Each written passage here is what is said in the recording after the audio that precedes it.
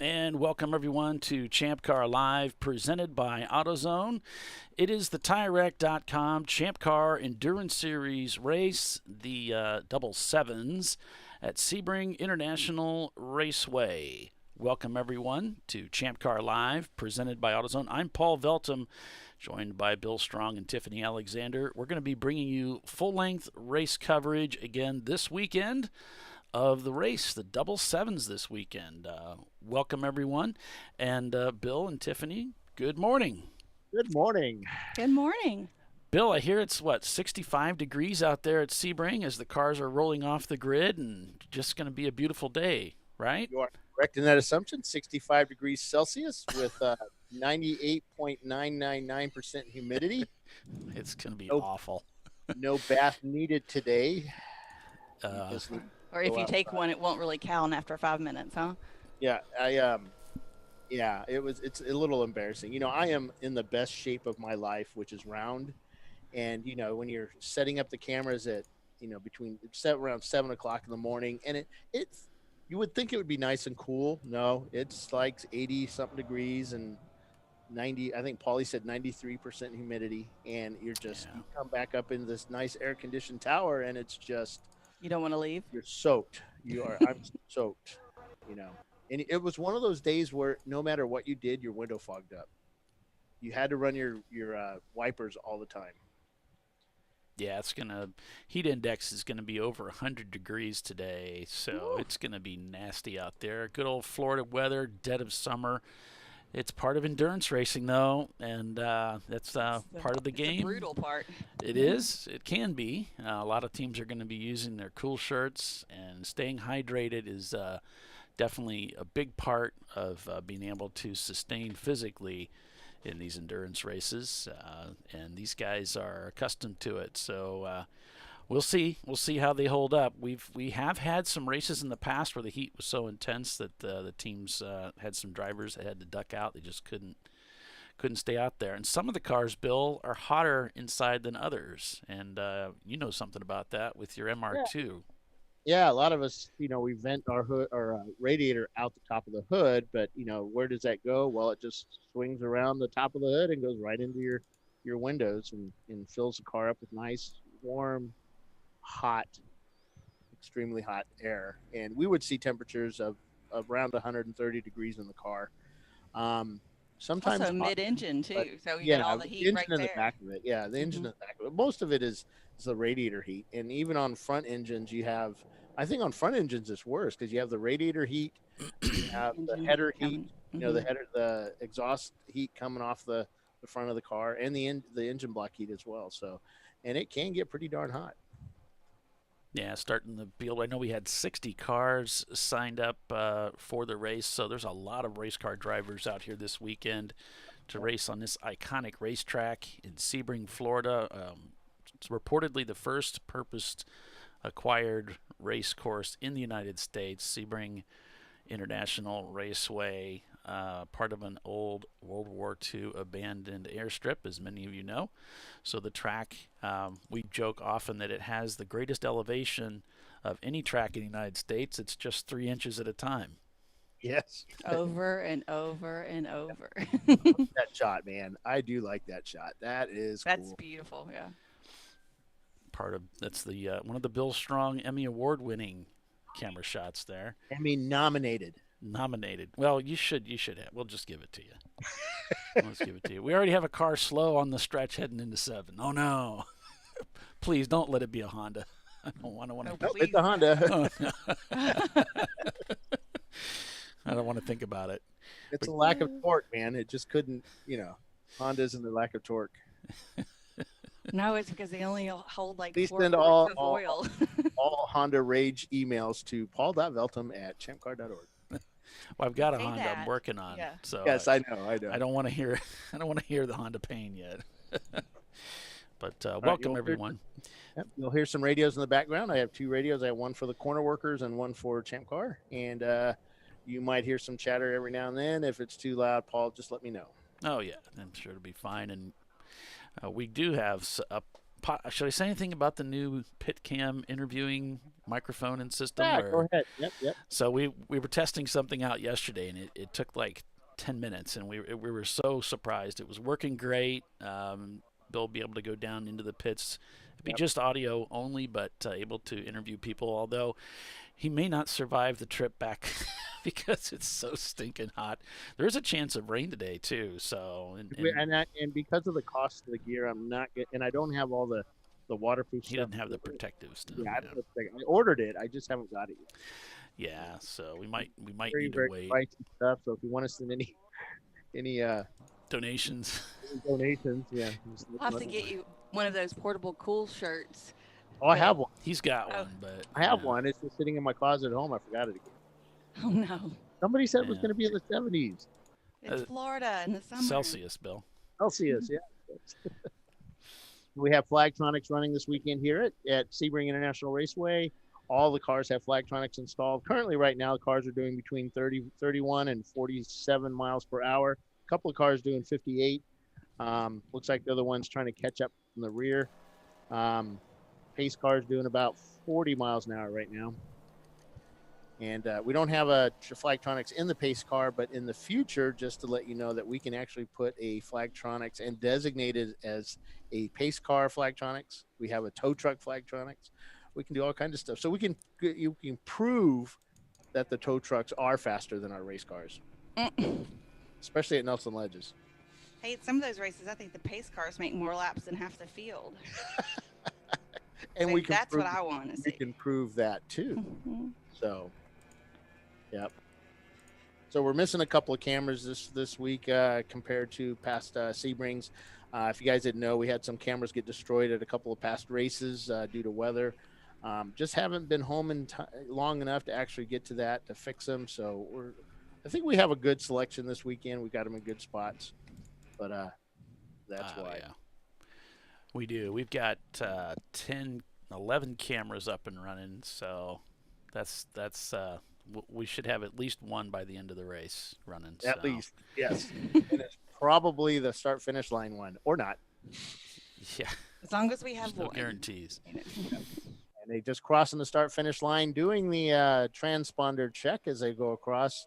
Our timing and scoring folks are in the room next to me, and they're busy checking the cars as they go across the line to make sure they hit the timing and scoring loop, and they ping. Yep. Yeah, so if you're just signing in, welcome everyone. ChampCar.Live. It's the TireRack.com ChampCar Endurance Series race at Sebring International Raceway. It's a double 7 this weekend, 7 hours of racing today.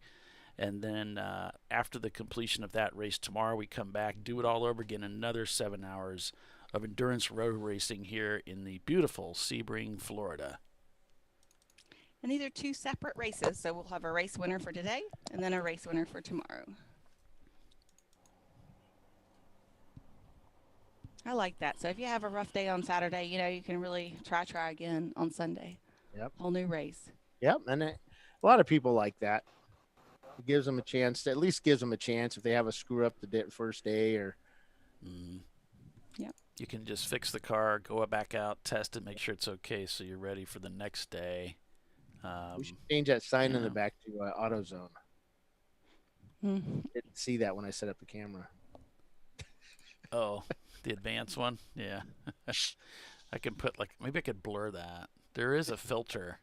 I can blur that little thing out. Oh, that's funny. Nah, don't do that. It's funny though. Should do that every time we talk to Troy. Have a little blur over his face. Oh, goodness. 5 minutes to the top of the hour. Should take a checkered flag or a green flag. We'll take a green flag. Cars are going through. Pace car just went through turn 7, headed to 8 right now.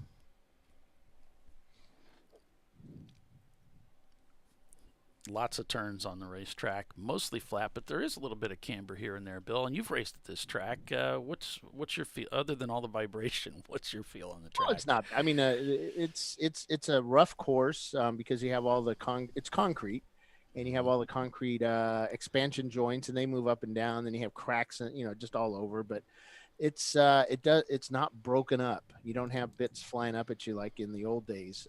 They fixed a lot of the stuff around here. You don't have the water retention like you had with rain in the past. They've fixed that. A lot of drainage now, and so you don't get as much standing water. There's still some corners you have to watch out for with the water. Um, Camber change. I don't know if there's actual camber. It's pretty flat. But you It's got two different surfaces Yeah, you have in some different parts of the concrete and track. then Yeah. blacktop on some. Mm-hmm. But I never saw a difference in traction. It was just all, Yeah. basically you want to, the fast line sometimes is taking your mirror and just barely clipping the wall with it. Um, Correct. you have to, I mean, you have to be spot on with every corner. If you're not, it's going to put you somewhere else, or it takes away speed, or, one corner can really affect another corner at this track because it's a And, really high speed track. and it is a fun track to drive. I mean, Yes. it is stupid amounts of fun to drive. I mean, I recommend anybody coming down and Oh, checking this course out. the 148 made it down pit lane. I don't have a car list, guys. Sorry, Oh, but I've got that right, here. the Speed 148. Farm. Yep, that's the Honda that was going slow. He is just going down pit lane. So maybe they forgot to put fuel in it. I was going to It say sounds maybe it's out of timing. gas. Yeah. It sounds like a timing issue. Oh, okay. Mm. It's just in the wrong time of day to go racing. Possibly. Possibly. It didn't All get right, its there come coffee cars. this morning. Pace cars coming up around 16, turn 16 right now. Oh, we've got a caution, double yellows and turn. Oh, wait a minute. That's because we It's haven't all started. doubling up. Yeah. I'm just trying know- to amuse I myself. know you're new to racing. It's all right. Half the battle is keeping yourself amused. I mean, true.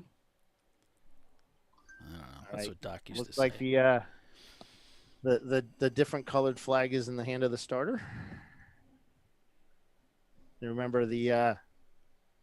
if you're listening on pit lane, always remind your drivers that when you yell a flag to the guy, just let him know that it's up to him to make the sound choice of to go or not to go. Yeah, and sometimes our starters can be, well, they like to head fake you, well, is it a green? No, maybe not. Psych. It looked like it, but then I like that. Psych. Circa 1980. Sucker. All right, they're coming around 17, about halfway through. Yes. Looks like pace car is coming down the front straightaway, diving down into pit lane. But you can't call it green until it's on our cameras. Green flag. Yep. 441 leading the field with the 551. There's the green flag. You got to wait till it comes on our cameras. Oh, I see. Yeah, I'm sorry. Yeah, you're forgetting. Every Yeah, time. the 551 there, just diving past about 4 cars, moving up into second place there. That's the pickup truck. I think Ed is helping to drive that pickup truck this weekend. I think that's the one.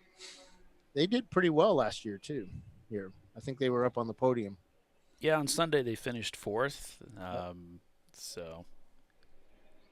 Yep, that's a Ford Ranger, ST Ranger Racing.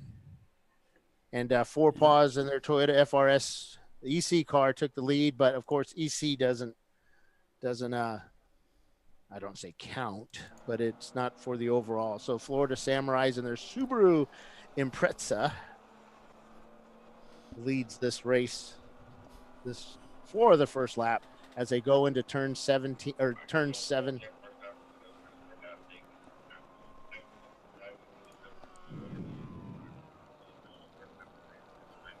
Down into 9 turn 7. o'clock. Oh, and a car goes straight ahead. It doesn't quite make the brake zone for 7. Yeah, you can see him kind of taking the back road. Yeah. And we found out that if you then go turn left there, you'll end up out on the street. Yeah. So you go back to the hotel, take a shower, rejoin the race somewhere else. Yeah. Some lunch. No, I was out there racing, guys. Honest. Hey, the official start time is 9 a.m. on the dot. Well, congratulations, To Dana Dana. and team for orchestrating that. The CEO and race director can pick the exact time of the race start. It wasn't 8:59 and 52 seconds. It was 9. I just saw your little Doc Easter egg Polly. That's Oh. adorable. Oh, yeah. On the building. Oh, yeah, where he's standing up there, yeah. Uh-huh. Yeah. That's fabulous. Wait. Actually, I often sneak most of us into those somewhere. It's back. got, I'm in there, and my dad's in there, too. Yeah. It's just hard to see. Awesome. So on board with Brew Crew in the Stout car. Really. They've got a couple entries here this weekend. Some of the cars that won last year here in December are not here this weekend. GBU Team Jackie Yakes not racing with us this weekend. GBU dominated the weekend last year. And the ST Ranger is kind of pulled out a big lead with this brand spanking new car, the Sled Bull Racing VW Jetta. That car was still being built last night, is in second place and just doing a really good time too, a 2:45. A couple of those guys used to, one of those guys used to work with TLM or may still work with TLM, and decided to build it. They'd race with some other folks and decided to build their own car. As that Ranger is just pulling away, man, from this field.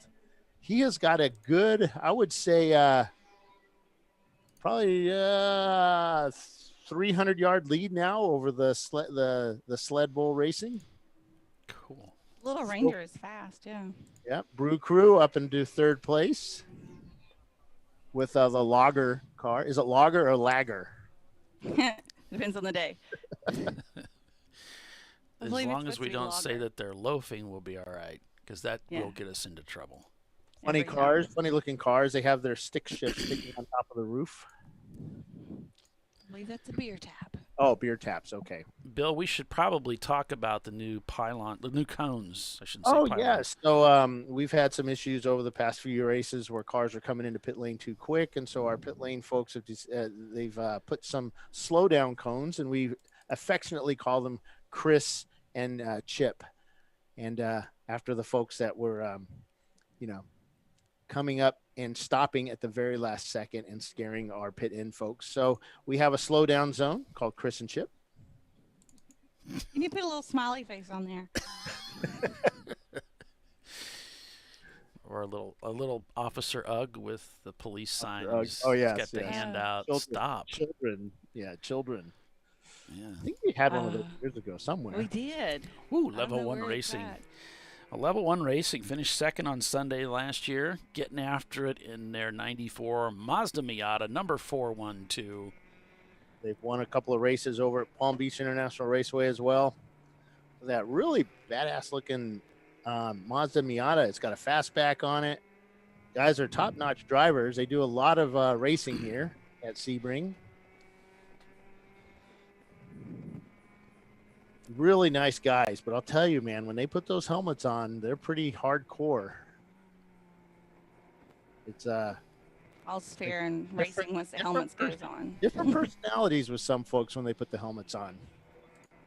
So you do say, huh? Wait, am I like that too? I have a feeling. Oh, I'm definitely like that. Not We're all me. I friends. couldn't be sweeter. You're telling a story. That competitive gene comes out, and you're like, "Arr." So Sled Bull in second. Now moved to first place. No, second place. Yeah, Stranger Racing Paul, is you're still so showing full the of lead. Sled Bull. Whoa, Sled Bull getting passed right there. Nice move by the BMW. I think Might it's have been, yeah, TLM running that cheaty motor. Or wait a minute, that No. was last year. Sorry, what am I saying? David, They are a loves me. C-class car, They and I have- think they David have loves laps, me. so Yeah, that's why they're not showing up there in front. makes sense. Makes And we sense. do have a lot of EC cars in this field. 10, I think I counted earlier. Also So the got way a- that works is if you get extra laps for being over 500 points, you can either take the extra laps and start at the back of the field with the extra laps, or you can move over to EC, so you don't Yeah. qualify for the overall. Reeves Racing. Bill, you put a camera in the Pontiac Firebird. Yeah, I thought a Firebird would be kind of cool to put put a camera in? Because, they're pretty quick. Is it not working? I think it just might Skipped. might have found a dead spot, but we'll come back to it. I mean, it's a Firebird. That's true American steel. Radio waves tend not to go through that very well, That's right. unlike those foreign cars. Pop can. I've had a Firebird before, Ali. That's American steel. Level 1 Racing holding that outside line underneath everyone. They were doing that a lot, man. Just passing Doing it a lot everywhere. of guys on the Yeah, outside. outside. I love the. You kind of make that car on the inside kind of slow down a bit. He can't take his normal line, so Yeah, and it's dangerous. remember the car that Doc always talked about? It had an arrow on the left side that said passing side, and the other side said suicide. Oh, yes. Oh, yeah. The 92 EC car coming down pit lane, the Ford Mustang, kind of coming down real slow because the speed limit on pit lane is 20 miles per hour.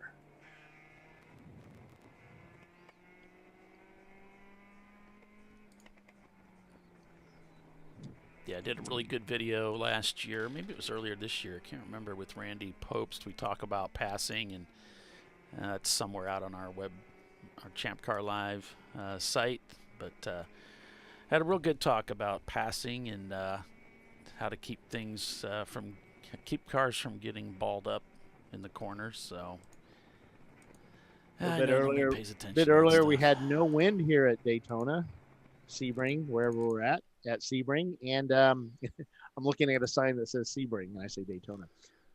And now the wind has actually picked up on the front straightaway, going from left to right. These guys have a tailwind to help them go down this front straightaway. Yeah, I got a little bit of flag movement there. So here we see the cars coming down turn number one, heading into turn number 1. Just tap the brake a little bit to set you up for the turn, make the front bite a little bit, and apex that turn 1. There used to be a cone that you set up onto the fence at about above your head height, probably about 8 feet up, and that was your apex point. But I think they've put a different sign up there now to make it a little more professional. And that turn 1's pretty intense, Bill. Yes. We're really sailing through that. Squeezes down. It looks really big, and you have a lot of room. And then once you hit that apex point, you realize, I don't have any room. And you would want to place that car perfect. Or if you don't, you're off into the grass or into the wall. And we've had a few cars over the years go into that turn 1 wall because they had nowhere to go. So Mike D over on YouTube is saying good morning. So good morning, Mike.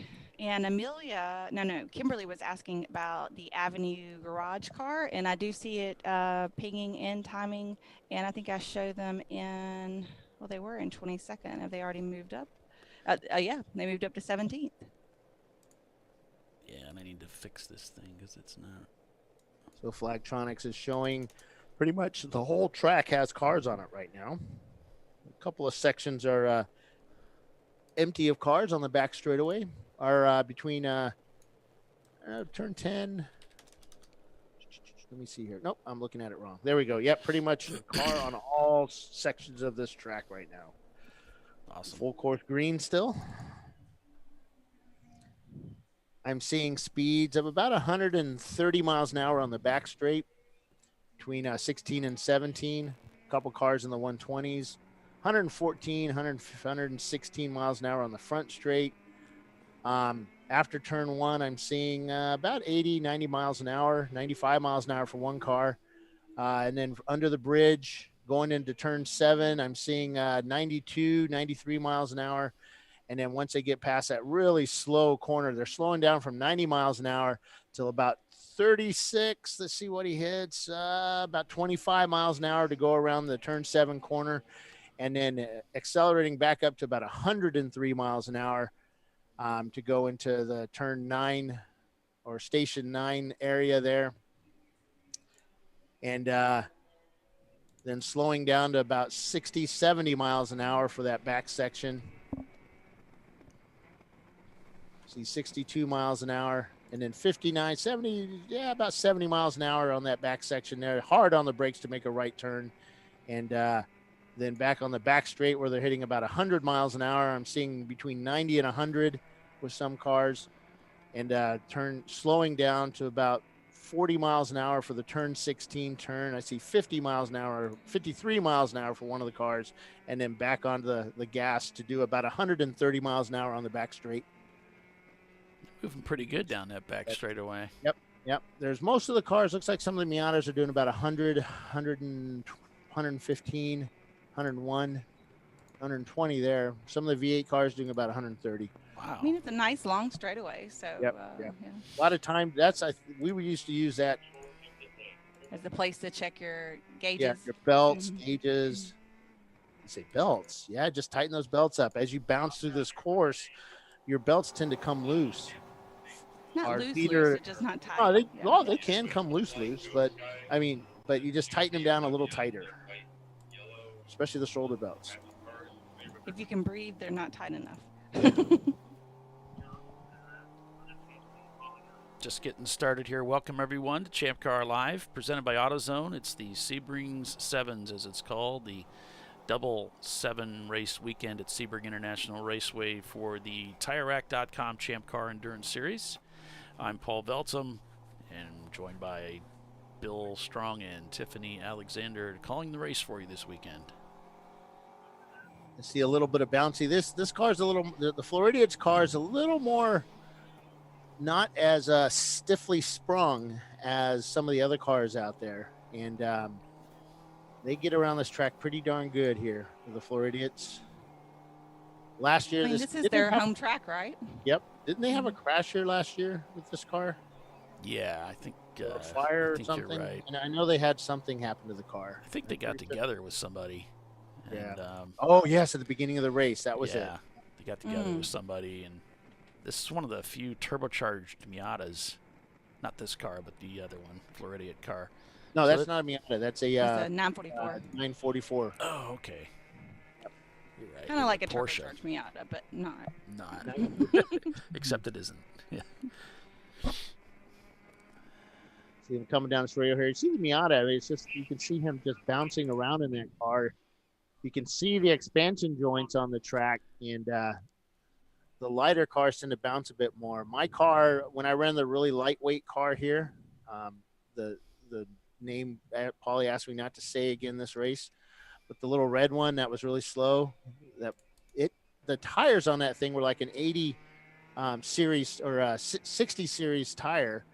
I think they were like 180 or 195 60 14s. The tires absorbed so much of that vibration, it made it so nice to drive the car. Except when people were flying by you at 130 miles an hour.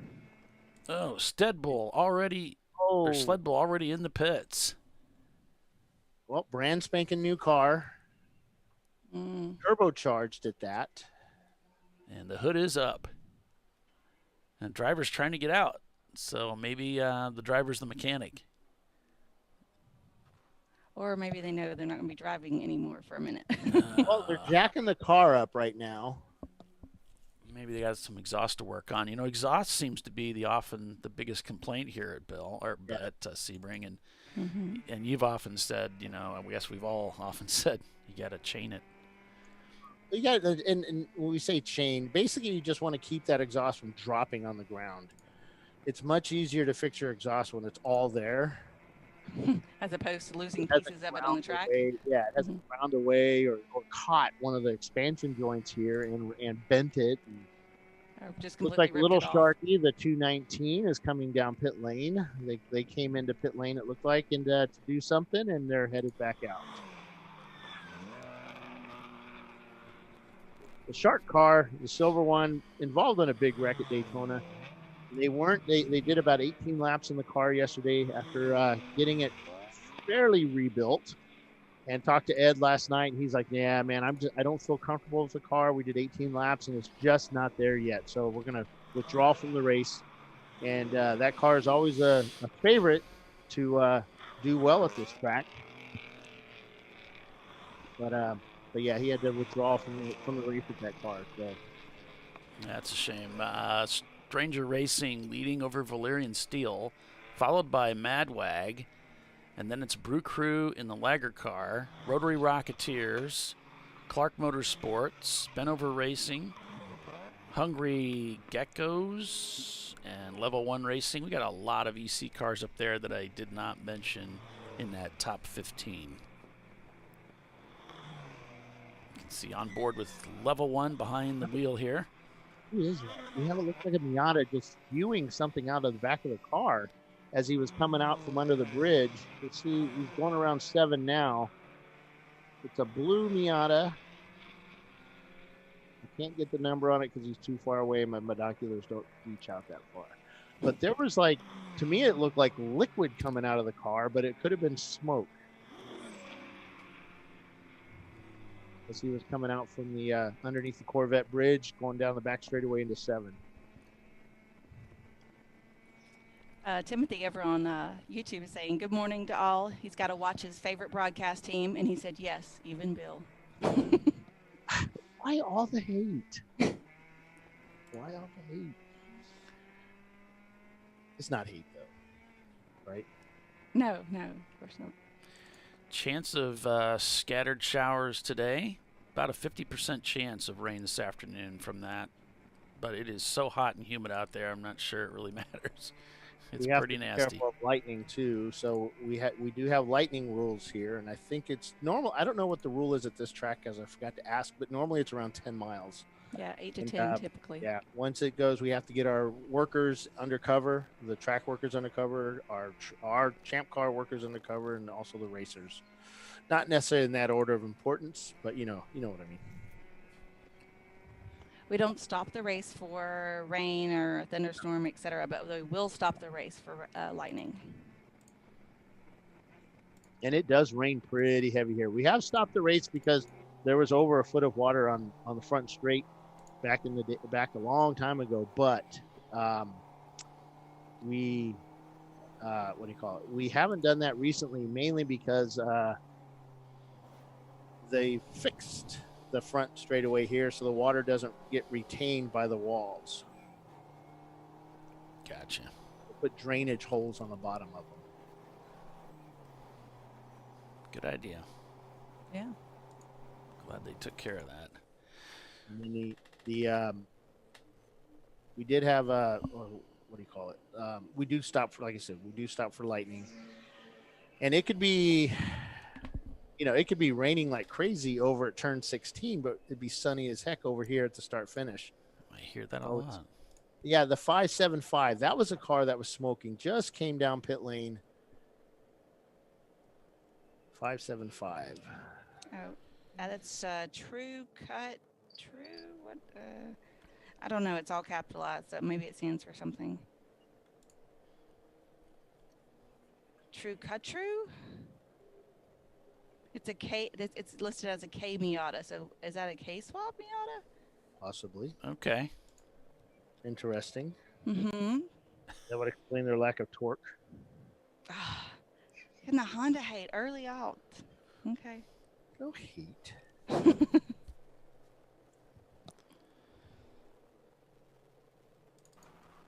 On board with some Bento dark clouds kind of headed for us, but it's kind of deceiving because of the angle of the sun. It makes the clouds look a little darker than they would normally look with the sun over them. Clouds are going right to left here along the front straightaway.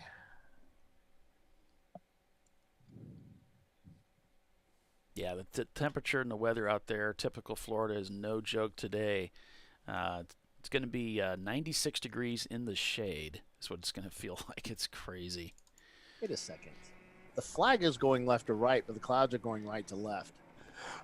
Florida. It's the vortex of speed, Bill. It could be. It could be. All these wings making that flag wave. Yeah.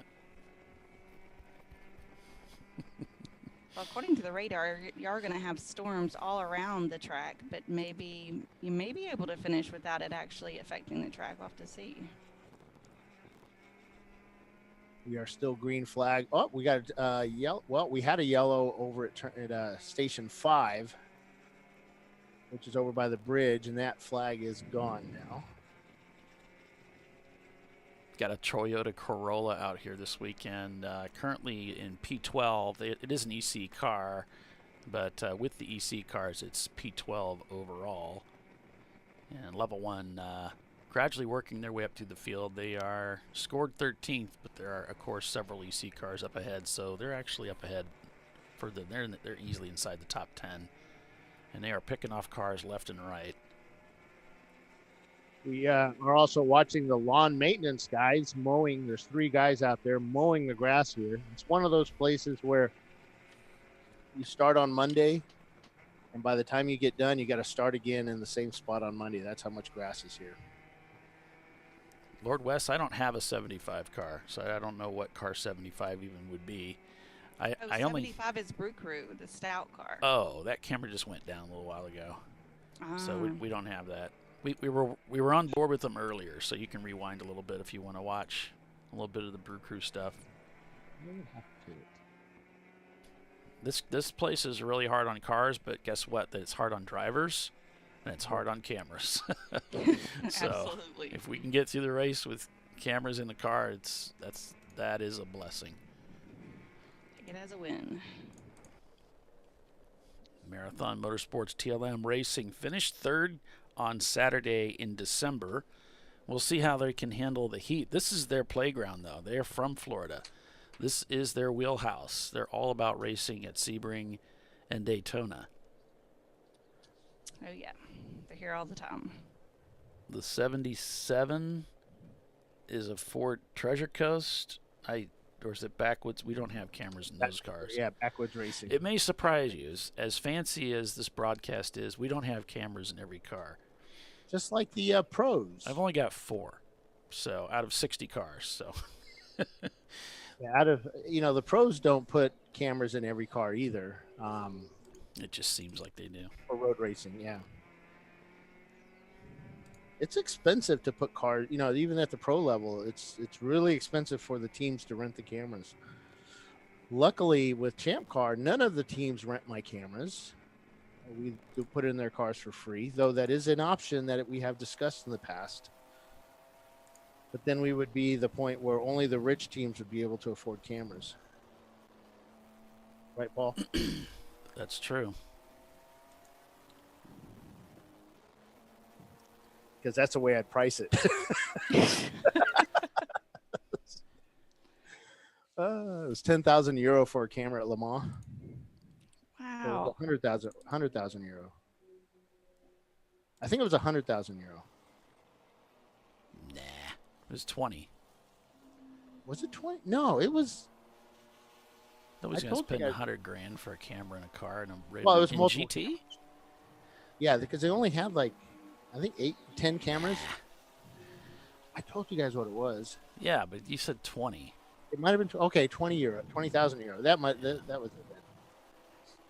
And we were wondering, was that per camera or because most cars had 3 cameras in them. So the 882, such a pretty car. That's one David Haynes is driving this weekend. It's coming down pit lane right now. That's the Bennett Engineered Motorsports Acura Yeah, it's Integra. black and lime green. It's so cool looking. Yeah, David, of course, one of the commentators in the Champ Car iRacing series. He'll be joining us this weekend up here as well, Sunday, I believe. Do some commentating. We'll add some international flavor to our voices. Flavor.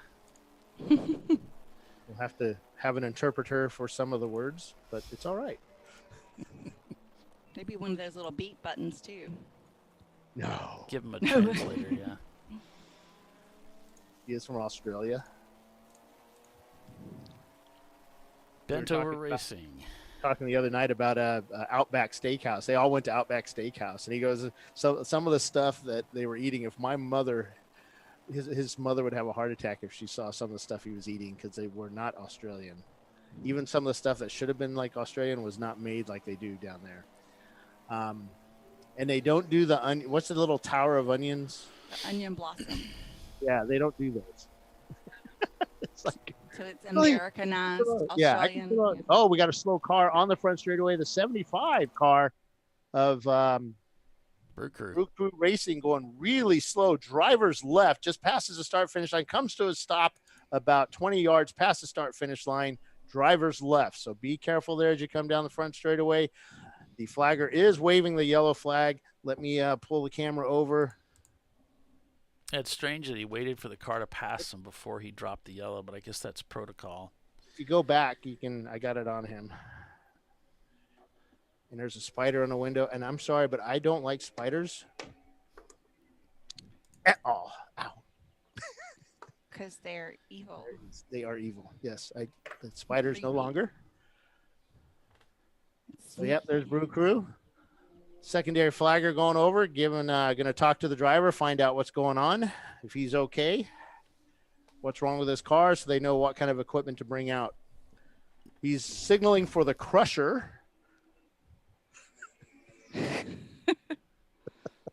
No. It's it's actually an orange crush that they misunderstood. He wants an orange crush. Or maybe, no, it's a slushy. Okay. He's like, that's it's hot in this car. One of the hand signals. These are pit lane. The flaggers have hand signals that are used. I used to work a corner down in Mid-Ohio. Oh, really? Yeah, I used to work corner, and we have hand signals because not everybody had. Only one person in the corner had a radio, so we would signal from corner to corner using hand signals too. And I'm pretty sure that was the Orange Crush slushy hand signal there that he was giving the driver. So I just choke signal. That's both hands around the neck. Mm-hmm. Stick out your tongue. I just choked. Stranger Racing still leading over Valerian Steel, Mad Wag in third, Rotary Rocketeers up to fourth, Clark Motorsports in fifth place. Valerian Steel, another one of those solid teams. They finished fourth on Saturday in December, and they're right up at the front again here today. They're always a really competitive team. We got a car sitting at pit out, made it almost back onto the racetrack. Right, safety is on the front straightaway. They are just coming to a stop behind 75 car as a blocker, and they'll be getting out to get some info as the main field comes across the start-finish line front straight. They'll wait till the cars, pretty much most of the field, pass. Wait for a safe time to get out. Bill, do you know if they're running Race Hero at all or just Race Monitor this race? I don't see Race We'll Hero. find out. Yeah, I don't see anything. I don't see the race at all on there. And so if you'd like to follow along with timing and scoring or see your car in particular or look at the class results, you can go on Race Monitor. There's a web version, and then there's also a paid-for app. It's like $5 or something. Yep. It gives you live time and scoring. Yep, which can come in handy. I like to watch it, yes. Yeah. So, currently under caution here right now. As good a time as any, we'll go ahead and take a quick commercial break, and we'll be back in just a couple of minutes, so stay with us, everyone. You're watching Champ Car Live, presented by AutoZone. We're just getting started at Sebring International Raceway. Stay with us. We'll be right back.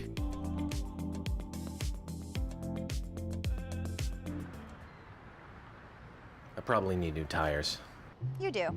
What if they sold tires online? We do. We're TireRack.com. They could offer It's called the Tire Decision Guide. Oh, and they could ship them to a nearby mechanic. We shipped over 7,000 independent recommended installers. This is an amazing idea. Sorry. TireRack.com, the way tire buying should be.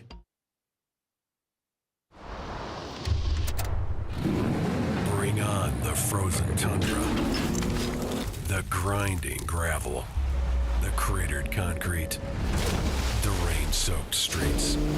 Come on, road. Do your worst. We'll be at our best.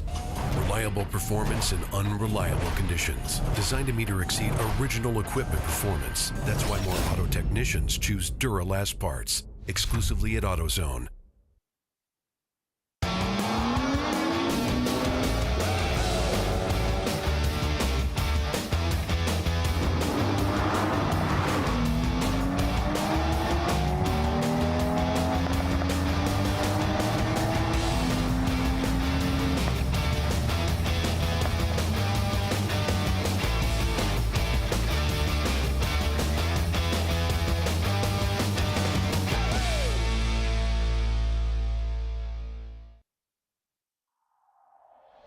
Discovery Parts is a veteran-owned racing and safety equipment company.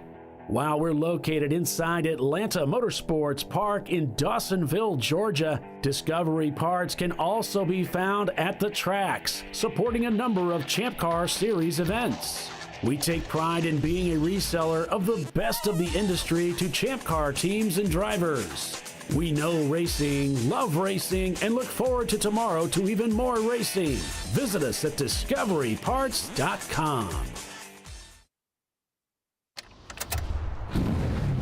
Come on, Road. Do your worst. We'll be at our best. Stress tested to meet or exceed original equipment performance. Exclusively at AutoZone.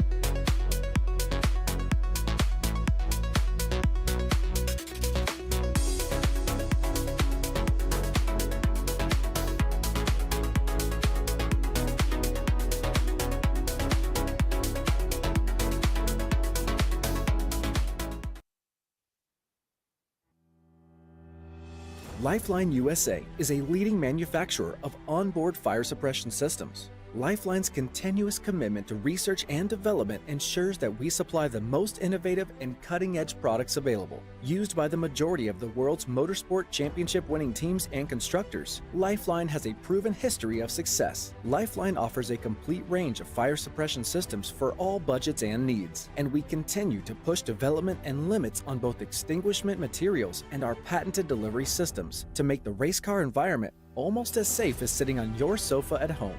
Every kit has been designed for a professional and simple installation. For more information and to purchase your Champ Car fire suppression system, go to www.lifeline-fire.com. Located in Northeast Ohio with 40 years of combined experience, Money Shift Racing knows how to deliver performance and safety, offering everything you need to get your vehicle and drivers ready for race day. From safety equipment to full engine assembly and repair, in-house fabrication, 3D design, and rapid prototyping. Money Shift Racing. Performance done right.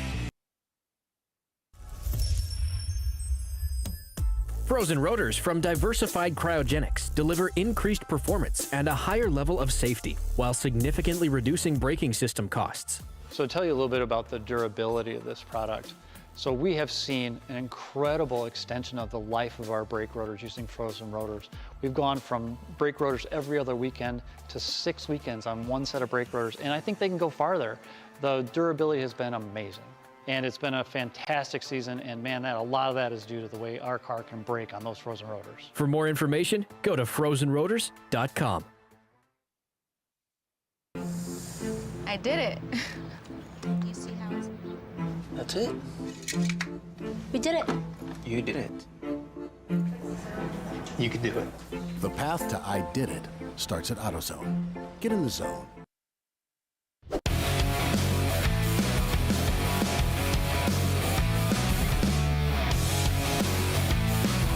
Welcome back to ChampCar.Live, presented by AutoZone at Sebring International Raceway. Just getting things underway.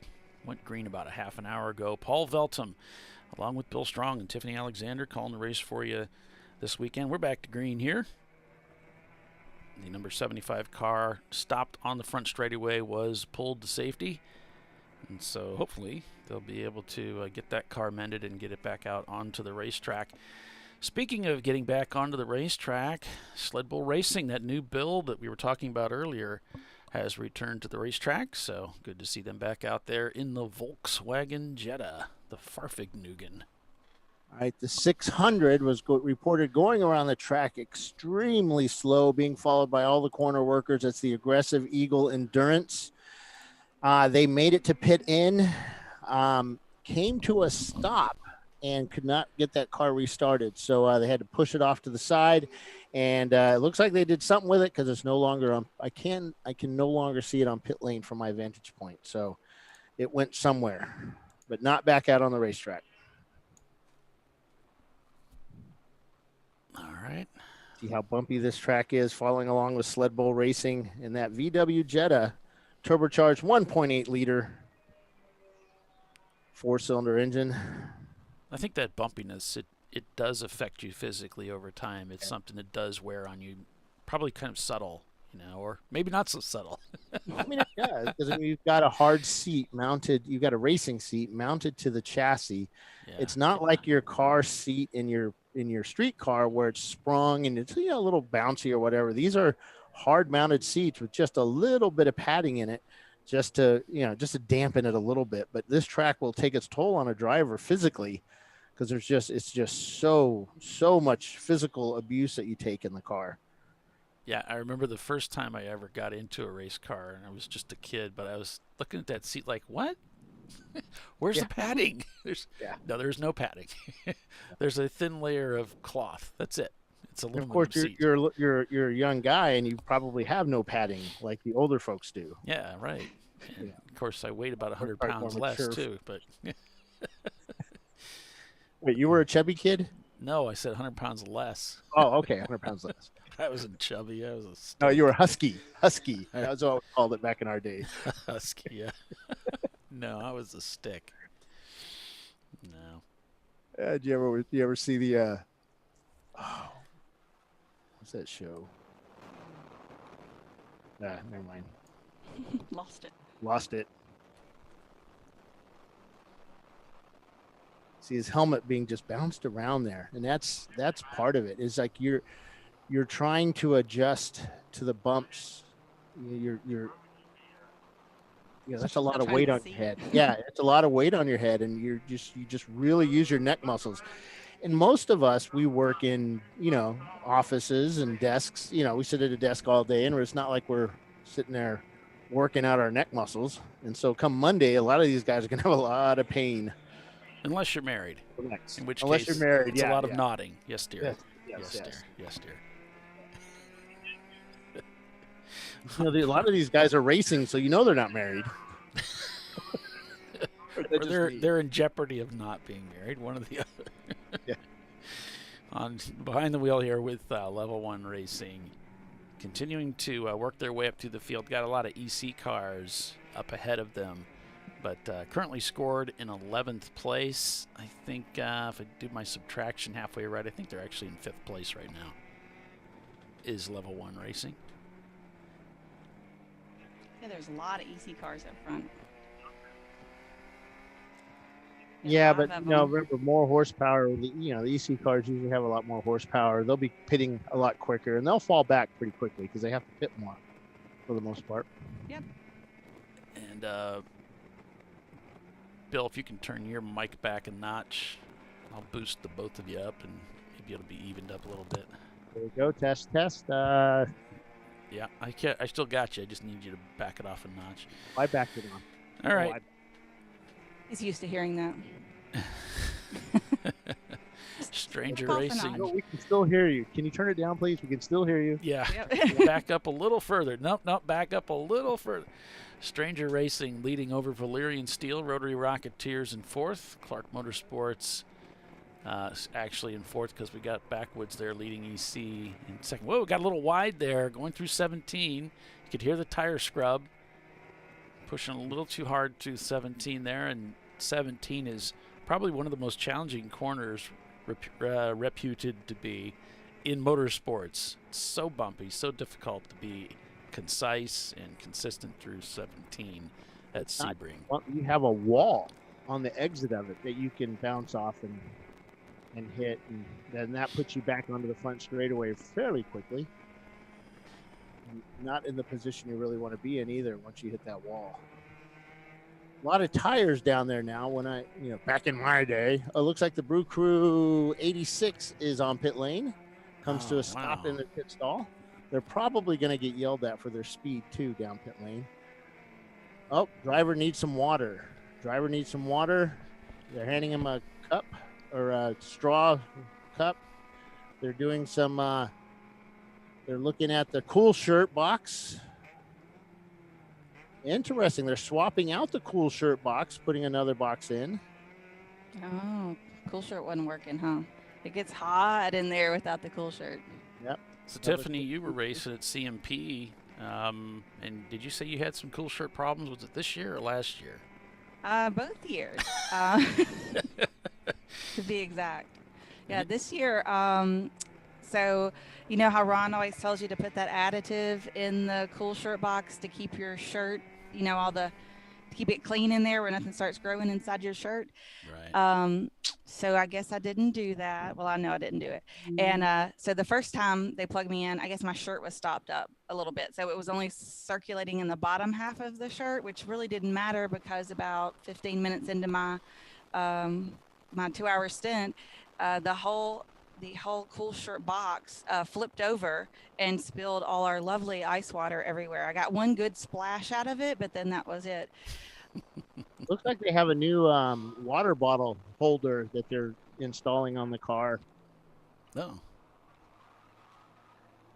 And then on Sunday, they plugged my cool shirt in. I'd made sure it was working, circulating, and then just didn't get it all the way, and it didn't clip into place. And so first turn one I go through, it unplugs. Oh. Well, Kimberly here on the YouTube chat saying that her husband is Chad, and he's racing for Avenue Garage. And I'm supporting him from home along with our 3 little ones. So that's awesome. Lots of family paying attention to the race this weekend as their loved ones are out here racing in this rather challenging environment out here at Sebring, both physically challenging from the racetrack perspective, but also from the weather as well. The heat is, intense. Avenue Garage brought their 2007 Mini Cooper S this weekend. That's what they're racing.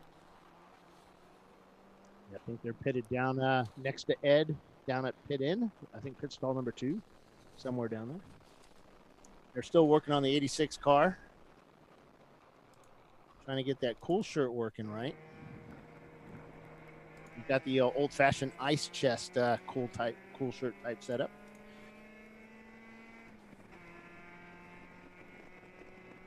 Seeing some changes of position there. Floridian Motorsports in 17th place right now. Floridian trying to work their way up through the standings. Florida Samurais just turned their fastest lap time of the day at 2:44. Your leaders 2:31.1, the fastest lap time of the day for them. As they are trying to gap this field, they're shown up about 1 minute and 9 seconds over Valerian Steele, who's in second place. So that truck is on the move. Some folks out here using the chill out systems. It's a microclimate cooling system, basically an air conditioning unit that you put in your car, and you pumps cold water through your or cold liquid. Well, cool. Cool liquid. Yep, liquid. It's really cold. Well, it doesn't need to be cold. Coolish. Yeah, it's coolish, but it pulls the heat away from your body. And I found that interesting because I'm used to that initial shock to your body when you have that ice water flowing through. It feels so good. It does feel good until towards the end of your stint, it's not so cool anymore. And now it's okay. It's a little warm. It's adding heat to my body, where this system is pretty much stable at a certain temperature. Even if it's like 90 degrees, it's still cooler than, it's pulling the heat away from your 100 degree body, 100 plus degree body. It's still pulling the heat away. So that's what you want. You don't get that frozen feel. Yeah, I think, whenever I've used a cool suit or cool shirt box, I just try to use it with the mindset of just trying to take the edge off a little bit. Use it occasionally. You don't use it the whole time. Do we have a car that got a little bit crossed up there? I'm not sure. 7 is waving yellow. Might have been Sled Bull. I'm not sure if we had a car. Yeah, they're talking about the Sled Bull. Okay, so there was. It just left the frame of view there, but there was a car that got turned back around and continued. They said Red Bull. Okay. Yeah, well, that's the joke, right? Sled Bull, Red Bull. Mm-hmm. Well, it's painted up like the Red Bull cars. And we lost our camera there. And we lost that camera. Okay. It's all right. Keep trucking here.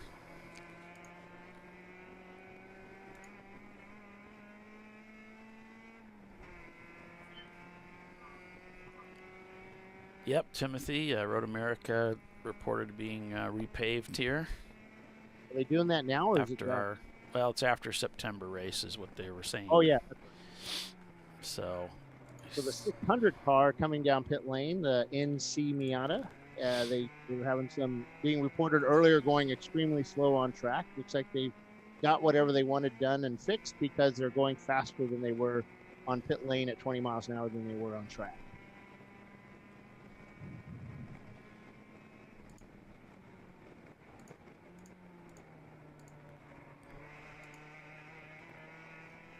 Yeah, so back to the cool shirt. Oh, here we go. The Race Heroes up. Okay, cool. The Chill Out Systems. They are a new sponsor of Champ Car. They are they are a series supporter, just like Max's Tires, and they are giving away one of their $4,000 units for the winner of the Summer of 24s at Nelson Ledges and VIR, the Lifeline VIR 24. Awesome. Oh. So whoever does the best with both finishes. Yep. Okay. But you do have to run both races. I'll have to get them in the sponsor credits then for the next race. I didn't know that. I just Yeah, got we're done still updating waiting them. from them to do that. They've been really busy. One of the mid-year editions. We're also working on a couple of other sponsors as well. I should have new. I got kind of an initial news on one of them. We're still waiting for the official. Yes, we're good to go. I mean, it's only mid-year. Yep. And that'll be a big sponsorship too. A big one. Big. So still working on it. We'll get there. So I'm asking about Reeves Racing. Let me see. That's the Firebird that we have a camera in. Yeah, he's just asking for an update on it. That camera went down right at the beginning, of course, of the race. Let me see. Here comes the 678 VMS Racing SC300. Last night they were walking down the pit lane taking pictures for our Facebook channel, and they had their transmission oil pan off the car. That's an automatic transmission, SC300. And they were complaining about a leak on the transmission, so a slow leak. So they had the pan off, and they were going to try and clean it all up and put it back up there with some new seals in place. So we don't have any information on Reeves. I'm looking at the timing and scoring, which is unofficial from Race Hero. I'm not showing that they actually completed a green lap. So they might be behind the wall. I'm not sure. Mine says they've got 9 laps. They're back in 47th place. Oh, okay. I'll head down to pit lane here in a few. I was just during the last commercial break. I started setting up my gear. Okay, man. We'll head down there. Just a few minutes. Whatever works cars for you, coming down Bill. pit lane. The 575 Miata, which is That's the true K Miata. I don't know how that's supposed to. Coming down pit lane pretty slowly. We got a car heading out across your frame there.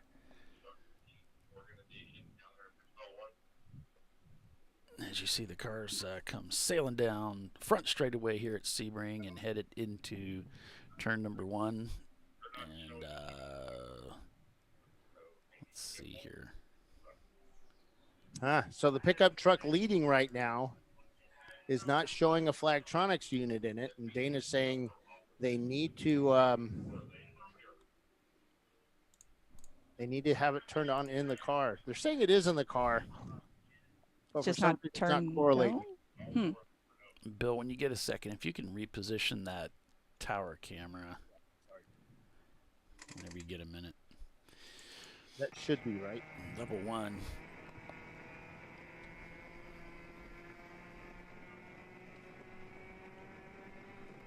Yeah, it's good, Bill. Thank you. Okay. Scored in 8th place. 2 EC cars up ahead, though. So it puts them in 6th place. D-Class leading with Stranger Racing. A-Class is Valyrian Steel, that's your leader there, and they're 2nd overall. B class is 3rd overall. That's Rotary Rocketeers. So it's a D class, A class, B class, the top 3 cars. The first C class car is clear down there in 12th. Let's see, 12th place with Benover Racing. They just crossed the start-finish line. Starting up another lap out here. There's Benover Racing leading C class. And this is a black 97 BMW 325i, which would make it an E36. I believe that would be right. Yep.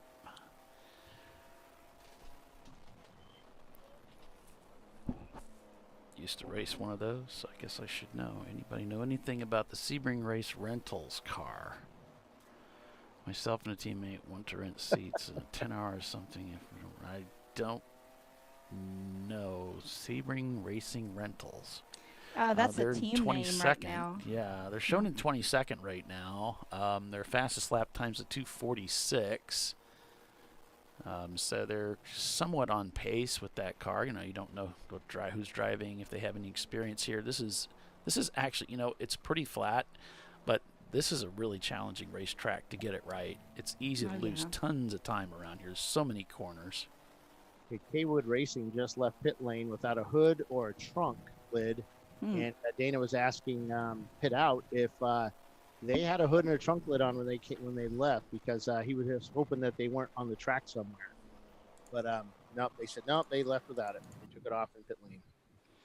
Sebring Racing Rentals is listed as .com, so you might just look there. But also on our forum at ChampCar.Org, you can go on there, and there's lots of teams that rent seats out, either per race or sometimes the whole team is a rental. So there's several to choose from, and you can contact them and find out, you know, what you need to go racing. Yep. Just bring your stuff, and you know you'll need your personal gears. You can also rent that too. And they will put you in a seat. It's just that just easy. got a report from our man on the street, Ray Frank, on the Reeves Trans Am. And they had an electrical gremlin. Their car was working fine, and then all of a sudden, guess what? It wasn't. And they brought it down pit lane, played around, I guess maybe shook the wires a bit, and it started right back up. But today's just a test day for them now.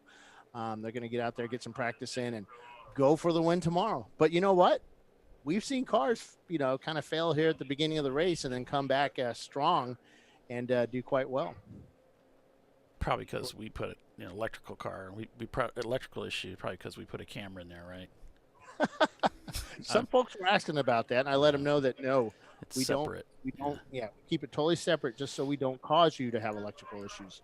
It doesn't interfere with the electrical of the car at all. One is waving. Or interact. And some of you guys are probably running your cars off of our camera batteries, and that's a big no-no. Because we know you guys need all the power you can get. We know how you roll. All right, we got a yellow flag, turn 1.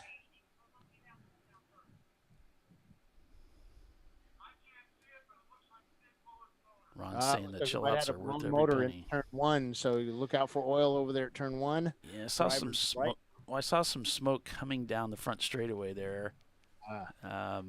So maybe it started to go on the front straight, and then, you know, like we said earlier, these cars are hitting some big speeds.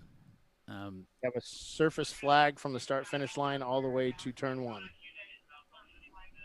Oh, boy. So Ron's saying, yeah, the chill outs are worth every penny, and they've got 2 of them, which they're a pretty penny, to be sure. They're expensive.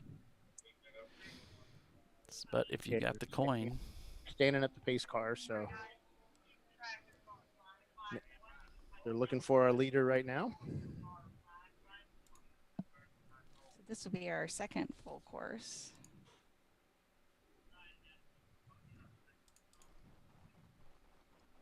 There's turn 1 right there. Whoa. Whoa, hang on there, son. See the apex point? Yeah, it's a big black sign. That's your apex sign there up on the left. I think it had a 0 on it.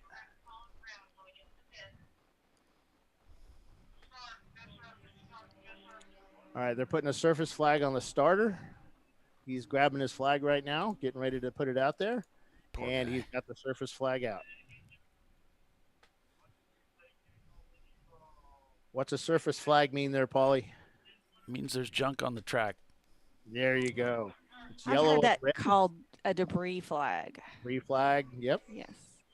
Not surface, but it does mean that there's something on the surface. Yeah, they call it surface here on the radio. Ah. The 519 just came down pit lane. Pickup truck. We got 2 pickup trucks here this weekend. That's the EFIN Ranger. 708 on pit lane as well. So Stranger Racing still shown leading in the 551 Ford Ranger. It's a 2000. Then we've got Valerian Steel in second. Rotary Rocketeers in third place. Back about 50 seconds from Valerian Steel. Then Clark Motorsports back about 5 seconds from Rotary Rocketeers. And then Madwag Motorsports back 23 seconds in fifth. All right, they're going standing yellow. Full course yellow. Full course yellow.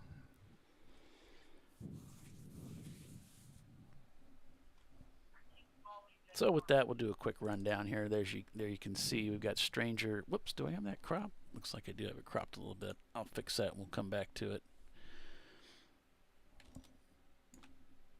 There we go. So we got Stranger leading over Valerian Steel, lap 22 here at Sebring International. Rotary Rocketeers third. Clark Motorsports is in fourth. Madwag in fifth. Followed by Level 1 Racing. Benover Racing, Hungry Geckos, Floridiot Motorsports, Avenue Garage, DVM Racing, Open Throttle Racing, Infinity Loop. Let's see, BR Racing behind them, followed by Treasure Coast Miata, Fat Crack Racing, Sebring Racing Reynolds. It's probably your top 15 right there. Some of the cars not turning laps right now. Momo Champ, Speed Farm, Six Bangers, Backwoods Racing, Wankel Works, True to True, Trucy True, and then the F&N Ranger, Matt Travis Racing, all those cars down the back there that are not turning laps. Everybody else is out there. Fastest lap time of the day so far by the leader, 231.1. As we're full course caution here, debris on the racetrack reported to be at least around the turn 1 area, and we saw the sled team going through there, getting a little crossed up, trying to hang on to it as they were heading through turn number 1.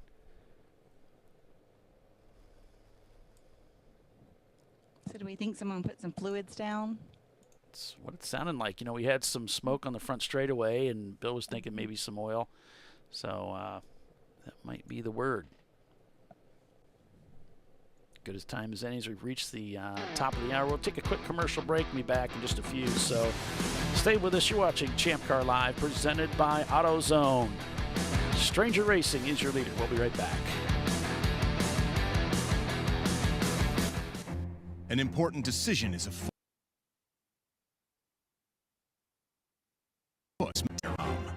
Tire Rack is the leading online retailer of tires in North America and a repository of advice and expert reviews. And it's done! All that's left is to arrange for safe, easy installation at one of our independent recommended installers. Well, I guess he did that too. TireRack.com, the way tire buying should be. Come on, Road. Do your worst. We'll be at our best. Engineered to meet or exceed original equipment performance exclusively at AutoZone.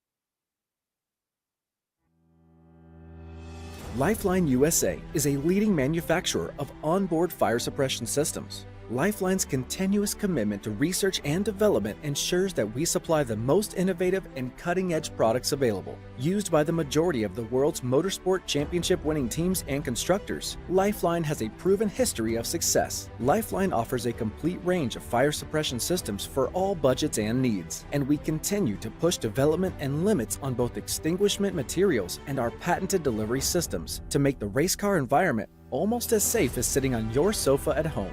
Every kit has been designed for a professional and simple installation. For more information and to purchase your ChampCar fire suppression system, go to www.lifeline-fire.com. RVA Graphics and Wraps is a full-service design, signage, digital graphics, and wraps company located in Richmond, Virginia. With over 20 years of experience, RVA Graphics and Wraps offers premium signage options for your business. We are dedicated to offering our clients best-in-class service in all aspects of graphic design and application. For more information, visit us on the web at rvagfx.com.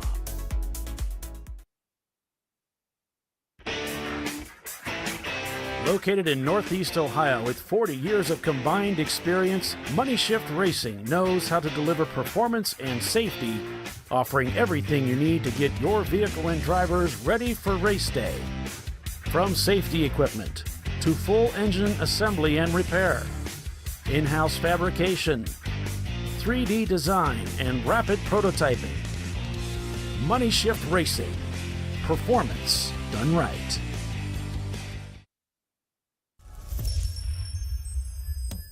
Frozen rotors from Diversified Cryogenics deliver increased performance and a higher level of safety while significantly reducing braking system costs. So to tell you a little bit about the durability of this product.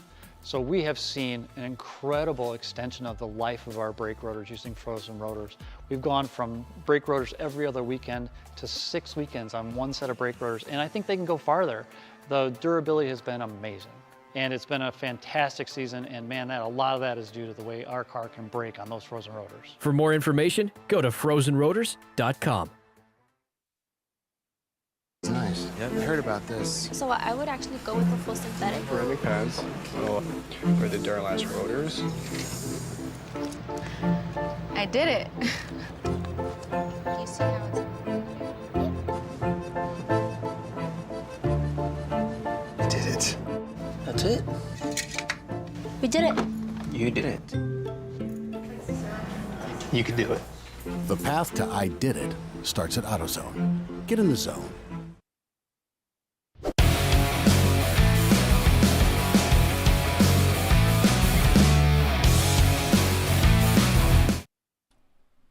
And welcome back to ChampCar.Live. We're still under caution here at Sebring International for debris on the track as the cars are continuing to cycle around the racetrack here.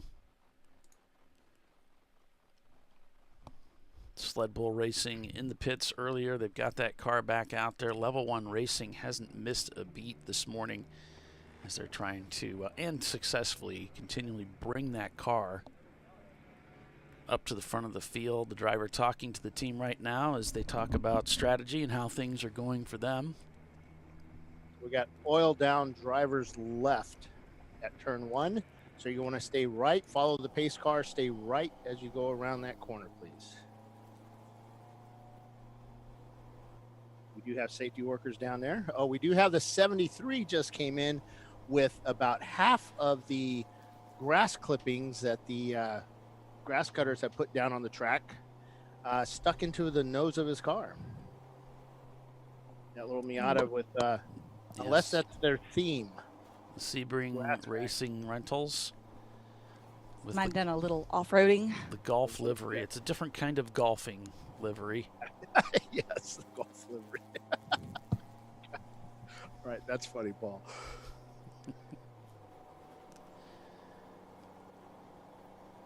Yeah, it looked like a chia pet up front. Yeah. If you go down there and water it with a sprinkling can, they might get mad. Oh my God, that's you're just trying to get it to. Hey, looks a little dry. Speaking of dry, they've got the speedy dry down there going into turn 1. As you can see, the drivers are going to be, and the radiators are going to be enjoying that.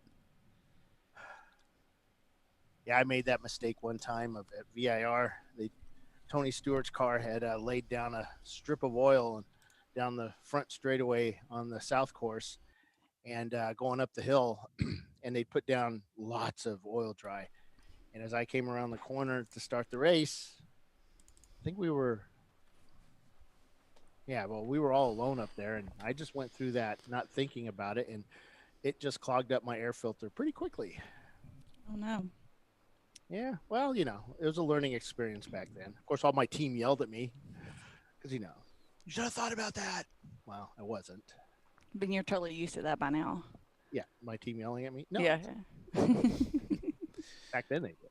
Never Start Racing's brought their car into the pits. So has Open Throttle Racing, Treasure Coast Miata, and as we mentioned, Sebring Racing Rentals, they're in. Florida Samurais, they're in the pits in their Subaru Impreza. The guy feeding a straw up into his mouth, trying to get some water, some liquid into him. Now's the time to start adjusting your stuff that's, not quite where you want it, and get those drink bottles. Start using those drink bottles and cool shirt working. Yeah, this is a good time to get those mirrors adjusted, and you've been out there for about an hour. You can drink pretty freely at this point and not worry about any issues with the bladder getting filled up or whatever. That's not going to happen. You're expending too much energy. You got too much that you've already sweated out. Usually this is about the time that you start getting that pressure headache from the helmet pushing on that little seam on your balaclava. Does that happen to you? A couple of times. I think part of it was because I didn't have a properly fitted helmet at the time. That's what it sounds like.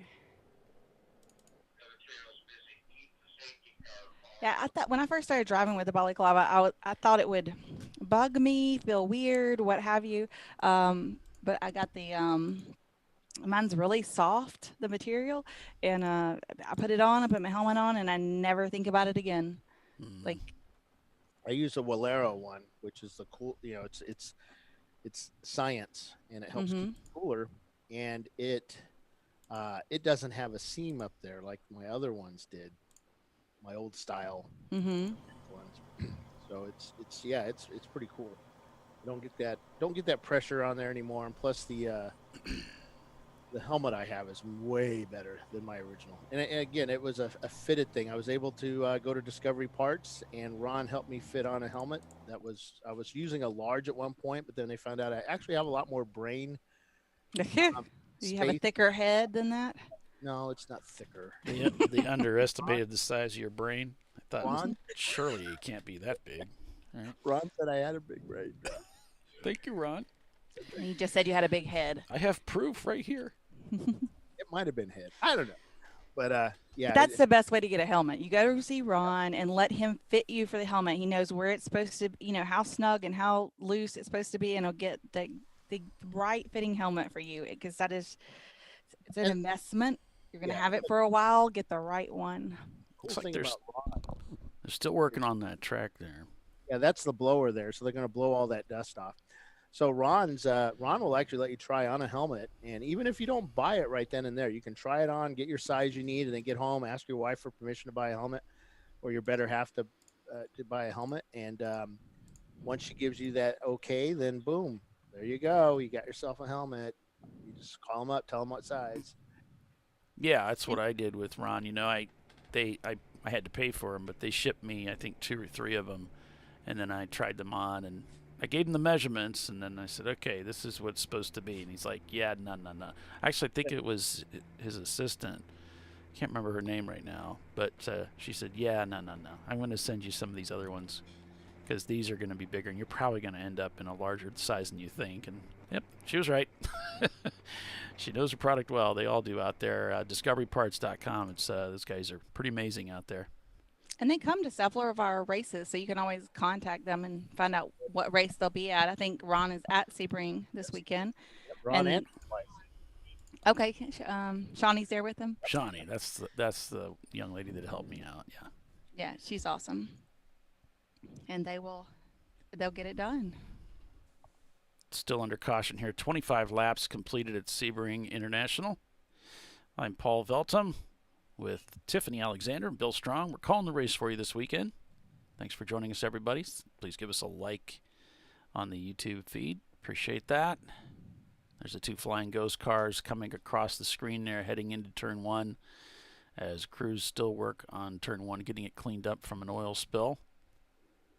Want to remind folks that you must be I think it's 16 and over to be on pit lane. I think it's 18 actually. 18, okay. Yeah, I thought so you were going to say you must be out of your mind to go racing. must be this tall. To ride the ride. Reports of a young, very, very, very young child on pit lane, so it's not a safe place for him. I think that's a Sebring rule that it's 18 and up. Their insurance. Yeah, and you have to wear pants on pit lane as well. You know, no more running around in your tidy whities there, folks. No shorts, no flip flops. No flip flops. Closed-toed shoes. It's hard to remember that sometimes when you're there and it's so stinking hot. But yeah, that's the way. I got the pants from where'd I go? Bass Pro Shop. They have these quick dry pants that are really cool. I mean, they're like cool, you know, temperature wise. Like it feels about the same whether I wear shorts or these long pants. And then if you sweat in them, they dry immediately. So I really like those. Those are my track pants. You have the problem of being fair-skinned, so you would fry once you leave the shadows. The cover of darkness, yes. Yes.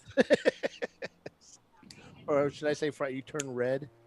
Well, my statement is I come in 2 shades: white with spots and red with spots.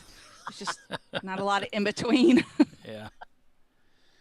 That's the way my ex-wife was. It was just like you take her out in the sun and poof. 2 seconds later, yeah. Yep. I'm like, I just grew 3 freckles. Dang. Still showing. All right, they're going to go green this time by. That was kind of a lengthy yellow compared. Yeah, a lot of oil down. Had to clean it up and sweep it up. And I don't think they work when the cars are going by, just to keep everybody safe. Oh, gotcha. You'll go by and then they get back to work. Do we have any idea who is short a few gallons of oil? Several cars come in during that full course, so. Yeah, I gave the name. Let me go check again. So it's currently weather at Sebring is 85 degrees. It already feels like it's 99, according to AccuWeather. It's 10:12 in the morning, and it already feels like it's 100 degrees out. Welcome to Florida. Wow. You know, a lot of people, as they retire, they go to Florida, you know, that's a big thing. And I think I'm leaning towards the opposite. Like when I retire, I'm going to like the mountains or somewhere cooler, but not snow, not that far up. I don't like snow. You need to go back and forth like they do here in Indiana. We call them snowbirds. Snowbirds go down there in the wintertime, then come back for the summer. Oh, that's the dream. I'll live in the mountains in the summer and then go down there in this winter. I mean, I'm now Sebring, Daytona, all that is beautiful in January. I mean, there's just no place on earth I'd rather be in January. All right, got a report. It was car 119, which is 6 bangers. They were the ones who put oil down at turn 1. Bummer. Sorry to hear that, guys. I'm working on keeping my notes this time. One less thing for Polly to have to do. Pretty clouds in the background. This morning, the sun was rising right in that spot there, right camera center. Up, scrap there. We're going to stay yellow. I love sunrise at a racetrack. There's nothing better. I love the mornings. Yeah. There's something about the mornings at the racetrack. It's really cool. I remember my first Daytona 24 race that I went to, and of course I tried to, something heavy duty it. Right. What's that, Bill? Got something on the track? Yeah, something is on the track. I'm trying to listen. Yeah, something is on the track driver's right, which could be anywhere within the 2.4 miles of this track. However many miles this track is. How far is this? How long is this track? Over 3 miles. What is it, like 3.5 miles? Really? ish. I should know that. I don't think it. That's not what I remember. I think it is just under 3, but you know, it has changed quite a bit over the last years. Over the years, they've changed the configuration around several times. I have this cool thing called Google, and I can double check, but I think it's over 3. I think you're thinking of Road America. Maybe it is. That one is though. long. Yeah, maybe it is.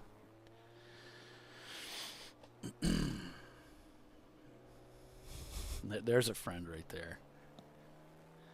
I've got to step away for a couple of minutes. The boss wants to talk to me. We're going to be releasing the updates to the rules, the BCCR, which is just a couple of changes, some safety stuff. Be releasing that probably either tonight or Monday. Got to talk to him about the process, along with the new VPI numbers. I don't do it during a race because as soon as I open a PDF, this whole show will go. Isn't that how it works, Paul? No, not on your end. It won't. 3.64 or 3.65 miles. Holy smoly! I told you it was about 3.5. It doesn't seem that far. It's a long course. It's got a lot going on. Because of all the top speed sections, you go through those sections pretty quick. Mm-hmm. In most cars. I did my first race ever here at Sebring in many years ago. I'm not going to say. Many moons ago. Many moons ago. When dinosaurs roamed the earth. All right.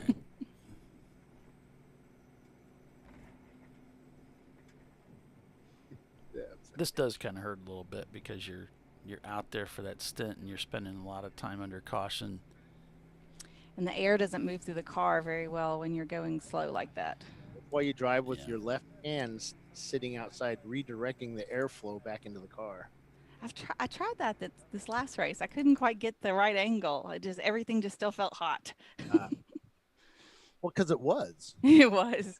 See all the clouds sitting there behind the hotel. Those are, I believe, going away from us, which is a good thing. You can see where I'm located. You see screen center where that pickup truck is. Just to the left of that, you see a high rise. I'm on the 3rd floor there with race control. Just to give you an idea where we are at. Yeah, that's the 7 hotel, right? Yeah, 7 hotels on the right. Yep. They have a nice restaurant and bar there on the base level. I've eaten at several times. Yeah, we ate there the last 2 nights. It's really quite good. Tonight we're going down to the Gator Shack. Gator Shack? Gator Shack. Yeah, it's a great place. They serve gator. You're going to eat gator? No, they do steaks and all kinds. They do gator tables or something like that. I can't remember if I've ever had gator before. I'm not always very adventurous with meat like that. I was looking for roadkill coming down. Normally we see a gator roadkill somewhere, and didn't see any coming down here. We take a back route. We don't go through Orlando. We go through the farm fields of southern area. The TLM car has done a driver change. I see they've got a new driver in the car. See the Hot Wheels in their EC car. They're in the pits. So's Momo Champ and Speed Farm. And Backwoods Racing. If you guys are listening, I know a lot of you have my number. Send me your driver order, what's going on, that sort of thing. Give me some updates. Or I can pass along to your huge, a level of fans that are watching. I want to know. Some of these teams might be getting towards their pit window, and if 7-hour race, they don't have to go the full 2 hours. Right. Might coming into an hour and a half, yeah. Take advantage of this yellow if it continues.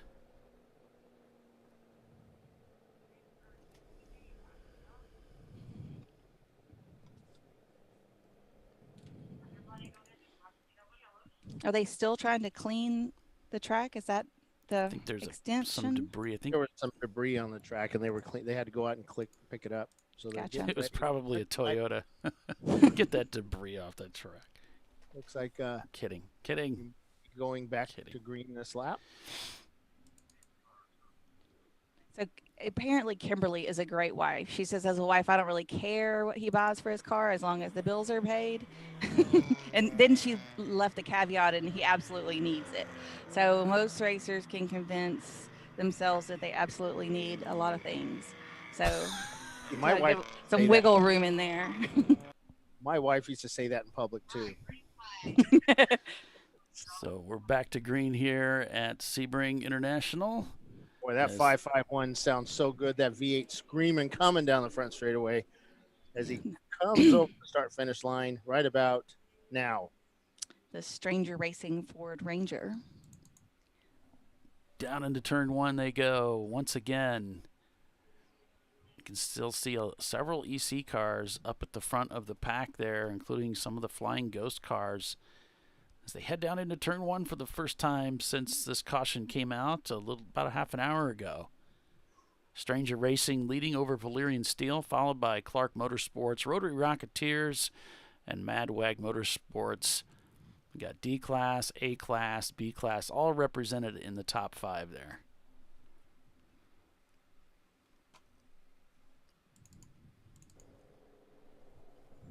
Being a 7-hour race, would it have been advantage to take your fuel during that last stop? I think so, because you don't have to make 2 hours. Gives you lots of wiggle room. We didn't see a lot of cars on pit lane that time. Not really. That's kind of surprising, because we were, well, I guess it wasn't, we first went full course right before 9 o'clock. So we were only like an hour into the race. So I guess maybe some folks they weren't ready for their stint to be up or need fuel, maybe. You have a Ford Mustang powered by a Chevrolet LS engine that is just powering through the field as he goes into turn 7, comes out of turn 7, and just drag races some of these cars, leaving the smaller displacement cars like they're sitting still, man. That car is fast.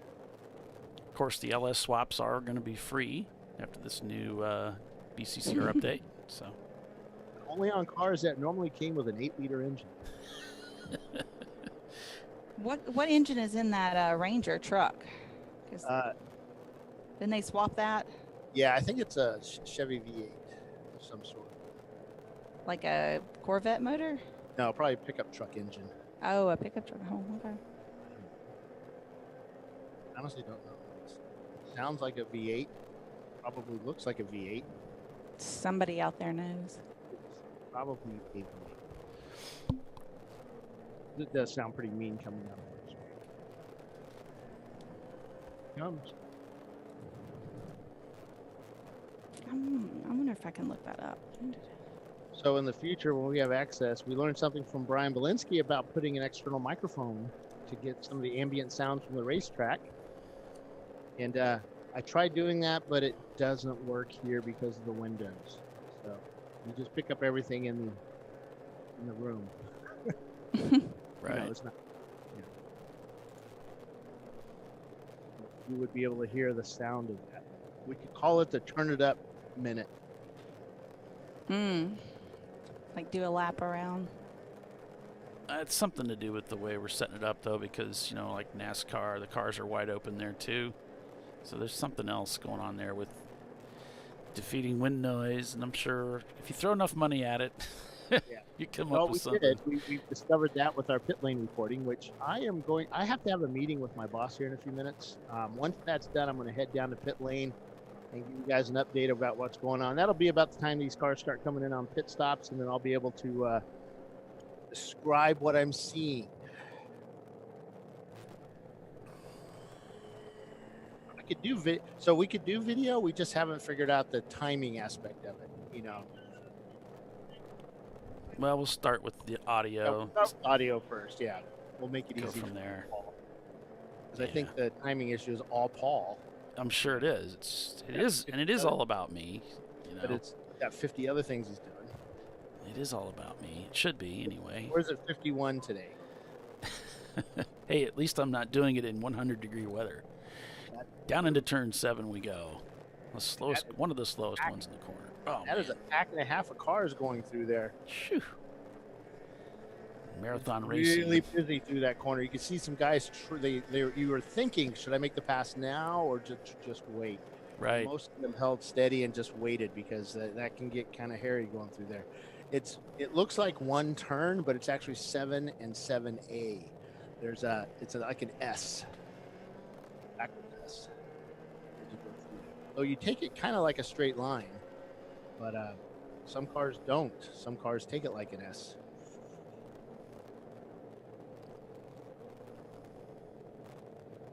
There's a little bit of runoff there, some sandy parts. So you can usually see when guys get a little wide there, the puff of sand or dirt as they go through there.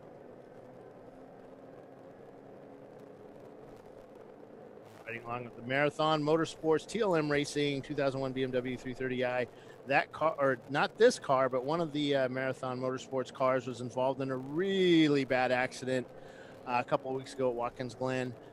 Really high G impact. The driver ended up getting a concussion and a few other stuff. We spoke to him yesterday, and he's much better today, this weekend, and fully recovered and back racing. But yeah, that was a pretty scary crash, going up through the S's and ping-ponged off the walls up there. And it was, yeah, pretty scary. But racing, this is a dangerous sport, unfortunately. But we do everything we can to try and make these cars as safe as we can for the drivers. You know, pretty much everybody has normal day jobs they have to go back to on Monday morning, and that's where we want them going. They got power bills to pay and mortgages to pay and kids to take care of. Yeah. Make sure everybody goes home and gets back to all of those things. Everything's getting a little close there with Benover Racing, trying to get by a competitor. Looks like they're getting by cleanly there. Nicely done. You can see he's got a shift light there just in front of the steering wheel to remind him when to make those upshifts. Heading down through the bend here towards turn number 7 out at the hotel. Real tight right-hander here. So one of the teams I race with, Bliss Racing, they have a little yellow light on the dash as well, except that yellow light tells you if your foot is on the clutch pedal, because I guess some people would rest their foot on it and riding the clutch. Yeah. Oh, what? Yeah, that would let you know. And there's a few times and it's oh, yellow light, darn it. And of course, whoa, huge smoke up ahead. Might have been just a tire lockup. It was a tire lockup. Somebody trying not to overcook the corner there, and so they cooked the tires instead. Like left rear on that one. Whoops. That's a really fast corner through there too. Paulie and I were talking yesterday. That's one of my favorite corners going through there, and that's turn 13. And it's so fast if you get it right. But in traffic, you can't take it the same way you can. You know, in traffic, you can't take it the same way as you would with nobody there, because there's a lot of sand out there, a lot of grass, and a wall that's fairly close to you as you come through there at a fairly high top speed. I'm seeing cars go through there between 60 and 70 miles an hour on Flagtronics. You know, the approach there is about 90 miles an hour, and you kind of hit the brakes as hard as you can and turn the car while maintaining, the 50 or so, 60 miles an hour through that corner. Down Allman straight here. Look how close one of the competitors comes as they go sailing into turn number 17 here. Using that side draft. Here we can see the car just floating through the corner. That is, to me, the most physically fun part of this track is 17, because you're just bouncing and bouncing and bouncing, and you kind of have to plan those bounces. Yeah, use those bounces to turn the car and end up in the right up against the wall. And you can see the cars right up against the wall as they go through turn 1.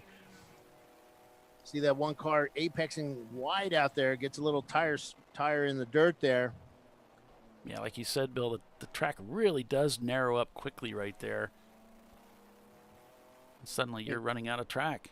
Yeah, and keeping the car on the inside is really difficult to do, and it really does eat the tires up doing that. You saw that car stay on the inside. I like to carry the speed out to the outside because it's less stress on the tires. But sometimes you can't. There's a car there, or We'll come under the mobile bridge here and head back down into turn number 7. You see all these cars jockeying for position. Bent over, back going through that 7 again. Looks like they managed to clear everybody, get out ahead of the pack. Looks like we might have a surface flag over at turn 15. Good thing there's nobody over there. Oh, there's a car over there. Okay. I know. I got a million of them, folks. We're going to take a quick commercial break and be back in just a few minutes, so stay with us, everyone. You're watching Champ Car Live, presented by AutoZone, and it's Stranger Racing leading the way after 30 laps. Stay with us. We'll be right back.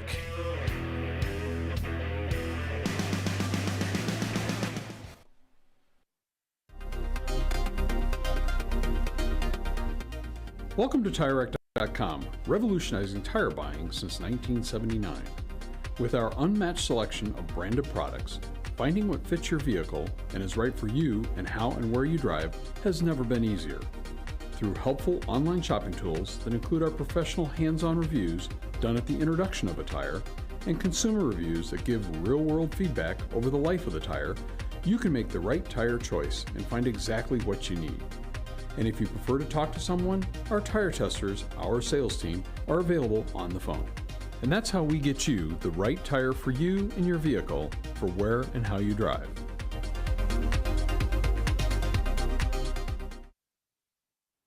At AutoZone, you get what you need when you need it. Got a today job? Pick it up free same day at your local AutoZone. More of a tomorrow project? Order as late as 10 p.m. with free next day delivery. Getting the job done just got easier.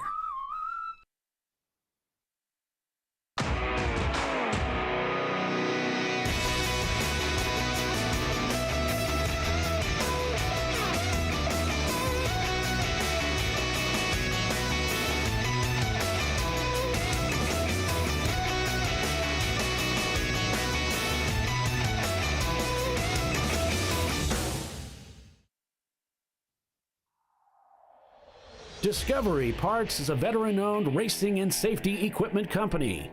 While we're located inside Atlanta Motorsports Park in Dawsonville, Georgia, Discovery Parts can also be found at the tracks, supporting a number of Champ Car Series events. We take pride in being a reseller of the best of the industry to Champ Car teams and drivers. We know racing, love racing, and look forward to tomorrow to even more racing. Visit us at discoveryparts.com.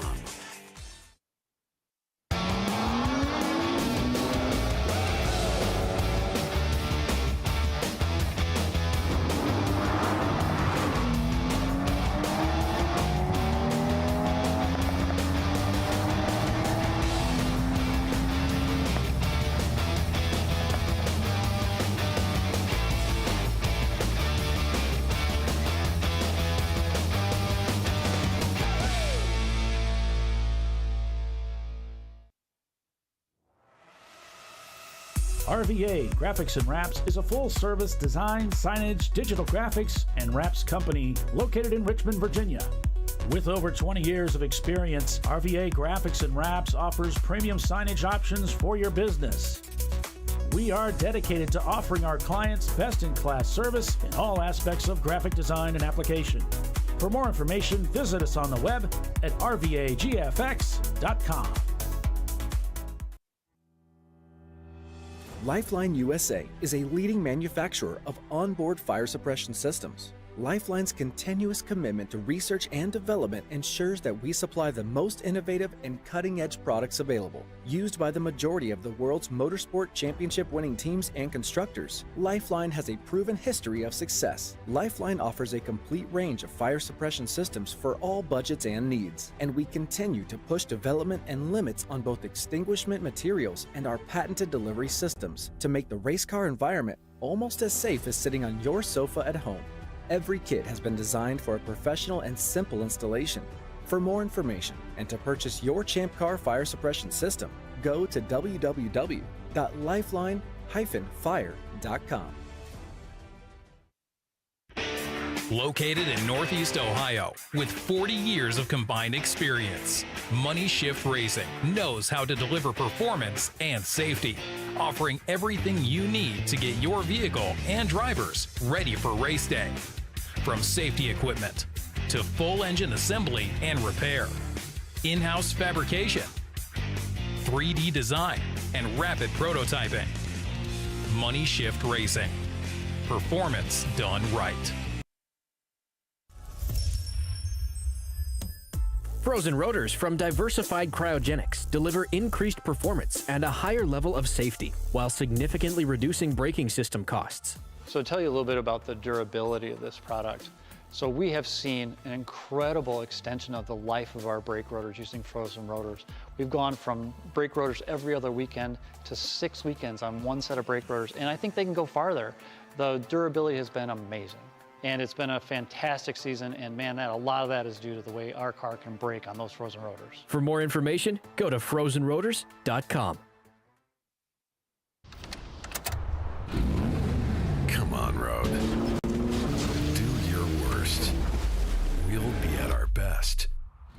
Engineered to meet or exceed original equipment performance, exclusively at AutoZone.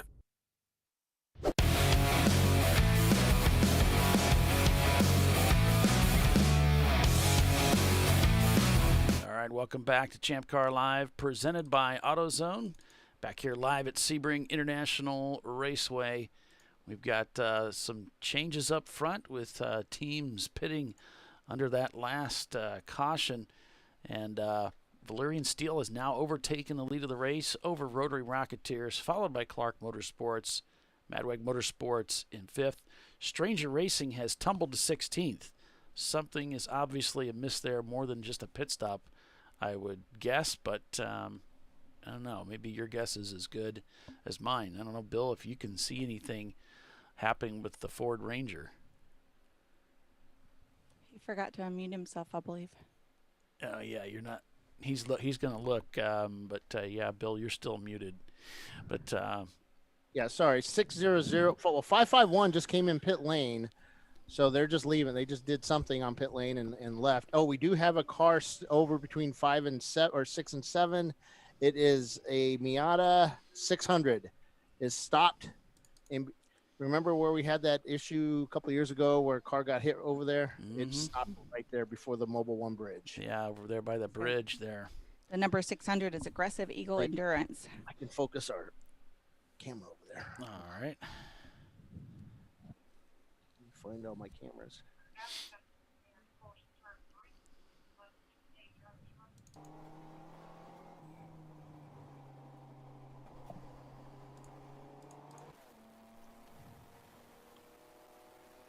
Don't see anything there, but some of these cameras provided by the teams can lag quite a bit. There's turn 7. It looks like we're behind there, but looks like we're still under green right now. We do have a car, though. There it is indeed, stranded. You can see off to the right. As Bill said, coming out of that complex, that 3-4 turns complex there. Right before the Mobile One bridge, before turn 7. That might be a Miata.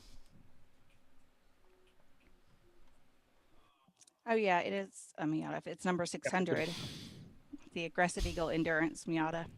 I think it lists as a 2007, so a fairly newer car compared to some of our cars.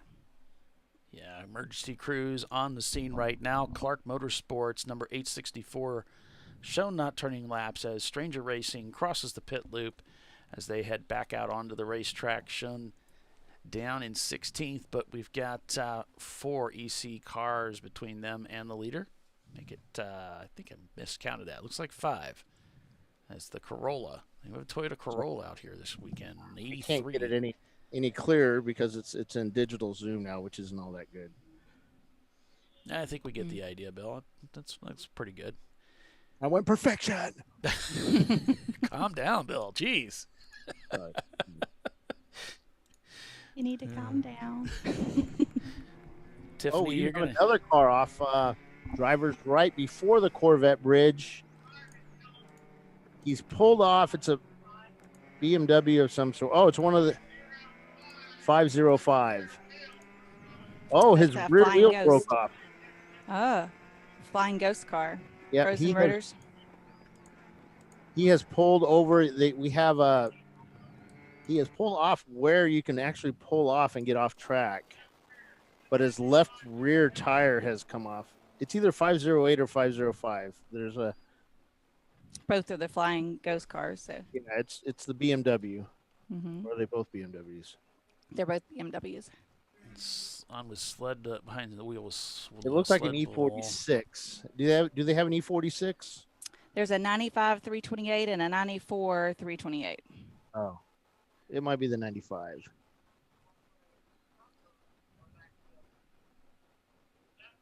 Left rear, and the wheel is kind of still hanging onto the car, but it's in a horizontal position. Oh. It's either the wheel or that's the fender, or the car is looking right at me. Let me see if I can pull the camera over there. It's a less than optimal position. Much less than ideal. All right, I've got the camera pointed over there. I don't know if you can see it that well over there. I know that's not as smooth as our NBC guys do. Camera center there. It's kind of under the V. Yep. I need a magnifying glass I can put in front of it and we can zoom in. Yeah, it's underneath the V there. They're just kind of parked right there, and I'm not sure if there's anybody. So the there outlets that you can pull into and get off track are painted orange, and he pulled right off into one. Yeah, so they're going to pick him up from behind the wall, and you can see that the wrecker just pulled up.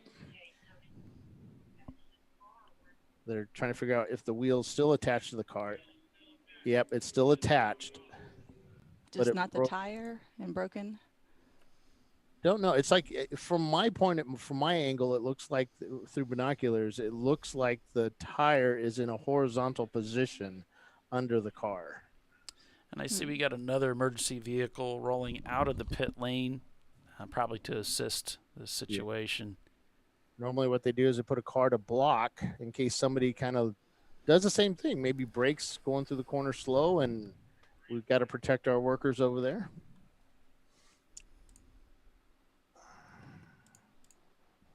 Okay, I'm going to move that back to start finish. All right. I'll never forget the fire that from Elon's car that happened here. It's been many years ago. They just got done doing some work on the car, and the driver smelled fuel. The car stuttered. He pulled off to the side and sat there for a moment, and then suddenly, boom! And the thing, there's a big shudderous, thunderous clap as the fuel vapor underneath the hood caught fire. They'd replaced a hose recently, and that hose failed. Oh no, There's a that sounds fuel terrible. hose between the intake manifold and jeez.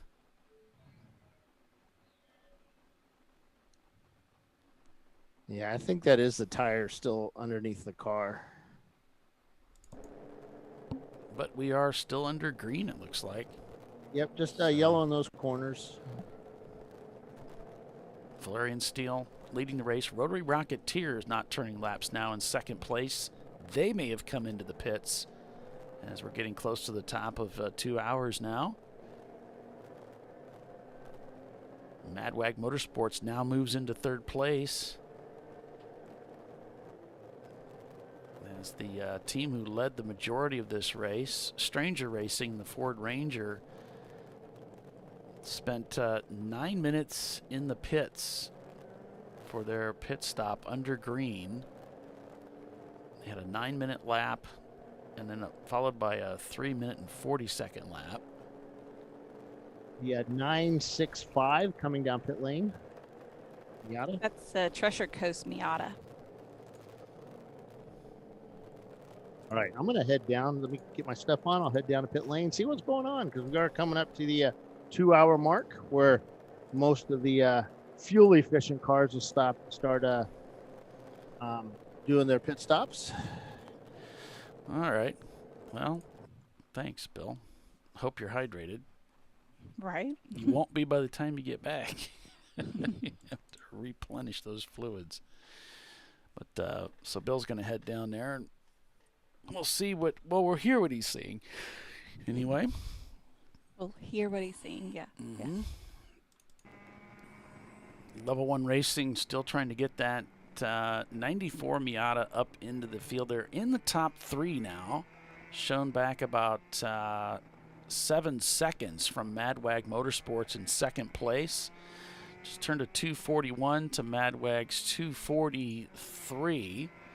But Madwag's been turning a lot of 240s and 242s. Level 1 turning very similar lap times, a lot of 240s, some 241s. So just gradually closing the gap down there on Madwag Motorsports. There's a Flying Ghost EC car in between the two of them that he'll have to get by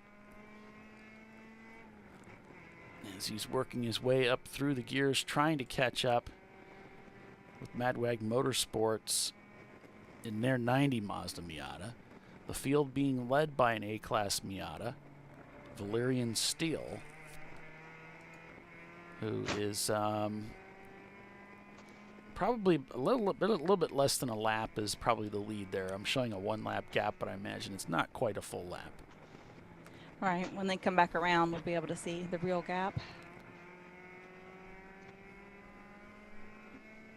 I mean, 2 Miatas leading the race, and older Miatas at that, a 90 and a 96. So, proof that you can do with anything. Yeah, you can do a lot with these cars. Yeah, the top 3 is Miatas. Treasure Coast Miata crossing the pit lane. So's Infinity Loop Racing in their Ford.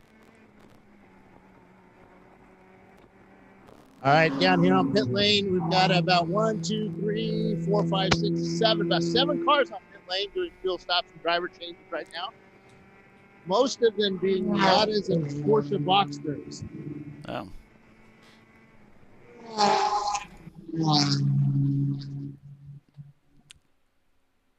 Of course, pit lane here at Sebring is about, 300 pit stalls. Plenty of room. It's a long walk down the Sebring pit lane. A lot of professional races are done here.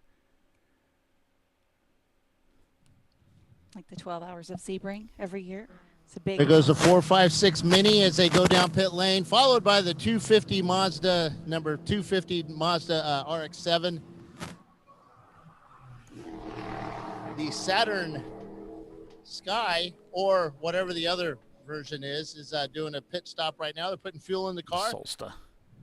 They're getting ready to pour the fuel in. Took them a minute to get the fuel cap off. So the Solstice is the DVM Racing. I think that's the only one we have. Yeah. All right. So what team are you guys? Madwag Motorsports. How you doing out there right now? We're second in class right now. We've had a lot of fuel problems before, but I think we got it figured out now. Should be coming here in about 10 minutes, and hopefully we'll keep it out front. So define a fuel problem. What exactly is that? So we had really bad starvation, and we put a surge tank in it. But the problem with the surge tank is when you're out of fuel, you're out of fuel. You're not going to bounce the car around and find fuel. So we tried a pressure switch to indicate when we were running out of fuel, and that didn't work. So now we've got a float switch in the surge tank, and we're hoping that that's going to be our indicator when we're running low. So it'll say you're out of fuel, basically, and then you're out of fuel. Yeah, when we're out, we're out. All right, guys, good luck out there. Down here with Flying Ghost. So, Flying Ghost. So, what happened to the car? Do you guys know yet? Do you guys know what happened to the car? Which car was it? The 505 rear doing it and said he thinks the drive shaft went out on it. Yeah, we saw the tire kind of sitting off to the side out there. Oh, I have no clue. Okay, so they haven't brought it back to you yet? Nope, not yet. All right, well, good luck, guys. The 505. Is this coming across good, Paulie? Yeah, we're just getting that static a little bit here and there. That's because I turned my head. I think I have a fix for that tomorrow, though. All right. Got guys all suited up, getting ready, and women all suited up, getting ready to get in their car. So down here with the 441. So what's wrong with the car? Anything? No, so far so good. Our first driver was cramping a little bit, but we're good to go. So it's a fast car. We saw at the start. It's well, I need to get out of the way here. They're getting ready to get the guy back out. They're doing a cool shirt change on the 441. EC Toyota GT86 or Scion GT86. Yeah, it's As Four a, Paws Racing, Toyota. Yep, they get ready to leave pit lane. It says Scion on it, but that's no longer Okay, cool. a part of the company. Let me head back. I moved it a little bit to get better reception at the other end, and of course, it affected the pit inside. We're still fueling the I can call the Opel GT. Hey guys, you got fuel? There you go. Their overflow is overflowing. Go up here to UUC and see how they're doing. Yeah, that would be the Bruker Racing team. Benover Racing and Rotary Rocketeers in the pits. So how are the cars doing out there? Car's doing pretty well. We had a cool shirt issue a little bit earlier, but otherwise it's running great. So who was in the car? Arjun's in the car right now, and Dave's about to get it. Well, Arjun was just whinging a bit because his cool shirt wasn't working. Well, it's a little hot out there, so. It doesn't seem all that hot right here with all these fans. And, creature comfort. It's creature comfort. So they're both doing well. Any other issues? No, nothing really. Cars are both running really strong this weekend. So why aren't you guys in the lead? Are you just holding back? It's an endurance race. There's plenty of racing left in the day. So Elon, you prep these cars? No, not at all. You're just doing the fueling and stuff. No, I'm just actually arrive and drive. It's nice to be on the other side. Oh, so Elon's driving this weekend. Yeah, just driving. It's a nice invitation. All right, Tell guys. him I said hi. Guys in their suits, they've got their mobile cool shirts hooked up and trying to stay cool. So how's the car doing? We are rolling right along, sir. What car you got? Car 74, Treasure Coast Miata. It's up there, isn't it? I believe so. Our other two competitors are currently pitting, so we're moving as quickly as we can forward. Go. All right, good luck out there, Treasure Coast Miata. Yeah, they're in the top 15. Yep, I knew I saw them up there. So the 153 GM is headed out. So how you guys doing? Doing pretty good right now. Just trying to play a pit strategy and see where we end up. So you just playing pit strategy up here in the head, or do you write it down? Yeah, it's in the head and it's out on the table for debate. It's kind of like a parliament decision. Everybody's got a voice in what we need to do, but we'll see if it works out. So what car you got? What car you got? Blaine Steel 988. You're up there too, aren't you? Yeah, in first. You're in first. Yes, sir. Yes, sir. So do you pit now, or do you hold off until you can get a yellow as close as you can to the top of the hour? Try to find a yellow. If not, at the top of the hour, we make our decision and make our call. All right. Good luck, guys. Blair and Steel. They're right below us here in the tower, so it's always fun to watch. Got the car 985. They're doing a pit stop. 219 Shark car coming down the pit lane. Baby Shark. Baby Shark. Down here with TLM now. They're all sitting around doing some strategy talk. So how's the car doing out there? So far, we're doing really, really well. Just, making laps and clawing our way up through the field. Have a strategy for today, or is it just go all out and find yourself where you're at? Go straight to the front, baby. All right, good luck out there. All right, David. David is actually sitting back in the food court of TLM. Looks like he's being fed some water. He gets to drive this weekend with the Marathon Coach car. They popping grapes in his mouth. Yeah, Grey Poupon. Oh, Grey Poupon. Yeah, number 6 Firebirds up on jack stands. Looks like they're working on the left side of the car. Level 1 heading out. Got some drivers just getting out of their cars, and they look pretty exhausted. Yeah, and it's actually not. This isn't even as hot as it's going to get. There's So what team are you with? temperatures coming. Bing Dog Racing. So you just got out of the car. You look pretty wore out, man. I am worn out. I guess it's hot. Yeah, 50 hits different than 40. Yes, it is. Wait till you get 60. I hope I'm still doing this when I'm 60. So tell us about the track and your experience out there. Honestly, track's great. It's my first time really driving this car. So I was just happy to bring it back in one piece, and we accomplished that. And where is it the hottest out there? It's just hot everywhere.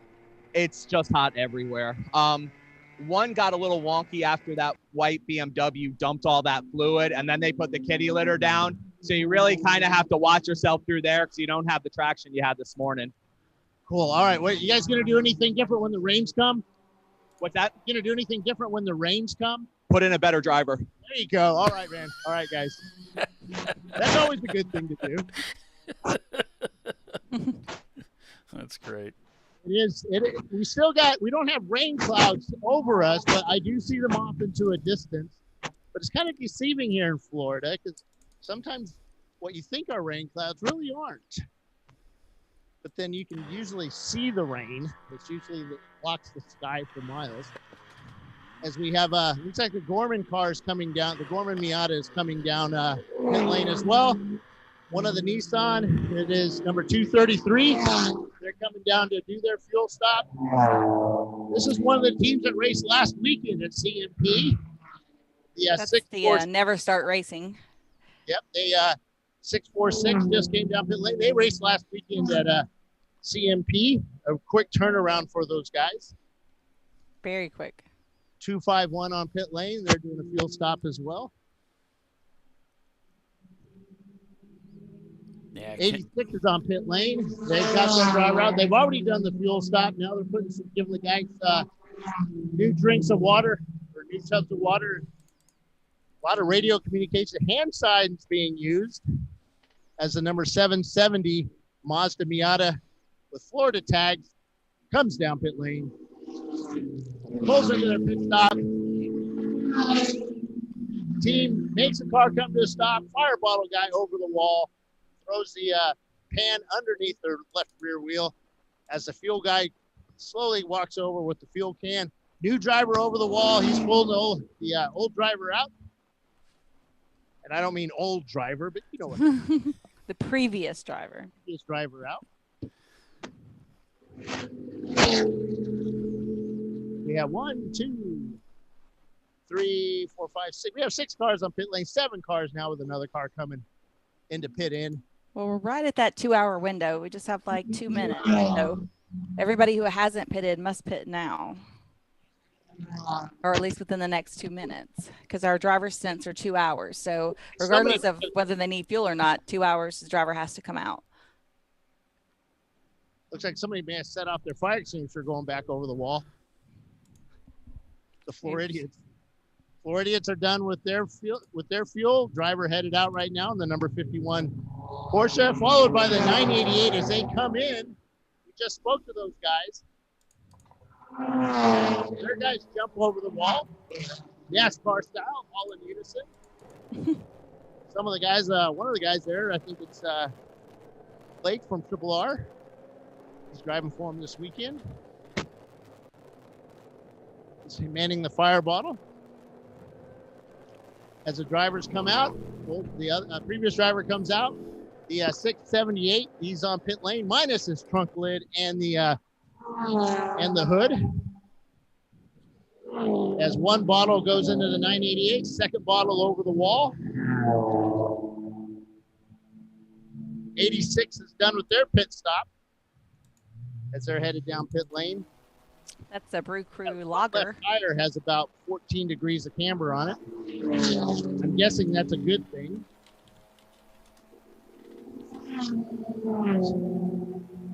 Most of the cars this weekend all muffled up. Following we did some sound checks yesterday. We did have an RX-7 that was a wee bit too loud, somewhere around 200 dB. 200. And Fred Wolf joins us on our feed. Hi, Fred. Yep, looking forward to Nelson Ledges the 16th and the 17th of July, just a couple weeks away. It's for the 24-hour race at Nelson Ledges. So hoping everybody can join us. If you haven't signed up, make sure you get signed up. Come out and join us for that race. It's going to be phenomenal.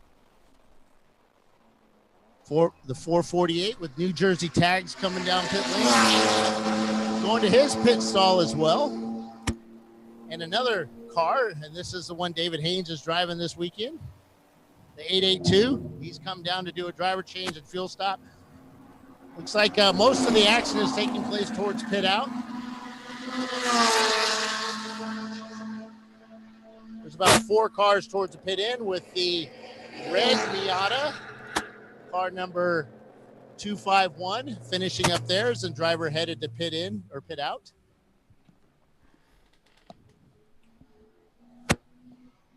And the can't see the number on it. Looks like 508. There's a 508 Flying Ghost BMW. Which one is it? The Flying Ghost. Yeah, the Flying Ghost. Sorry, I can't hear you when some of the cars go by. Flying Ghost is they're putting fuel in that car right now. I guess this is the car that didn't have the wheel issue. Oh, they just got that on pit lane, and you can see the left rear tire with a massive amount of camber. When I was joking earlier about 12 degrees of camber, this car actually has 12 degrees of camber on his left rear. That tire tucked up way up into that wheel well. All the mechanics are attacking it. They're trying to get a jack stand under so they can get the car up in the air and assess the damage. It looks like maybe the axle on that rear wheel drive car has broken. Let's go talk to the driver of that car to get his experience of what it's like for the wheel to come up. Unpleasant. So you were driving the car. Let's wait till this tow truck goes by here so we can get a better signal on my mic here. 73 is being towed down pit lane right now. That's the Sebring Racing Rentals.com. All right, down to the Flying Ghost driver. What's your name, man? I was driving, yes. Yeah, so what that feel like when that rear wheel kind of decided to go its own way? A lot of oversteer to the right, a big bang, and then I just coasted off the track, basically. Kind of understand what was going on, or was it just that freak out moment? I felt it start to go in 17, and I was like, well, okay, I'll be careful with it in 4, and that's where it broke. Looks like you lost the axle tip. That's what it is, because the whole brake and the wheel assembly is still there. There's just no axle tip on it. We had a problem. We've had problems with this car keeping axle nuts on. That's what probably lost. I probably lost the axle nut, and then that was it. Wheel popped off it. Okay, we got the Brew Crew car being pushed into pit lane, the number 75. As it starts raining on pit lane here. So, all right, guys, you'll get it back out. Sorry about that. Try. All right. All right, Bill, we're going to go ahead and take a break as you duck back in and head back up to the tower. So stay with us, everyone. You're watching Champ Car Live. We'll be back in just a couple of minutes to continue with the racing action. Stay with us.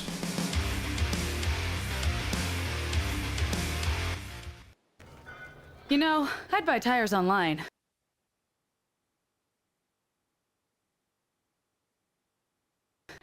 Mechanic. Actually, we call them independent recommended installers. They should have like 1,000 mechanics. Try over 7,000 installers. Then you just make an appointment. At a time that's convenient for you. This could change tire buying forever. TireRack.com, the way tire buying should be. Come on, Road. Do your worst. We'll be at our best. Engineered to meet or exceed original equipment performance, exclusively at AutoZone. Lifeline USA is a leading manufacturer of onboard fire suppression systems. Lifeline's continuous commitment to research and development ensures that we supply the most innovative and cutting-edge products available. Used by the majority of the world's motorsport championship-winning teams and constructors, Lifeline has a proven history of success. Lifeline offers a complete range of fire suppression systems for all budgets and needs, and we continue to push development and limits on both extinguishant materials and our patented delivery systems to make the race car environment almost as safe as sitting on your sofa at home. Every kit has been designed for a professional and simple installation. For more information and to purchase your Champ Car fire suppression system, go to www.lifeline-fire.com.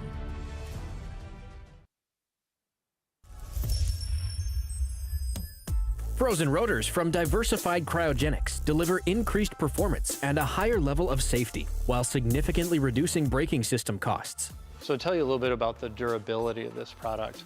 So we have seen an incredible extension of the life of our brake rotors using frozen rotors. We've gone from brake rotors every other weekend to 6 weekends on one set of brake rotors, and I think they can go farther. The durability has been amazing.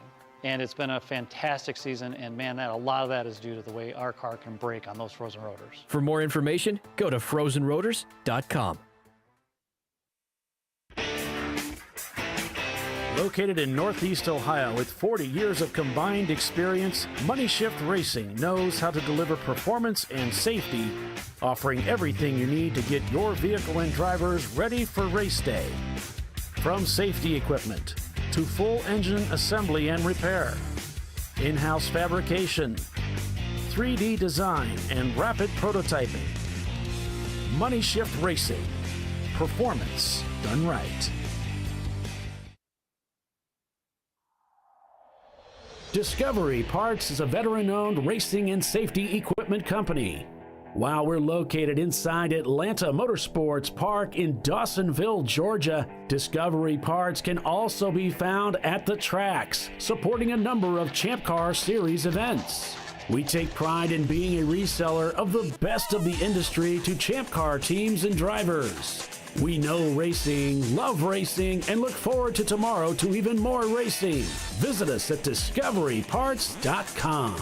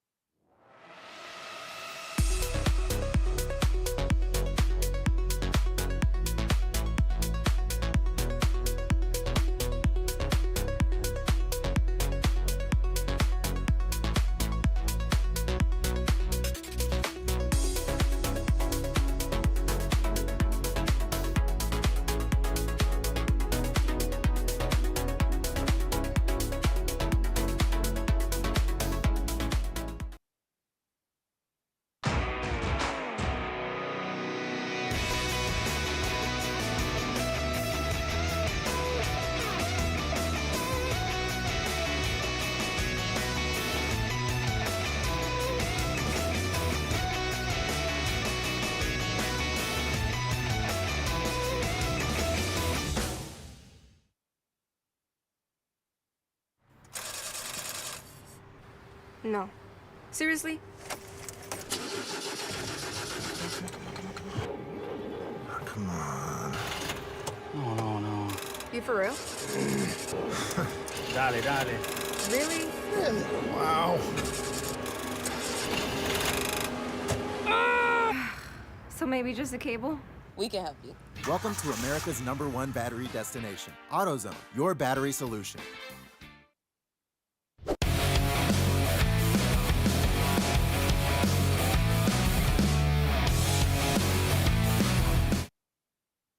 All right, we're back here, folks, at Sebring International.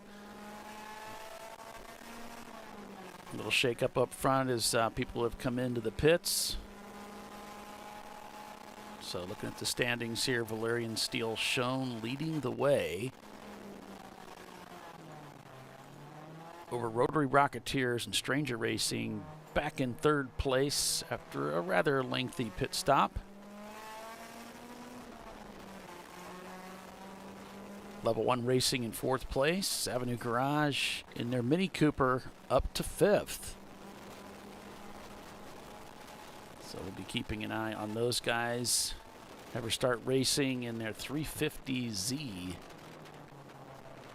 All right, we have a couple things going on track. We have 207 reported smoking, smells like gear oil. It may have stopped over in turn 2. 551 white may have stopped. That's a Stranger Racing. Oh, yeah. And then we have it spun and continued. And then it looks like P6 is standing yellow.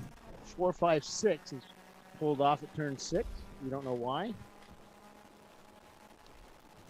But 4 is actually station 4 is now waving yellow. 456 is the Avenue Garage. That's Avenue Garage, yeah. Just talking about them. They were really moving up to the field. We had Kimberly online here watching them as her husband's racing with that team this weekend. And I think they're the sole Mini Cooper out here this weekend, too. Okay, we've got debris center track, and I missed the corner number. Okay, somebody's going to go surface and find out where he's at. So 6 is now waving. So that would be waving a yellow or waving a debris flag at turn number 6. So that's just as they head under the bend there at the bridge.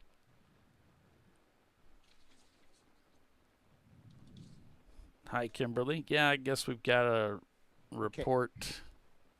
Turn 2 has the debris in the middle of the flat. It's a car part of some sort. But that car is going to be missing that part. Yeah. Please come back.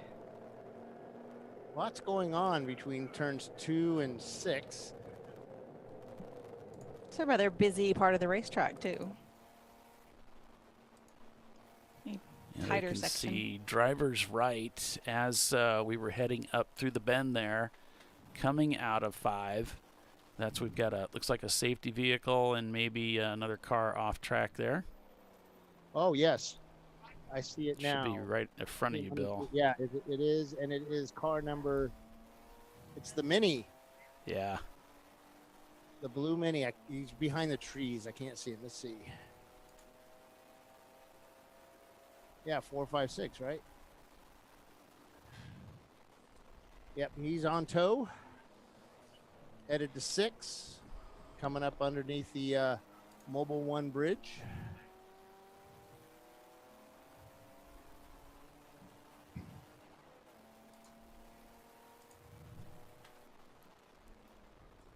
Brew Crew Racing in 17th place right now in the lager car. So one of their cars came in, 75. There's the Mini Cooper being towed rather briskly. Yep. One of the Brew Crew cars got pulled in or came in earlier. He complained that the throttle felt like the cable had broke, but when they brought it in, the throttle cable seems fine. So they're going to put that car back on pit lane, do a fuel stop, and send it back out. She was like, it doesn't feel fine. Don't you love that when you like have an issue with the car, you bring it in, they're like, oh, it's fine. And you're like, no, it's definitely not fine. What happens when you go to the auto shop to get your car repaired? It stops making that noise. With it up until you get to the point of perfect. It's like, you're not going to get him to put his hands on me. Says the car. And they're like, just drive it. I'm like, rude. And Kimberly's saying that it's her husband's boss that's now driving the Avenue Garage Mini Cooper. So he was the one at the wheel when the car broke. Could have been the previous driver's fault since it was the boss driving. But we'll blame it on the boss. It's more fun that way. It is. Of course, the boss of every racing team is always the fastest driver, regardless of what the timing and scoring report. Do you always the best driver? You try to pull that faster SPD? I just drive. I don't really pay much attention to it, but but in the interview circle, it's always the owner that turned the best lap times. Inside the trophy wife car, it says, don't suck. Yeah. That's our goal. Just try not to suck. All right, there may be some oil down over in 17. They can't see any oil down, but the turn 17B corner worker has said she's seen cars come through here that were normally doing it pretty flat through there are now sliding. So, there's a debris flag going out, Bill.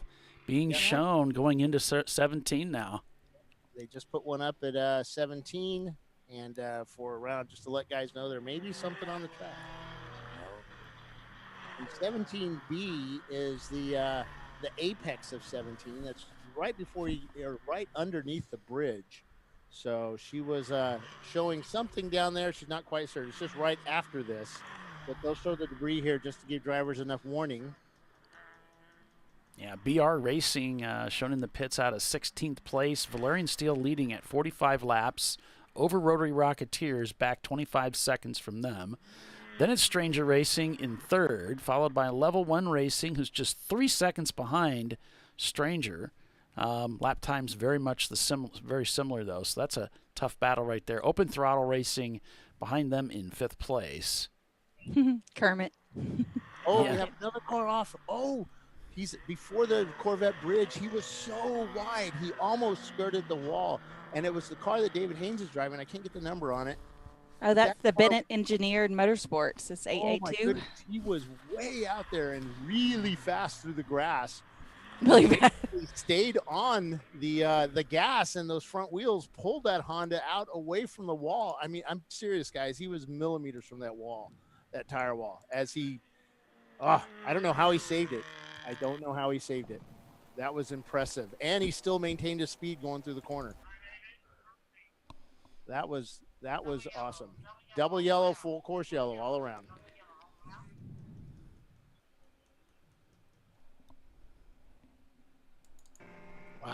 Wow. That's to me, I wish we had a camera on that, because that was the save of the year. That's the best save I've seen all year. I've been through that corner pretty fast in that grass, and it's not fun out there. Which turn did he go off in? Turn 5. Be coming out. Oh, okay. Out of 4. Remember where we showed that Mustang, or the Flying Ghost car that was sitting out there with the busted rim or wheel? He was right up against that wall with the back of the car, with the nose pointed at me, basically floored, and pulled that car away from the track, or away from the wall, and just basically apex the concrete wall as you come up underneath the bridge, and maintained his speed. Nobody ever passed him. That was pretty impressive. I think everybody was waiting for him. Where's he going to come out? Where's he going to come out? But yeah, that was incredible. I want to see a slow-mo on that one. That one time we don't have the camera there, Paul. Only that one time. How do you like that? It's always something, isn't it, Bill? Yep. So full course yellow. We've done about 40 or 37 laps, somewhere around there, 36, 37 laps. 46. 46 laps. That's our leader, right? Correct. How many more laps is he? Because I'm not on. The leader is on 46. Second place is on 45. Yeah. And just hit 46. Yeah.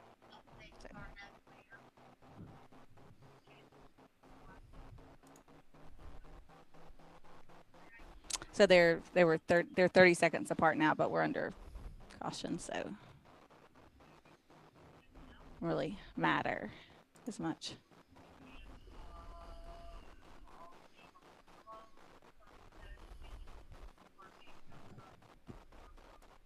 So, how was that? Or Tiffany, how was that pit reporting sound down there? Was it okay? You were doing great. Okay. Were the cars over? No. Okay. The static is a little annoying, but other than that, all good. Yeah, we're gonna work on the static part. But you could hear us for the first time, which I could hear you awesome. Yeah. Everything matched. I didn't have to wait for you to talk, or you weren't ahead of me and stuff. Good. Yeah, we'll work on the staticky part. In some tracks, we won't have that issue, but there's so much concrete here. And I still have to learn the radio frequency stuff, so who knows? The frequency I'm on might be the issue. It just came up and sometimes, so it wasn't all the time. Well, some of that was when I was moving around. Yes, yes, I had my body blocking the antenna. It's easy to do with me. Pace car has the field. They just passed turn 7, and cars filing in behind.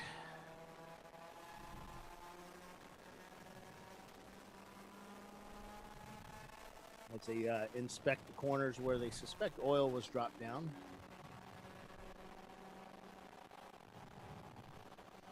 And Paul, you got those cameras I sent you, right? I got one of them. We're riding on one on board right now. Never Start Racing in their Z car. All right, 1 notch. Yeah, make it 2, please.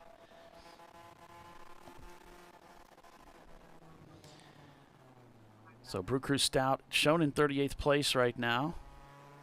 Sled Bull in 35th after having to make an early pit stop this morning, trying to work their way through the field as we're under caution here at Sebring International Raceway. Sebring, Florida. It's a double 7 this weekend, 7 hours of endurance road racing here at Sebring today. Checker this race, and we'll be back at it again tomorrow for another 7 hours of endurance racing,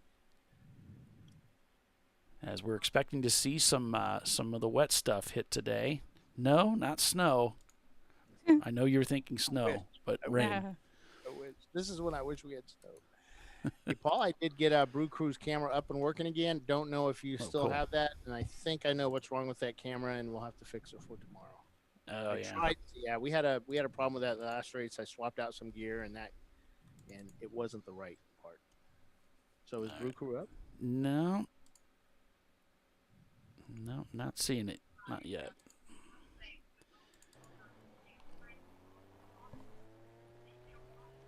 So Valerian Steele shown the leader of the race over Rotary Rocketeers, followed by Stranger Racing, who led the race early. All right, so we're getting reports that our multicolored Mustang with the LS swap is maybe bumping the car in front of him. And the corner workers are being told that's that's contact with another car and not allowed. Yeah, that would be frowned upon. Especially during a yellow.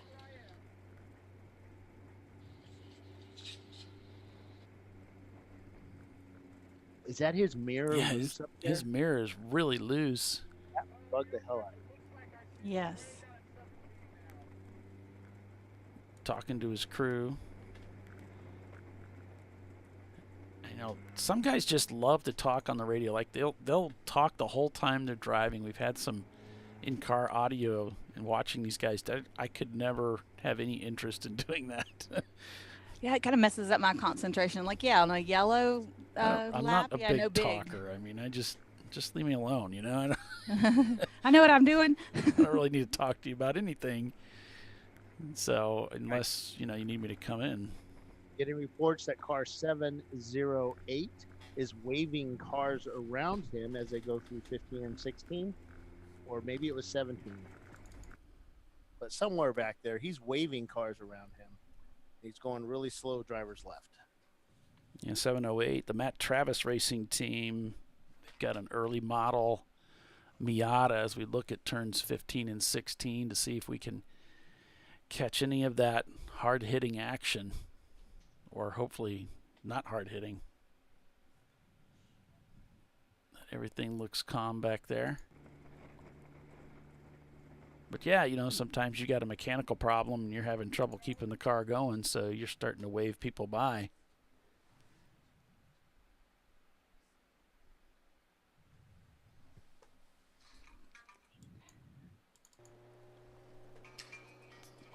Benova Racing passing one of the safety vehicles there as they head down through 17 onto the front straightaway. So yeah, they have changed this course up quite a bit over the last, what's it been, 70 years? I don't know. They've been racing since the early 50s. Well, they've changed it up over the last couple of years too. We now have a second pit lane, which starts at turn 15 as the pit in, and pit out is about 2/3 of the way down the back straight between 16 and 17, and that's for the WEC 1,000 kilometer race, where the garage area is over on that side of the track for those guys, because I think they run the WEC the same weekend as the 12-hour, don't they? The IMSA 12-hour. Ah.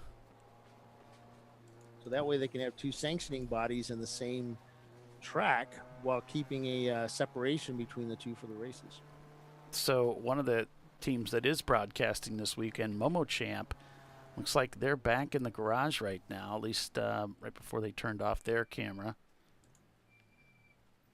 Yeah, the hood was up on that when I got you. But the guys were talking, and it sounded like they were just buttoning it up, but it must have been more serious than they were letting on. And Sled Bull being pulled in, it looks like they're either being pulled in or they're driving in. I'm not sure which. Looks like.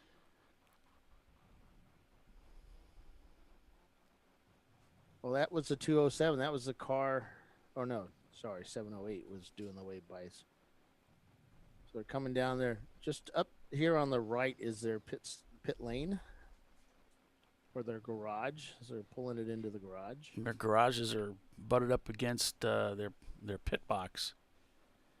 That's the way they do it here at Sebring. It's a nice little place to hang out during the race, though. So the Jetta, new build. They've got the car behind the wall. Look how clean that. I'm always looking at the interior like, wow, they did such a good job of getting jelly. Like, gosh, man, I wonder if I could do that. I don't know. It would be nice. You have to plan it. And whenever I have plans of, okay, I can do that, it never turns out the same. I just want to get in and drive, and yeah. I've driven, we've all driven different people's cars, and some of them are really awful looking on the inside, but they're fun to drive. They're fast. Some of them can be really quick.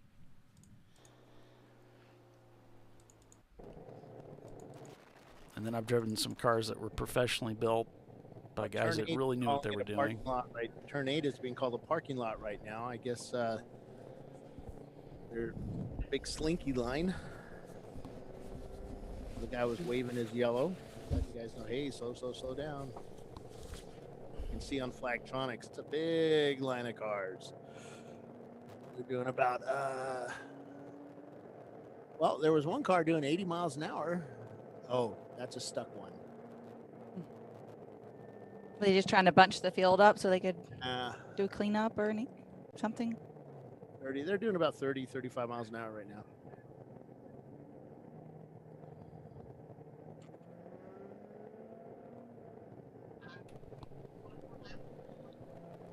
One more lap, we're being told.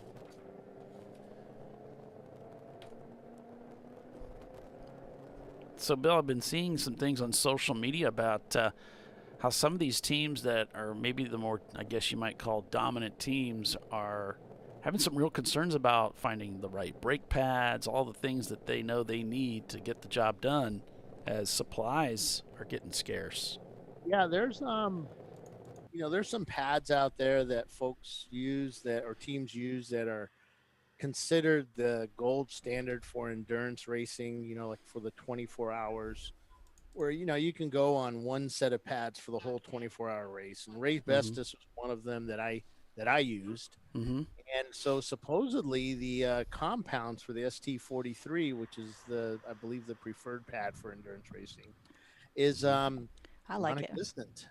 And they're on back order for a very long time. If they don't have pre-made pads already for your car, then you're going to have a hard time finding them.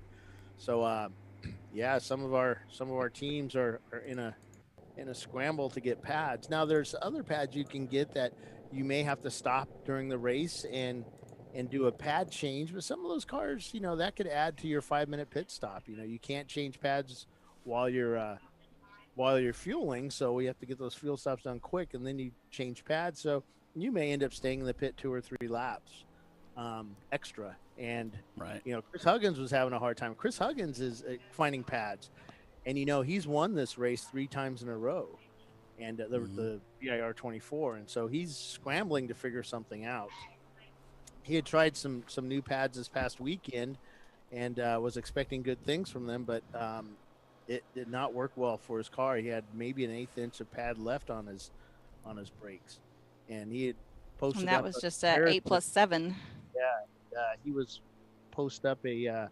I think that was only for the 7, but I'm not 100% on that.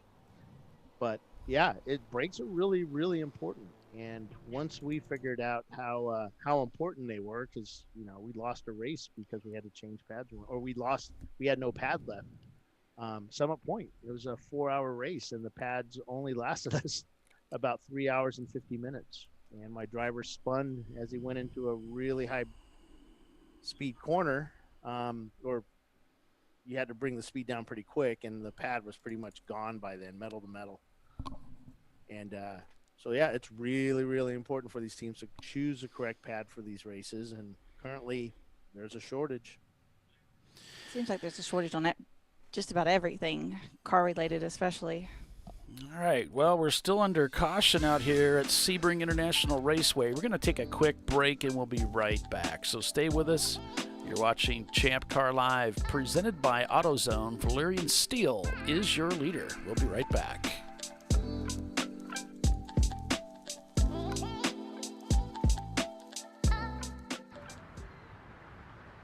I probably need new tires.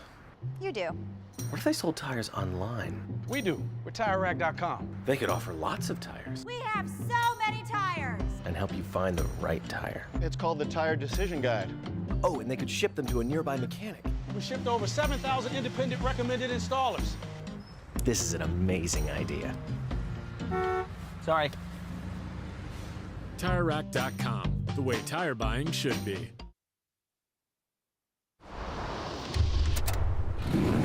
Bring on the frozen tundra, the grinding gravel, the cratered concrete, the rain-soaked streets. Come on, road. Do your worst. We'll be at our best. Reliable performance in unreliable conditions. Designed to meet or exceed original equipment performance. That's why more auto technicians choose Duralast parts. Exclusively at AutoZone.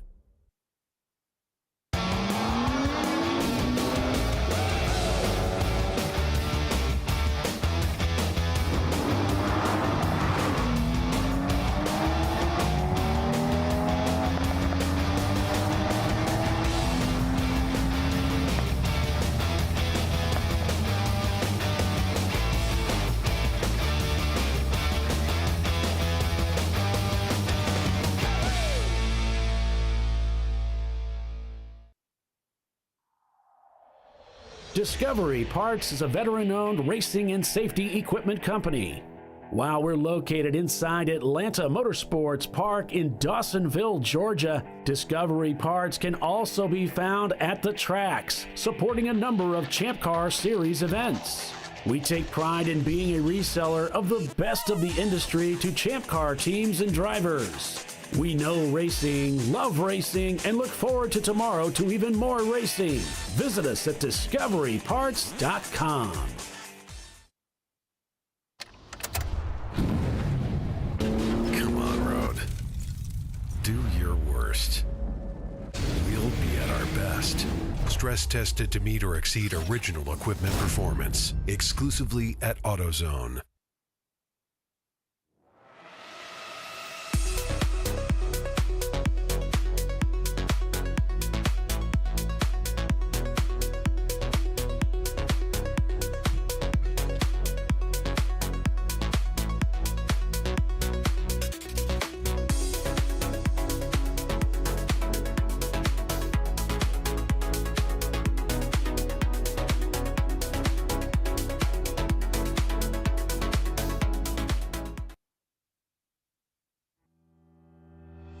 Lifeline USA is a leading manufacturer of onboard fire suppression systems. Lifeline's continuous commitment to research and development ensures that we supply the most innovative and cutting-edge products available. Used by the majority of the world's motorsport championship-winning teams and constructors, Lifeline has a proven history of success. Lifeline offers a complete range of fire suppression systems for all budgets and needs, and we continue to push development and limits on both extinguishment materials and our patented delivery systems to make the race car environment almost as safe as sitting on your sofa at home. Every kit has been designed for a professional and simple installation. For more information and to purchase your Champ Car fire suppression system, go to www.lifeline-fire.com. Located in Northeast Ohio, with 40 years of combined experience, Money Shift Racing knows how to deliver performance and safety, offering everything you need to get your vehicle and drivers ready for race day. From safety equipment to full engine assembly and repair, in-house fabrication, 3D design, and rapid prototyping. Money Shift Racing. Performance done right. Frozen rotors from Diversified Cryogenics deliver increased performance and a higher level of safety while significantly reducing braking system costs. So to tell you a little bit about the durability of this product. So we have seen an incredible extension of the life of our brake rotors using frozen rotors. We've gone from brake rotors every other weekend to 6 weekends on one set of brake rotors, and I think they can go farther. The durability has been amazing. And it's been a fantastic season, and man, a lot of that is due to the way our car can brake on those frozen rotors. For more information, go to frozenrotors.com. I did it. You see how it's... That's it. We did it. You did it. You can do it. The path to I did it starts at AutoZone. Get in the zone.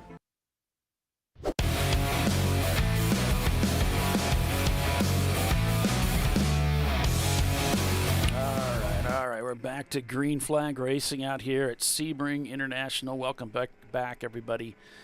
ChampCar.Live, presented by AutoZone. I'm Paul Veltum with Tiffany Alexander, Bill Strong. We're calling the race for you again this weekend. Level 1 Racing on board with them right now. The race being led by Valerian Steele. Madwag Motorsports and Open Throttle are right together. 0.7 seconds the gap from 7th to 6th. Actually, we can move them both up one notch as the Four Paws Racing team and their Toyota FRS Leeds EC is actually up ahead of them. And of course, the EC cars, the exception class, will be pulled from the overall standings at the conclusion of the race and put into a class separate of their own, although the lead EC car will receive a trophy this weekend, as we have started the race with at least 5 EC cars. Working lap 50 with 4 hours and a little less than 25 minutes remaining in the race this weekend. We're supposed to see some of the wet stuff hit this afternoon, but so far it's just hot and humid. Supposed to feel like it's about 100 degrees right now out there in Sebring, Florida. Car very slow on the right, heading into 17 here. Not sure what the story is there. Don't see the car here, but we do see the slow vehicle flag being thrown to help follow that car. Here we see Benover Racing caught up in a gaggle of cars as they're working their way down what looks like Almond Straight here, the back stretch. There you can see the tower off to the right as he hits the rev limiter, trying to get by some of these cars as they head down into turn 17. The flag stand looks to be clear there, although it's very difficult to see from this image as he heads into 17.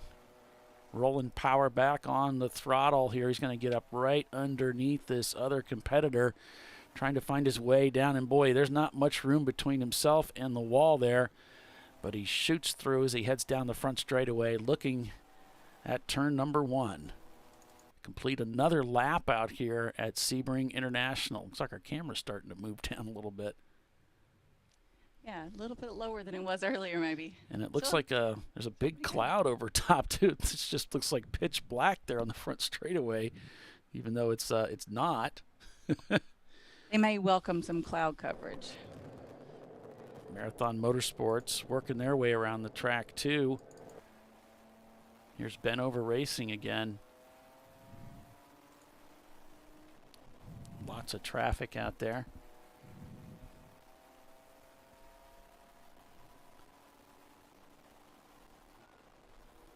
Happy 4th of July weekend, everybody. We hope that everybody gets an opportunity to celebrate a little bit.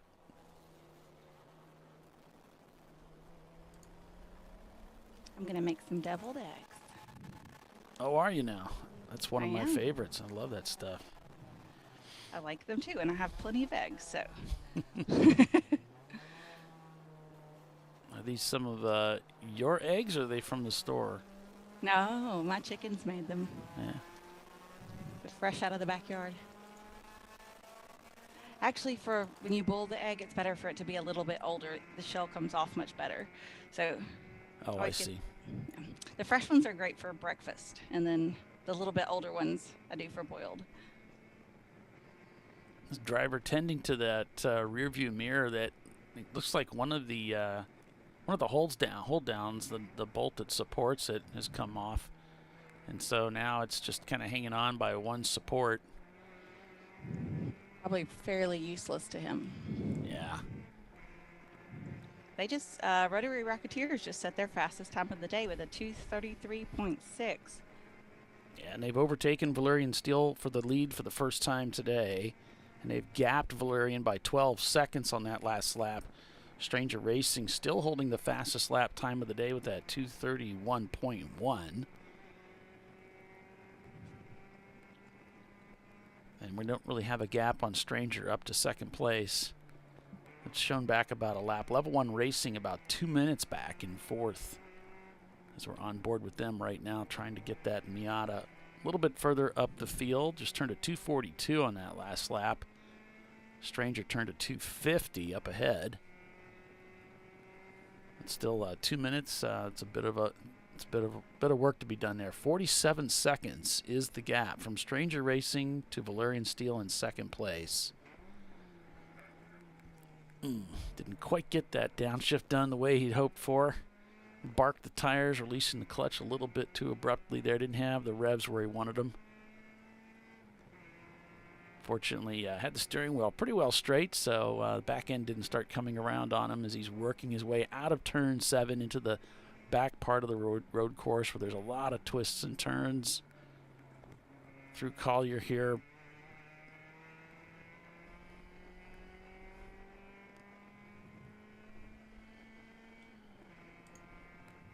And Sled Bull Racing still behind the wall, working on their car. Kimberly says that Avenue Garage is back out. Oh, well, that's good news for them. Yeah, maybe it was a quick fix.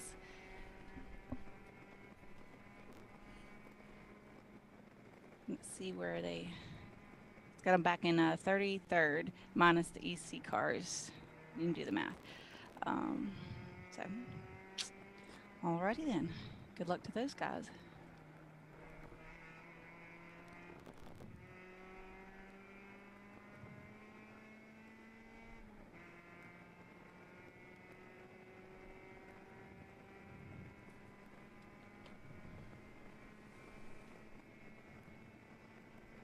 We've got two 24-hour races coming up, Polly. Can you believe Bill did that to us? Yeah, I don't think it was Bill, but yeah. Blaming Nelson him. Ledges and VIR. There's a nice gap there between the two. Got a few weeks to recover. And then we're giving away the something, what do we say, the cool system for the winner of the best finish on both races. So if you do both 24-hour races, add those together, and someone's going to win one of those refrigerated systems that go in the car. Yeah, I think it's the chill out system. That's what it's called. So that'll be beer quite a warm. prize there. Or keeps your beer cold. I mean, whatever works.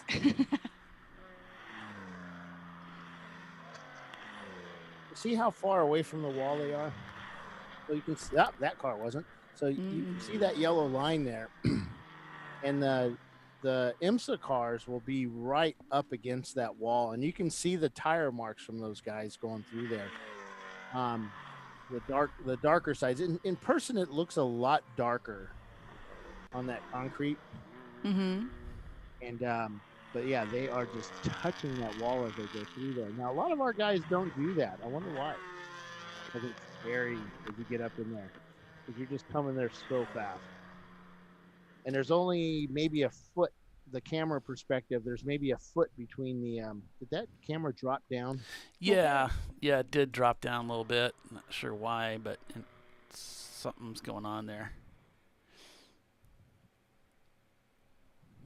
Just keep an eye on that. We'll compensate for it tomorrow. Yeah, Kimberly, I was just looking. They're still shown. They showed that they tripped the pit loop, which means they either just left the pits or it tripped when they came in. So I'm not sure if I haven't seen anything that shows that they are turning laps just yet. Was it? Who are you asking about? I'm just talking to one of our viewers who's kind of keeping track of her husband's team, the Mini Cooper. So, just a minute ago, we were looking out after the restart. We were looking out the back window in race control, and the Mini Cooper was going really slow. About I said 40 miles an hour. Come to find out, Flagtronics told us it was 46 miles an hour. And down the back straight, while the rest of the pack was barreling down at over 100. So they were going a bit slow. They came in pit lane and went to the back or their garage. All right.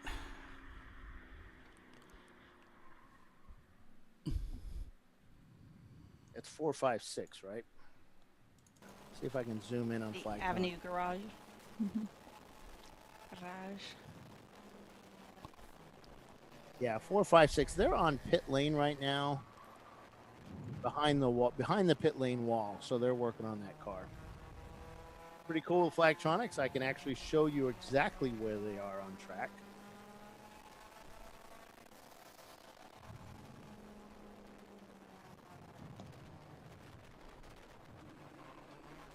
But you're not going to show us? No, because I have too much going on right now for the mobile setup that we have. I don't want to end up crashing stuff. Don't crash anything, please.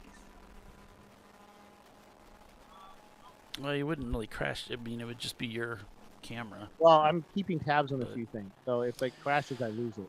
Remember, we're still on my side of it, still developing part. So if I crash, I lose all the data. And I don't want to do that.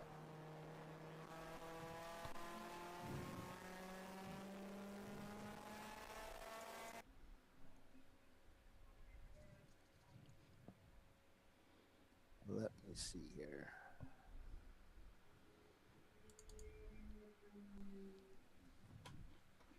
All right, so Rotary Rocketeers still showing leading the race. Turning in that 235, that's a pretty quick lap time compared to where Valerian is in second place with that 240. There's turning 241s and 240s pretty consistently. Your leader just set their fastest lap time of the day at 233, then followed it up with a couple 235s. So Rotary Rocketeers now beginning to distance themselves from the field with the 230 in the mid 230s. I don't see anybody else cranking out those kinds of lap times in the field. So they are really on a tear right now. They're going to be able to start to walk away from the rest of the field with that B-class machine. Valerian Steel, their fastest lap time of the day is a 236. So Rotary Rocketeers cranks out a 234. They are really putting the pressure on the rest of the field as they are marching away in that RX-7 from everybody else. Stranger Racing D-Class down in third place, led the race earlier, turning in these 242s, 244s, 53 seconds the gap to second place. Level 1 Racing back in fourth place, also turning in 242s, followed by Madwag Motorsports back about 30 seconds. So that's kind of the status of the top 5 there. B-Class leading the overall race. Valerian Steel leading A-Class. Stranger Racing leading D-Class. That's your top 3 overall as well. C-Class being led by Brew Crew Racing down in 8th. And EC being led by Four Paws Racing in their Toyota FRS. Sorry, I lost the screen there while I was going through all of that. Got some cameras dipping out. They're getting annoyed with us, the cameras. Yeah. Also, our marathon camera's now looking down, too, for some reason. Oh, no. It's all right. We still have a few cameras that are pointing in the right direction and working. Well, we talked about how, rough this course can be on driver, car, etc. Yeah, there seems to be some, I don't know if it's the cloud cover or what's going on, but we're actually losing. We have cameras that are dipping out and then coming back that are on the track. They're just kind of hanging out. So we do have, the cameras do have some self-protection from heat. They get too hot, they'll just shut off. And it's extraordinarily hot out there. Well, the batteries shut down. So we use lithium-ion batteries, and once they get to a certain point, they won't work for us. So, we're using consumer grade products, and we'll be updating that in a couple of years whenever I find the money. Checking your couch cushions. 'Cause I that's where volunteer. always... Yeah, I volunteer Bill's payroll. Pretty much, it's what we've used. What are you talking about? Yeah. I just dropped $20 a couple days ago just to get the credits done. There's something about credits that just don't work well in the some of the Adobe platforms. You got to know what to use. Anyway. I uploaded that picture, but I lost it. So 55 laps completed so far. 4 pause, and their EC car just sets their fastest lap time of the day, but that's a 2:42. Now, Rotary Rocketeers did slow down about 5-6 seconds on that last lap, leading the race. They've got a pretty good gap opened up right now over Valerian Steel. But we're coming up on noon. Let's see, they last pitted back on lap 35.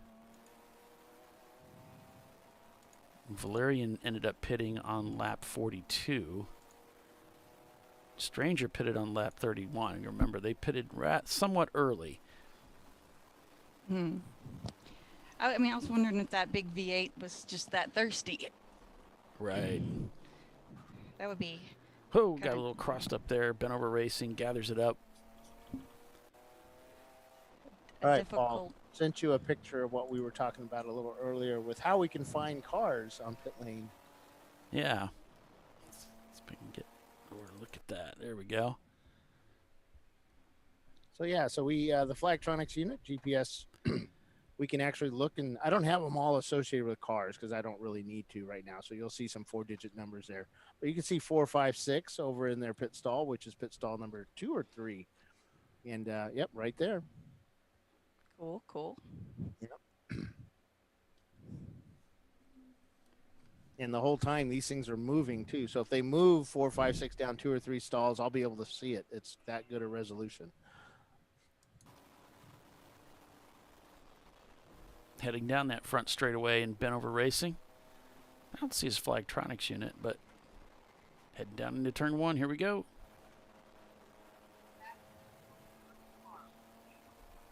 So some of them, they have CAN outputs in it, so they can actually feed the yellow the info from the Flagtronics into their dashboards too. Really? Yep. You have to have one of those like aim dashes or something, or something like some of the one of those like dashes. Any of the aftermarket dashboard, you should be able to feed the info in and light up the whole dashboard with whatever color that you that's cool. Put in. Yeah. You can. Like, it's yellow. Cool yeah. Don't pass anybody.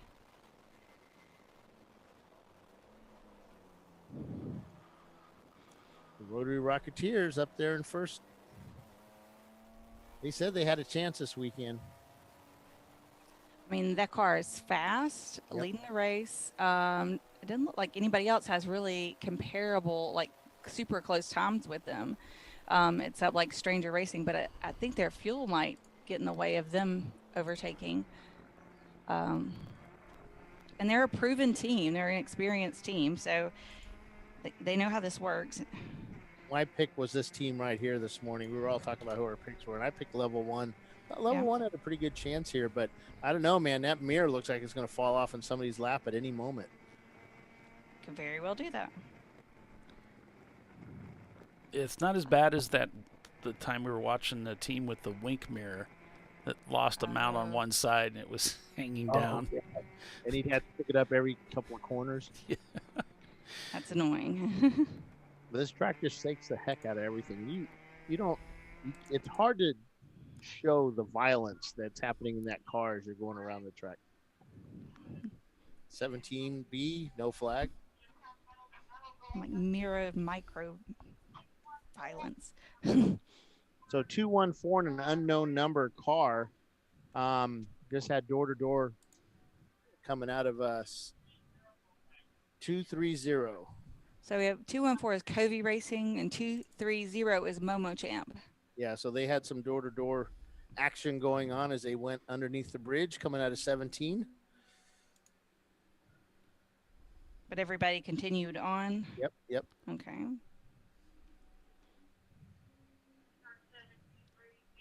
Just competing for the same real estate.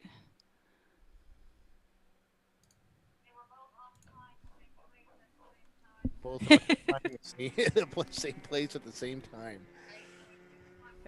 Kind of what I said. Play to the Outer Limits theme song.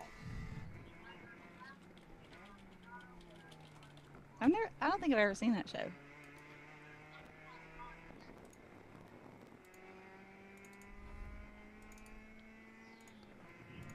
Marquis the Farmer says he had to run into town for supplies and he's back. Well, we're glad to have you back. We wouldn't know what to do without you.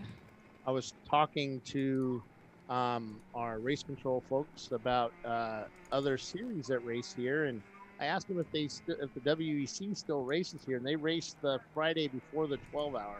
They do the 1,000-kilometer race, and they do use the WEC garage area, which is between 16 and 17. They have a whole new pit lane down there for them. And she said that the other series as well are doing that. When that, like Trans Am is here with some other series as well. Trans Am will pit on the far side, and then another series will pit on this side. Oh, so they don't have to move in and move out. Yes, it makes it much easier and much more secure for everybody involved, and which is kind of cool. Yeah, I don't guess I mean, the last time I was at Sebring was the early 2020, right before the pandemic. I don't guess that was there then? No, it wasn't there then. Because I don't remember seeing anything like that. Because we could go to 16 pretty much straight away, but now there's pit lane walls all up there with the driveway and stuff. So it's the pit in and all that. So it's kind of blocked off in certain spots. So where would pit out from that other paddock come About in? 2/3 of the way down. The Ullman Straight? Okay. Yeah. Okay. Yep. Interesting.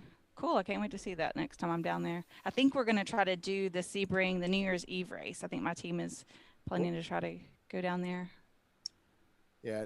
One of our timing people said, "Hey, wouldn't that be cool if we did that pit lane? Just use that pit lane over there." And you see Dana just give us a look. Nope. Because you can't see pit lane from way over here. Plus, there's no cover. So our pit lane folks wouldn't like that.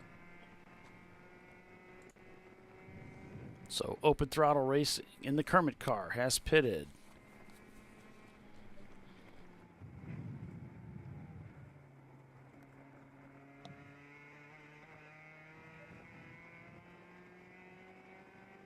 So they're asking pit lane folks to go talk to the 214 car involved in that side-to-side contact a little earlier. So they'll go talk to him, get his side of the story, figure out what's going on. Sometimes it's just a matter of, oops, didn't see him, or I didn't expect the car to bounce over there. Right. Sometimes. The Marathon Motorsports number 3 down in 21st, turning 242s. Very respectable lap times, but they're down in 21st right now. And so is the, I'm not sure how to pronounce this, PF and Going, or PFing Dog. I'm not sure what that means. But anyway, it's a Porsche Boxster. They're in 16th, and they just turned to 242. Also, their fastest lap time of the day. So the pit lane, Ray Frank just spoke to them, and they said, yeah, I was trying to pass him over on the right, and the car bounced over to the left a bit more than I expected, and we collected each other there. So the Open Throttle shown crossing the pit loop. Covey Racing not turning laps in the Acura Integra in 19th. So that's the one that just got brought in for this side-to-side contact. Gotcha. Or came in. How much the driver was bouncing along as he's going around 17. Yeah, I just crazy. remember that just being so violent going through there. You could feel the tires lose contact patch with the ground as you're jumping through there. But it was, and that's kind of what made it cool, because it just felt so fast. Yeah, 17 is probably one of my favorite turns at this track. It is so insane. It's scary too, because you yeah. hope to hit it the same way every time, but do you line that tire up with that crack and then boom, somebody's there and like, whoa. Well, and there's so much concrete out there. Yeah, and you can easily be off by a little bit and not even realize it till you get to the track out. They're like, ooh, I'm early.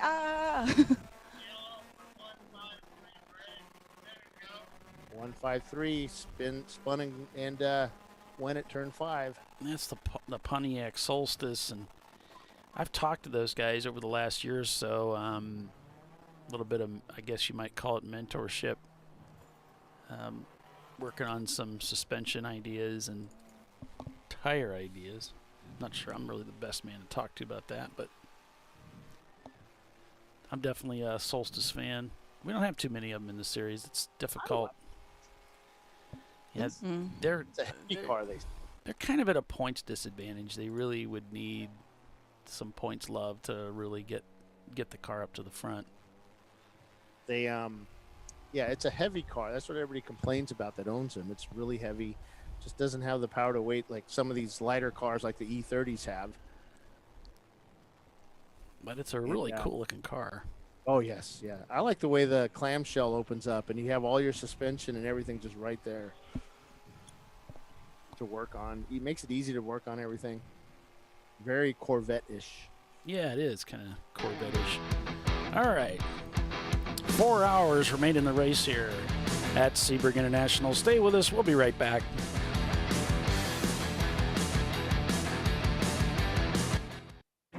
An important decision is afoot.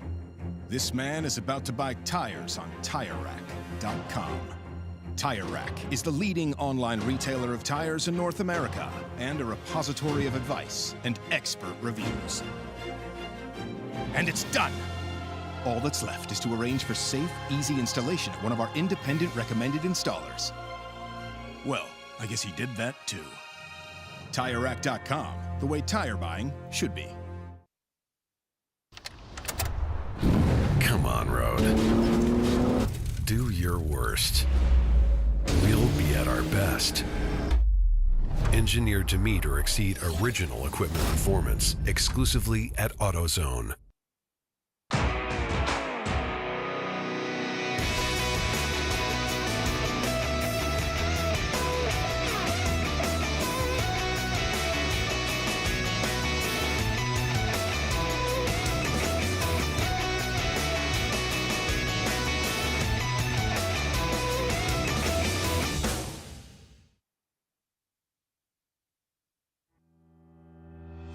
Lifeline USA is a leading manufacturer of onboard fire suppression systems. Lifeline's continuous commitment to research and development ensures that we supply the most innovative and cutting-edge products available. Used by the majority of the world's motorsport championship-winning teams and constructors, Lifeline has a proven history of success. Lifeline offers a complete range of fire suppression systems for all budgets and needs, and we continue to push development and limits on both extinguishment materials and our patented delivery systems to make the race car environment almost as safe as sitting on your sofa at home. Every kit has been designed for a professional and simple installation. For more information and to purchase your ChampCar fire suppression system, go to www.lifeline-fire.com. RVA Graphics and Wraps is a full-service design, signage, digital graphics, and wraps company located in Richmond, Virginia. With over 20 years of experience, RVA Graphics and Wraps offers premium signage options for your business. We are dedicated to offering our clients best-in-class service in all aspects of graphic design and application. For more information, visit us on the web at rvagfx.com.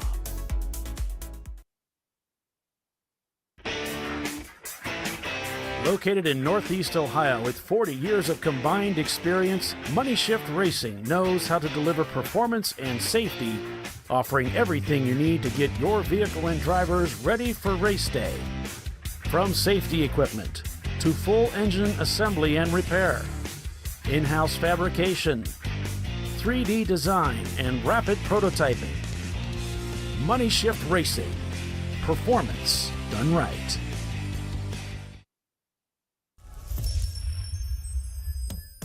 Frozen rotors from Diversified Cryogenics deliver increased performance and a higher level of safety, while significantly reducing braking system costs. So to tell you a little bit about the durability of this product. So we have seen an incredible extension of the life of our brake rotors using frozen rotors. We've gone from brake rotors every other weekend to 6 weekends on one set of brake rotors, and I think they can go farther. The durability has been amazing.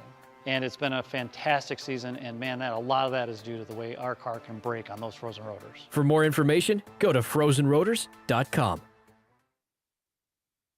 Nice. Yeah, I heard about this. So I would actually go with the full synthetic. Ceramic pads, or the Duralast rotors. I did it. You see how it's... I did it. That's it. We did it. You did it. You can do it. The path to I did it starts at AutoZone. Get in the zone.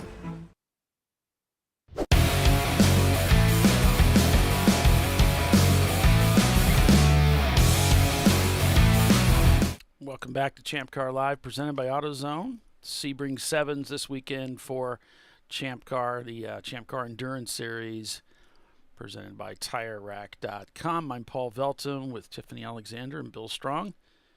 And we've got to report a car at turn 8 pulled off and not moving. Turn number 8. So that would be, guess what, just after turn 7. They're up on the left-hand side. Don't have a camera quite over in that area, but that's the most recent report that I have so far. No other information. Thanks for joining us, everyone. ChampCar.Live, presented by AutoZone. On board with Never Start Racing as Kobe Racing has left the pits. Corolla Extra in their EC car hitting the pit loop. EJ Racing in their Mazda RX-7 shown not turning laps. They may be the victim over in turn 8 that's not turning laps. Not sure.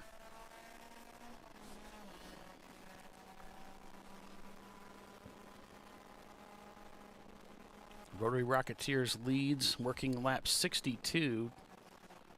Consistently turning faster lap times by a few seconds on every lap. Valerian Steel in second place, shown over Stranger Racing, back 58 seconds from them. Then Level 1 Racing now 1 minute and 57 seconds. They've chopped a few seconds off that lead, but not a whole lot. It's been difficult for them to really do much with that big lead that Stranger Racing has over them. As we go on board with Level 1 Racing, trying to work their way up to the front of the field. A B-Class car leads the field overall. Valerian Steel now comes into the pits. Valerian Steel crossing the pit loop in second place. And that's going to allow Stranger Racing the opportunity to take over second place again. But again, they're racing in that Ford Ranger. They led the race earlier today, but that lengthy pit stop really hurt their position in the field. It seems like a little early for them to be coming in, so I wonder. They only pitted, let's see, on lap 41, so they're on lap 61 only 20 laps ago. So I can't imagine them already needing fuel since they made their first 41 laps. I don't think it can be stressed. Well, it could be stressed enough. Maybe we haven't stressed it enough yet. Is the heat conditions of what these drivers are experiencing right now? The sun is still coming down on top of them, and it's over 100 degrees out there is what it feels like. That's not even in the car in a race suit with a helmet and gloves. I mean, you're covered in fireproof clothing from head to toe, like your body doesn't breathe at all. All right, getting reports that car 881 spun and continued at 16, but he may have brushed the wall. Driver's left. I don't have that 881, I have that 882. Okay, they're still trying to confirm the number on that car. Okay. I suspect there's 881. I didn't see it either, but Okay. Maybe it scraped the 1 off. It was scraped off the 2, and now it's just down to Now 1. it's just a 1. Yeah. I like the way you think, Polly. Six Bangers Racing says the motor blew up. Oil temp is too high. So I'm taking it that's due to the engine. He's referring to the engine failure that they had earlier today. And as hot as it is out there, I mean, if you got any temp issues, woof, wouldn't be good. So it looks like they got that car off turn 8. It's now traveling at 16 miles per hour. So they're pulling that car back. I never did get a number on it, so I don't know whose it was. Gotcha. Well, we got Brew Crew Racing show not turning laps, number 86. That's the old Doc's car. It's actually the It's right below me doing a tire pressure change on their car. Mm-hmm. So it might be Doc's car. It's actually rolling very slowly. Hmm. Yeah, it's at a part of the track I cannot see because there's stuff in the way. Arjun just sent me a text, so I'll check in with him. Oh, yeah. He said it's boiling out there.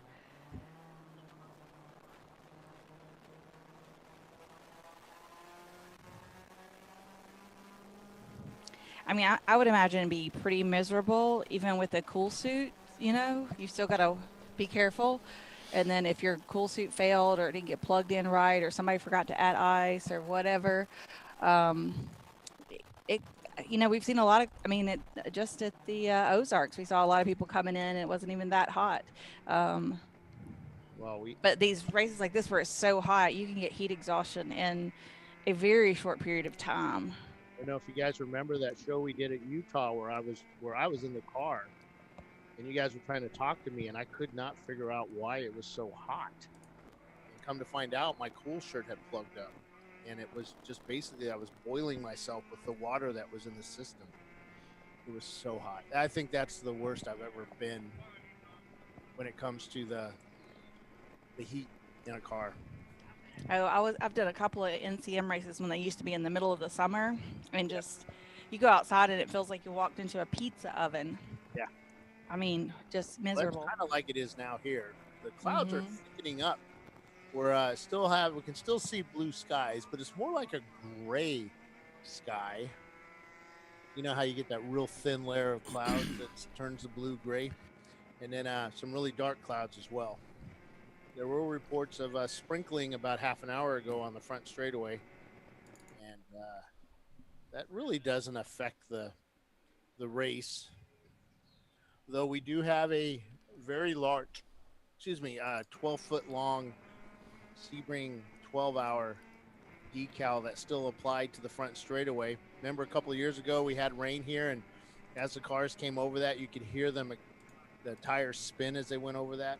Mm-hmm. That paint on the front straightaway is slick.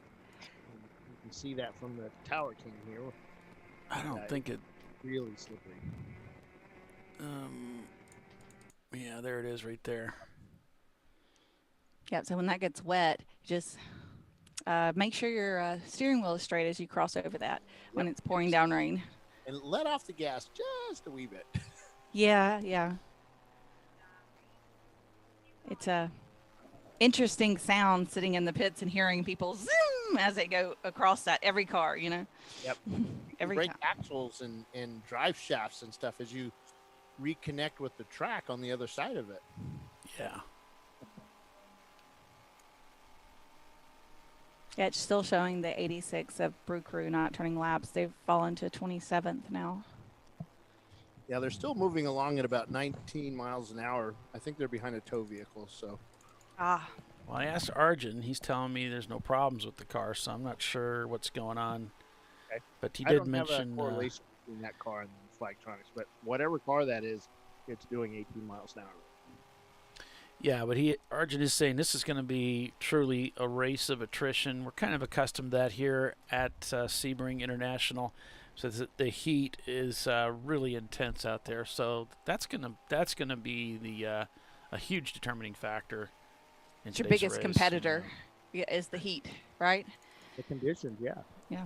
The track, the heat.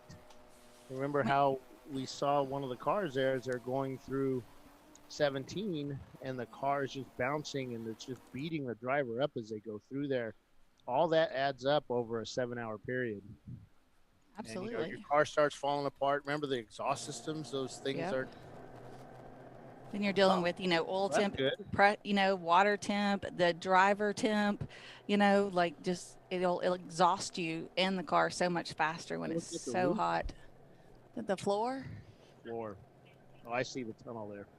Well, yeah. See, I mean, these, even our cameras, are taking a beating on this racetrack, and I've heard drivers talk about it. There was one team owner I talked about, and they said, talked about doing a 24 here. He said, if we ever did a 24 here, I would never bring my car, and if we did, I would just throw the car away when we were done because it's going to be trash.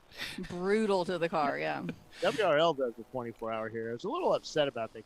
I've been asking for a 24 here for a long time, but I was always told no by staff here. And then, I was really upset about it. I don't know that I'd want to do a 24 here. I mean, I love the course, but yeah, it would be. I feel like there'd be 10 cars across the checker. If you won the 24-hour here, you would be king of the hill because this is. Hey, I'll win any race, and I'm going to think I'm king of the hill. So, like. That's right. I don't require anything other than that. Robin Bank and all those guys would be down here for this one. I don't know. They bring a Saab that could handle that kind of pounding and punishment. We haven't seen the Saab in a long time. I was thinking about that this morning, how if looking back at the stats, cars come out and they seem to be so dominant and they're destroying everybody and everybody's up in arms. Oh, the cars are, passing and always winning trophies. But it's actually more of about the average is around a 3 to a 4 year cycle. Teams that come in, show up. Well, no, the teams that come in, they show up, they seem to be so dominant. And they are, for not a very long time, 3 or 4 years, and then something happens, and then they're not, and maybe they don't race anymore. They do have that car, but there's other teams that have risen up to the challenge, and now they're the faster car. So you have that cycle going on all the time. Yeah, the E30s are kind of winning a lot of the races, and that'll die off, and we'll get another make up there. Mm-hmm.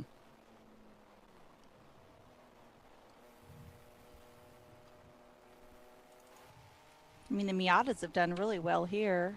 Not always. Just recently. I mean, we don't have a lot of. We got 2 in the top 5. Yeah. Yeah, I mean, we had the top 1, 2, and 3 were all Miatas earlier. But the teams that are winning here, that are up in the lead now here, usually do well here anyway. Mm-hmm. So. Yeah, level 1's always been really tough here. Rotary Rocketeers has always been quick, which is kind of surprising that they can make this work with that rotary engine, but they have a history about of how we're going to do a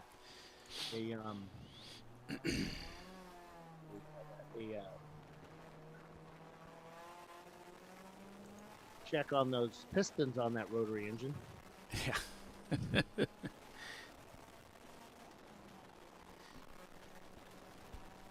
You just make the circle bigger? Is that what you do? I don't know. Add another rotor. I'm sure he slipped another rotor in there somewhere. It's not like we see, triple rotors anytime soon, or anywhere. We wouldn't notice that, would we? I knew it.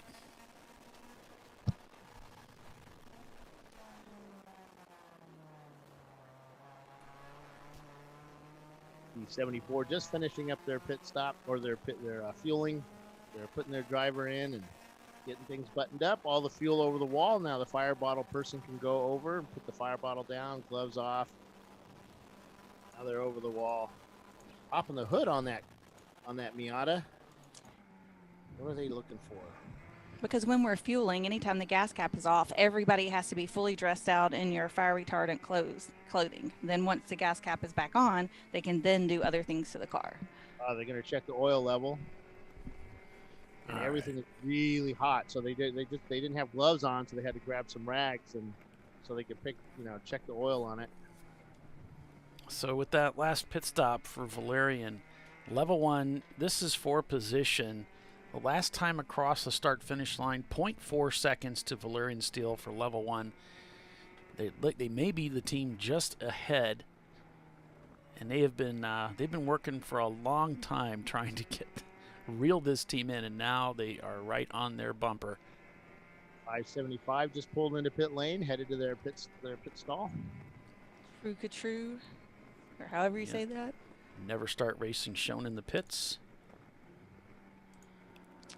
Now let's. The young lady in charge of this team, as she's giving all the commands and telling guys what to do. She's grabbing some, the window cleaner and stuff, so she can start cleaning the window. She just checked the oil. She's yelling at the driver to do stuff. And is she redheaded? No, no, she should be. Kind of dishwater blonde. Oh, okay. Brown, whatever. I'm like, redheads don't know how to do it any other way, right? Yellow people. Yeah. And their name has to be Amy. Look at all that hopping through 17. Grabbing another gear. Stranger Racing shown coming into the pits in the number 551 Ford Ranger. Their pit stall is up near pit stall 1. Getting a little crossed up there, trying to get through turn 1, it looks like. I think I'm going to head down to pit lane and see what's going on. Okay, Paul? All right. Well, sounds cool. Does it? Yeah. Does it really? Grab yourself some grapes or something. I don't know. Don't forget lunch. I already ate lunch. Oh, okay. Valerian Steel in third. Level 1 Racing now 2 seconds behind Valerian Steel. Lost quite a bit of ground there that last time through.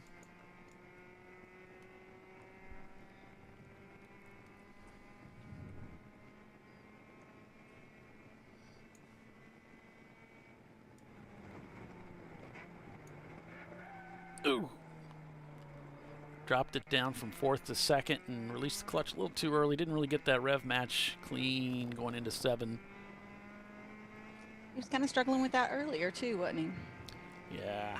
Something you that never happened. The camera lied. Mm-hmm. We heard it. Hopefully that engine's still good. Doesn't that hurt those engines? It's hard on the driveline.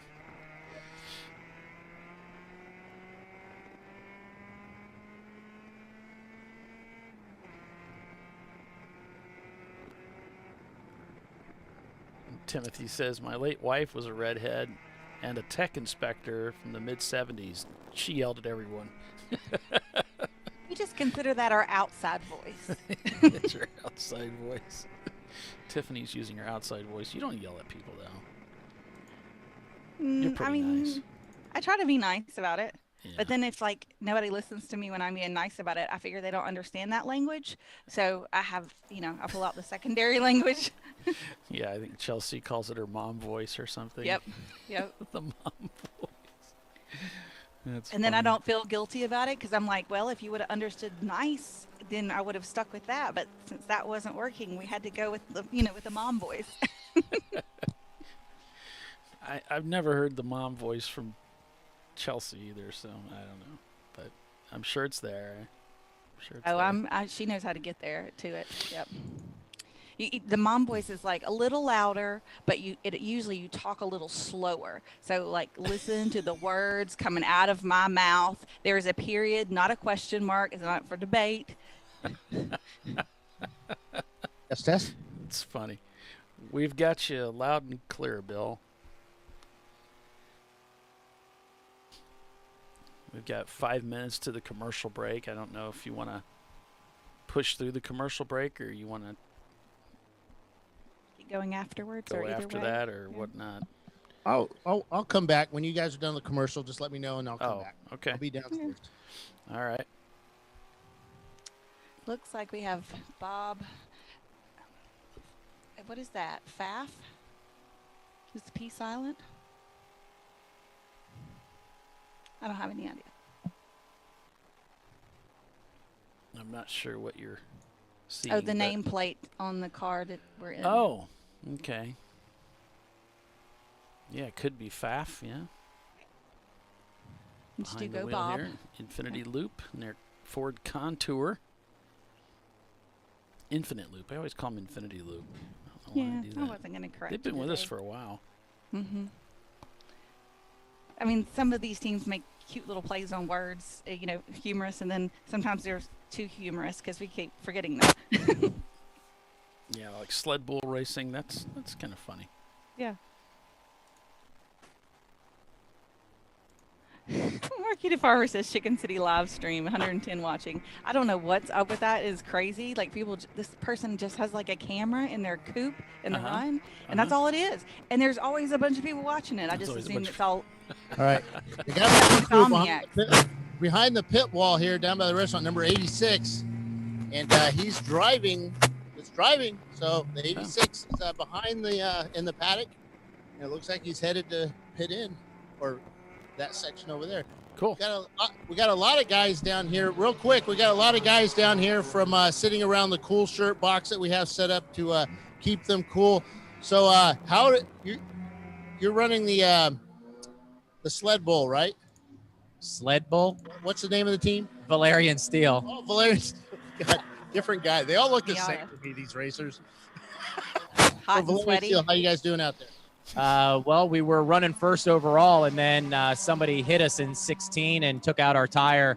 We had to come in, do a tire change real quick, send them back out. I think we're third overall right now. So you seem a little bitter about that. Well, it's one thing when it's your fault, but when it's somebody else's fault that hits you, it really, really digs in on you. Yeah, I know. All right, man. We're going to go to commercial. We'll be back a little bit. We'll talk to these guys, and back to you, Paul. All right. We can go ahead and do that, Marshall. Stay with us, folks. You're watching Champ Car Live, presented by AutoZone. Rotary Rocketeers is your leader, working 69 laps here at Sebring International. We'll be right back.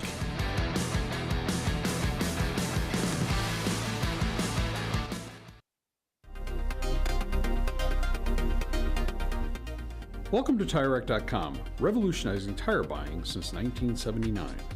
With our unmatched selection of branded products, finding what fits your vehicle and is right for you and how and where you drive has never been easier. Through helpful online shopping tools that include our professional hands-on reviews done at the introduction of a tire and consumer reviews that give real-world feedback over the life of the tire, you can make the right tire choice and find exactly what you need. And if you prefer to talk to someone, our tire testers, our sales team, are available on the phone.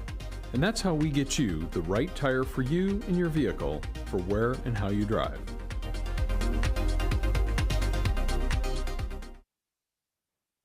At AutoZone, you get what you need when you need it. Got a today job? Pick it up free same day at your local AutoZone. More of a tomorrow project? Order as late as 10 p.m. with free next day delivery. Getting the job done just got easier.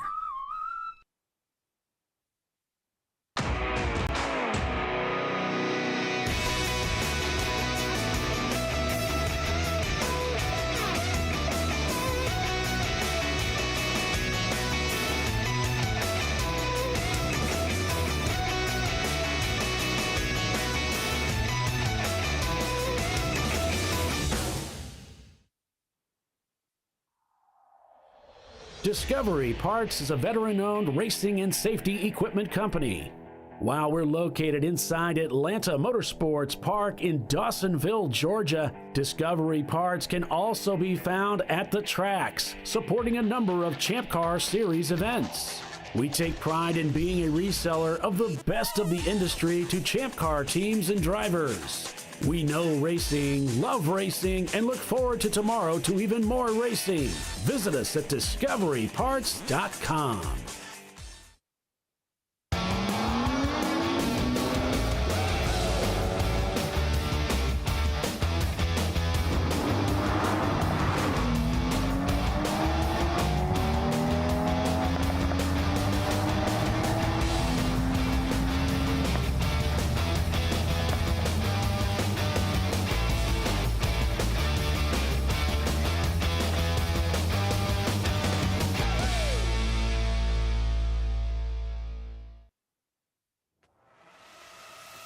RVA Graphics and Wraps is a full-service design, signage, digital graphics, and wraps company located in Richmond, Virginia.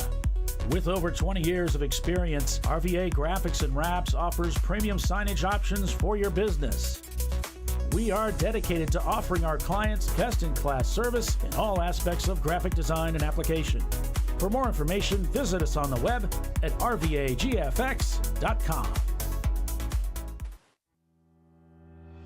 Lifeline USA is a leading manufacturer of onboard fire suppression systems. Lifeline's continuous commitment to research and development ensures that we supply the most innovative and cutting-edge products available. Used by the majority of the world's motorsport championship-winning teams and constructors, Lifeline has a proven history of success. Lifeline offers a complete range of fire suppression systems for all budgets and needs, and we continue to push development and limits on both extinguishment materials and our patented delivery systems to make the race car environment almost as safe as sitting on your sofa at home.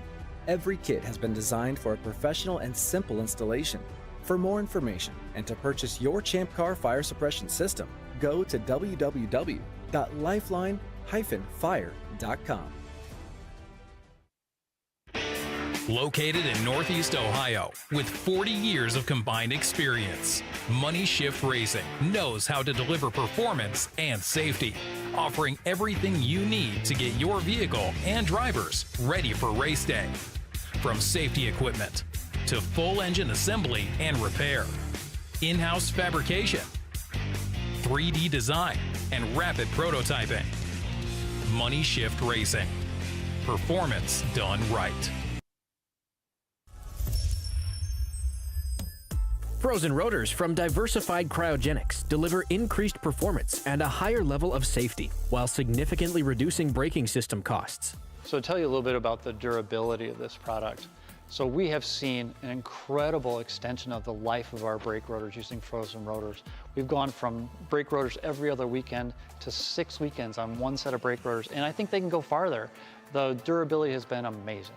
And it's been a fantastic season, and man, a lot of that is due to the way our car can brake on those frozen rotors. For more information, go to frozenrotors.com. Come on, Road. Do your worst. We'll be at our best. Engineered to meet or exceed original equipment performance, exclusively at AutoZone.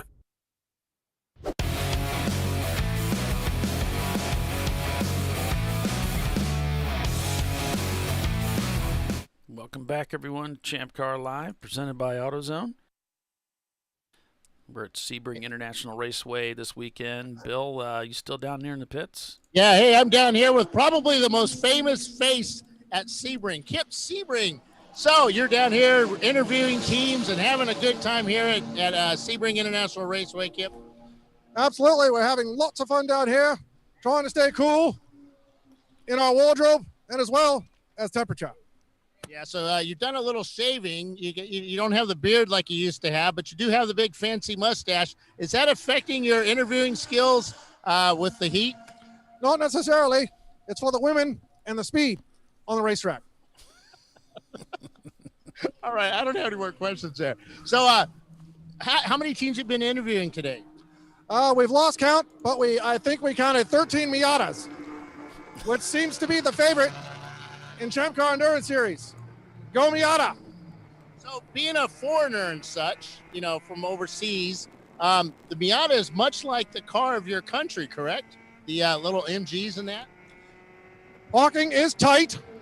We prefer smaller cars, perhaps a two-seater, so you don't have to bring all your drunk friends along. There you go. All right, you've heard it from Kip Sebring here on Pit Lane at Sebring International Raceway, not airport, Raceway. Say again? That's all right. All right, we're going to go talk to the guys on Pit Lane and find out what's going on. We got a car being push started right now, right over there. There he goes. And he got push started. One old guy and about 3 young guys did that. Yeah. You got to have 3 young guys to have one old guy. It's a ratio to win. All right, guys. Let me get over the wall. I'll be right back to you. Okay, thanks, Bill. Rotary Rocketeers shown not turning laps. They've probably come into the pits here. Valerian Steele overtakes the lead of the race.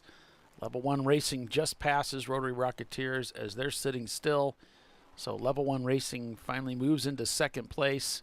They're back 16 seconds from Valerian Steele, who's continuing to pull away. Floridian Motorsports now moves into 4th place, looking to get by Rotary Rocketeers for 4th, or 3rd, rather. And Rotary Rocketeers passes the pit loop, so they must be heading out. So down here with the, what's the team name? Yeah, Treasure Coast Miata. So they slowed down a little bit ago. We didn't know why, but Dennis was driving the car, complained about a vibration in the right rear after he'd been hit. We kind of discovered what the vibration was. Half the wheel is missing. Yeah, so somewhere on that track is part of a really cool 15 by 7 inch rim or 15 by 9 inch rim. So it's yeah, they got that wheel fixed, put a new one on, and they're back out on track right now. Dennis is over there getting cooled down. So Dennis, what happened out there, bud? The other Miata over there passed me, and before he finished passing, he turned into me. It is Florida. No. So what's the what's the weather like out there? The heat and the humidity. It's hot, and it's really affecting the tires too. I mean, they're getting very slippery, more so than usual. So. Wow. Now, you're an ex-MR2 driver. Yes. We just like to say that out loud because it really upsets the other guys here. Well, that's fine. They can be upset. I don't care. So what do you guys choose a Miata? I bought into a team that already had a Miata. And we have a local dealer. We got lots of spare parts. So it makes sense. Plus, I've had Miatas before. Plus, they're light and fast. So the 92 car is being towed down pit lane by their team, EC Mustang. So, yep. So that's another car that's kind of out. We've got a lot of cars. Thank you. Thank you, Dennis. We'll be back to talk to you guys a bit later. So we got a lot of cars on pit lane starting to do their fuel stops and driver changes. The 75 car is, like I said, in right now, the Brew Crew car. Let me get over the wall here. We got the 153 GM car that, oh, wait, no, that's a Porsche, isn't it? 153? 153 is DVM Racing. It's a Solstice. Solstice, that's it. From the front, it looks like a Porsche. As the RX-7, number 248, comes down pit lane. When I said a lot of cars on pit lane, I was lying. There's only 3 cars on pit lane right now. A couple behind the wall. So see if I can fix this camera in the... All right, so just looking at things now as we have some cars that have come into the pits and cycled through a little bit. Valerian is leading the race. Rotary Rocketeers has left the pits in 3rd. Level 1 Racing is sandwiched in between the two of them, about 21 seconds back from the leader, but not turning the lap times that they would need to overtake Valerian. Probably just pretty happy to find themselves in 2nd place right now. Rotary Rocketeers now just getting passed by Floridian Motorsports and their Porsche as they come by the start-finish line. That moves them into 3rd place. So waiting on Rotary Rocketeers to come around, and there they cross the start-finish line, and that puts them into 4th place. So down here with Sam from UUC, you're also one of the owners of the Brew Crew team, the Brew Crew 75 car. So Sam, what's it like out there? It's brutally hot. From somebody that's born and raised in the east coast of Africa, this is a little tough. Is it? It is a tough. It's fun, but at the same time, hydrate. But this is an environment that you guys have put together that I absolutely love. I don't mind suffering. It's a challenge. It is an absolute challenge. So tell us a little about UUC. Well, UUC is a manufacturing company. I'm sorry, NLA. NLA Parts. I got it wrong. I was looking at the big UUC stickers. NLA Parts. NLA Parts is something I started with UUC's help to be a manufacturing, engineering, and design company that we make aftermarket parts for a ton of different cars. We even ventured to doing some things that is not motorsport related, but we love the motorsport world, and we make everything right here in the U.S. We warranty and guarantee everything that we make for life. It's a fun journey. NLA is no longer available, right? No NLA longer available. That's a company that I started for Land Cruisers in mind, because there's some parts are very, very hard to find. So I wanted to get a line of company that has a good following but has not access to parts. So I wanted to make parts that are no longer available. And that's how it got, and that's how it grew. And some companies now have a list of no longer available parts that they want made, so we help them out. When are we going to see one of those trucks out here racing? Soon. Soon. There you go. All right, man. Good luck out there today. Stay hydrated. All right, let's go down here. Sam's a great guy. If you guys have questions, send them down to me. There we go. This is that young lady that I was talking about when I was looking out the window there. You're just yelling orders and all kinds of stuff to these guys, and they were following your orders and doing exactly what you said. Yeah, sometimes they do. Sometimes they listen, sometimes they don't. Depends on their mood, how tired they are. But so, what team are you guys? we're the Team 74 Treasure Coast Miata. On the Treasure Coast. Now, you have two cars or one car? Currently one. So Dennis bent a wheel. Somebody bent a wheel on Dennis. So when Dennis first came in, we were going through the pits, and luckily it was like perfect timing. Dennis had just come up, and the tire just basically exploded like right here. Bent the wheel and everything, so we replaced the wheel right away. Dennis went out one more time just to test it out, and he came back in right afterwards so we can switch out our driver, redo the fuel, check our oils and everything, and underneath the car. So far so good. My dad's out there right now. Are you driving this weekend? Unfortunately, no. I feel like I'm ready enough to, because I had knee surgery done recently. So I'm trying to get back into rehab and trying to get back into sports and everything. So once I feel comfortable enough to actually drive out on a track, then maybe in the future. I know you were jumping over this wall pretty well, or am I not allowed to say that? Huh? You were jumping over this wall pretty well. My doctor's not supposed to know. There you go. All right, what's your name? I'm Jillian. All right, good luck out there. All right. Lots of the Florida races have a lot of women along pit lane helping with teams and doing the work. And even racing and just doing all kinds of stuff. Let's go talk to David Twatty, find out where they're at. Yeah. So, David, how you guys doing out there? Marathon car. We're doing great. Right now, the marathon car is P2 in class. We're off sequence with everybody else in the pit stops because we took advantage of the first yellow. Remember, we have to make 3 laps up. So we started 50th. We are now 9th. We're pretty happy. So you get to drive in the car today. I heard you were all excited about that when they said, hey, we'll let little David drive for us. I drove the first stint. Ty Schulhorn went second. Steve is in the car right now. And now David Leda, who doesn't get to drive a lot. Oh, yeah. He's going to jump in the car, and then hopefully we timed it right, and I'll finish it. How's David in the car? Is he pretty quick? Because he does have some good experience. David has a lot of experience mechanically and driving. Me and him started 25 years ago bumping fenders with Volkswagen Rabbits and Golfs. It's fantastic to have him in the car and get the feedback that he can give us mechanically and driving. Yeah, the old man's still very quick. I see him back there getting his earplugs in, getting ready to get in. Oh, he's super excited. We're all excited to see him race because we keep him behind the scenes all the time. But thanks to the Schulhorns and the marathon car that allow us to have fun with them. David's jumping in. I think they won this race last year with David and Carter driving. Yep. All right, good luck out there. Hey, they're actually in 7th because there's 2 EC cars in there. Yeah, well, they're just looking at the overalls. I mean, they're 7th overall. Oh, okay, cool. And the second in class, the Reeves car still in pit lane. They've got it off jack stands now, but it's the hood is up and about 5 guys are standing around or 4 guys are standing around looking at the hood. Let me see if I can keep signal and go talk to those guys.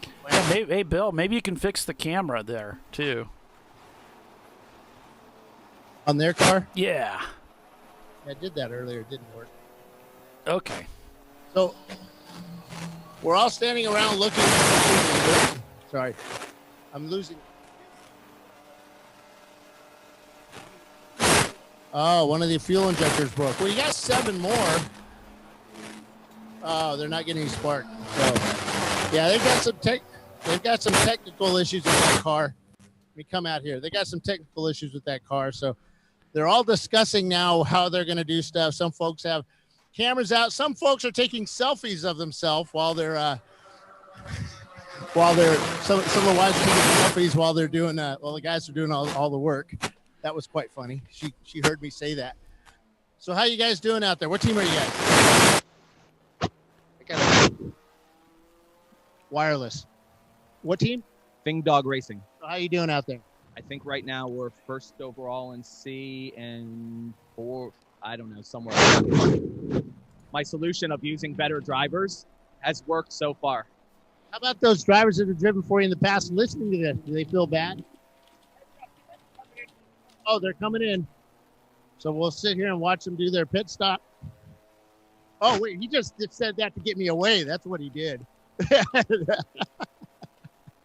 So we'll let them get ready. They're going to do a driver stop, pit stop. Or can I go down? Oh, I've already been down this way. Let's go down the other way. Is that staticky getting too much? Hopefully it won't get worse. Okay. Get better. Keep it optimistic. Yeah. I'm learning as we do this. So. Well, that's the most important part. There's a lot of smiling faces on pit lane here, though. This is interesting because normally with this heat and the heat, actually. But yeah, there's a lot of guys that smile. It's like they're having fun and better than sitting at home, let me tell you. Got another 73 Miata coming down pit lane. Headed to his pit stop. 77 is on pit lane as well. Doing a driver change. And they got fuel going in as well. Okay, Bill, do you see the Stranger Racing Ranger down there anywhere? Is it in the pits or behind the wall? Sorry, what kind of car was it? Stranger Racing, that Ford Ranger.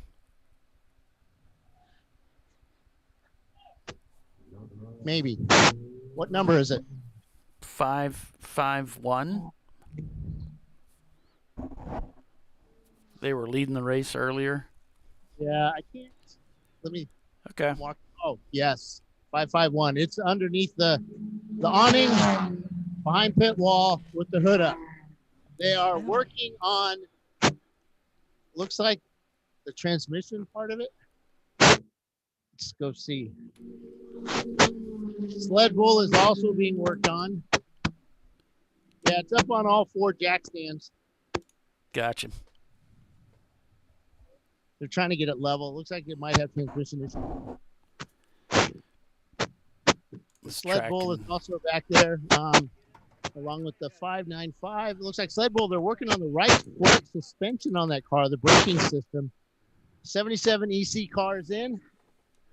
Looks like some more guys here getting ready to go in their car.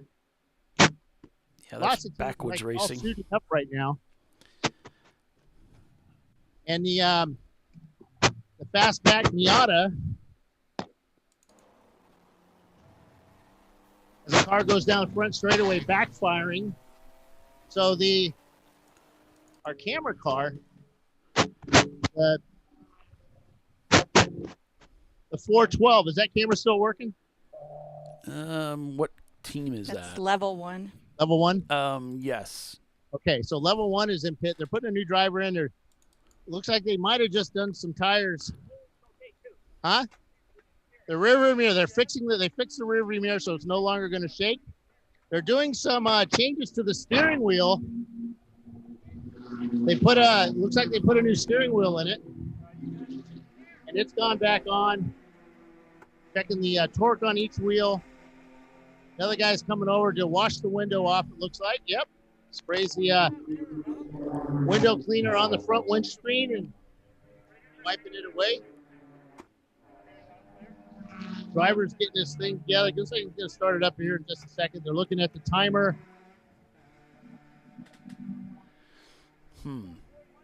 Driver's asking for some info. They've got some kind of weird mirror gadget inside the car. Not sure what's going on there. It's in front of the aqueduct that in front of the wing window. wonder what they're doing. Oh, yeah. Is that is that a rear camera? Oh, it is a rear camera. Okay. It's a rear camera to look out the back of the car. The rear view mirror. I've I seen think the more other one people doing that might be recently. like- Some of these cars that don't have very good rear field view. What That's do you guys do? We had to fix the mirror. We just got some duct tape and zip tie to hold it down the mirror. You have a camera in there. The camera's shut on and off. We think the heat is shutting the camera off, so it goes on and off intermittently. You have to rely on that mirror more. Yep, yeah, we just have the physical mirror as a backup. How are the drivers saying the car's doing, other than the mirror thing? Car feels great. They say it's got good power and it's pretty grippy, and they're having a good time out there. Talk to Mark, but Mark's over there being tended to. He looks pretty exhausted. He's breathing heavily. He's overdoing the drama bit a bit, but you know it's. Oh, he's coming over here. So he's coming. He's walking over. He had to disconnect himself from his cool shirt, his mobile.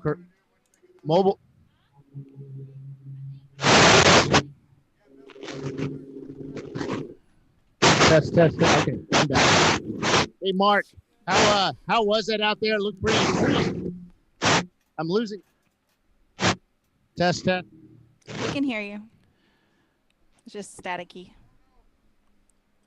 Well, maybe a lot. There he is. Yeah, I'm losing the connection. So, Mark, it looked pretty rough out there, man. Very physical. It's very physical. I am pretty overheated, which is odd for me. I have a cool suit and I have a pretty big water bottle, and yet I'm still a little bit overheated. The track is extremely bumpy. There have been some improvements at the exit to 1, but it's still bouncy there. Of course, turn 17 is terrible. But yeah, it was a great race. I had a great race with Valarian, with Clark Racing.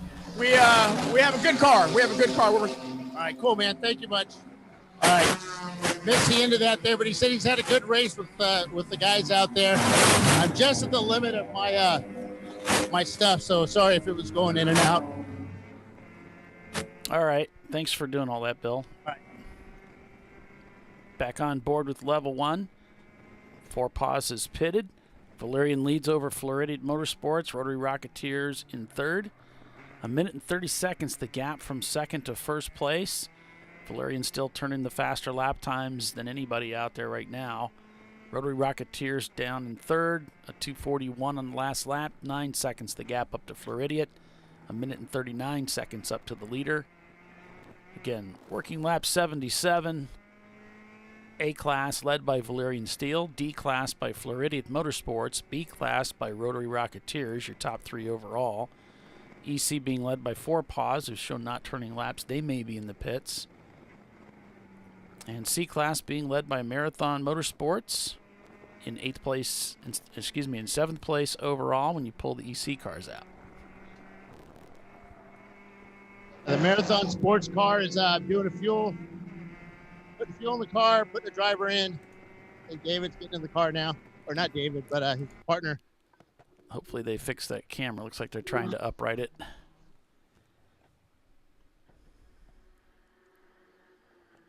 Get their mirrors adjusted.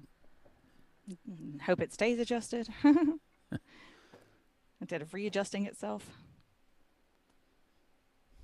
Everybody's got a fancy helmet to drive in the TLM car. It's one of the prerequisites. Got to be fancy. I think I saw that on their contract.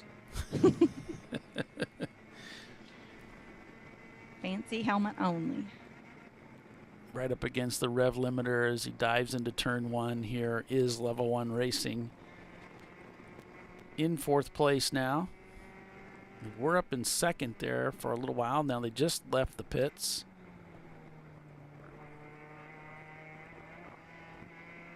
Level 1 just turns a 3:23 on their out lap.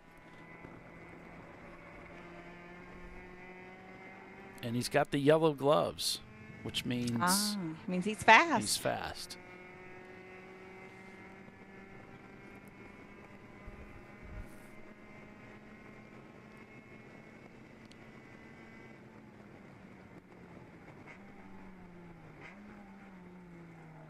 Oh, that sounded like a nice little downshift. He's like, I got this. Okay, Marathon Motorsports has come to a stop. Looks like They're at he's pit out. at pit out. They're looking at those belts.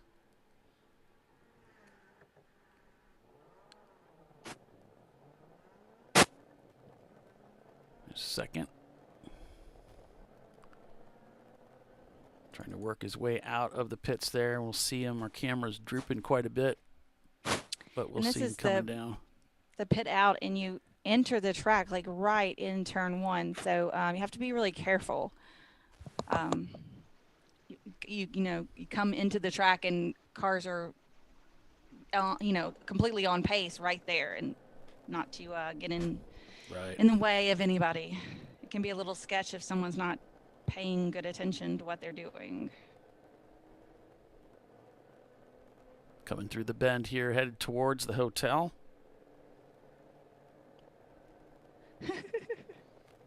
Marky the Farmer says, ever wonder if Bill gets closer as he gets closer to the ice cream truck, he covers wireless antenna with hand to simulate interference. I can't hear you guys. Okay. Come on, Marky. How dare you? Never. Ban him forever.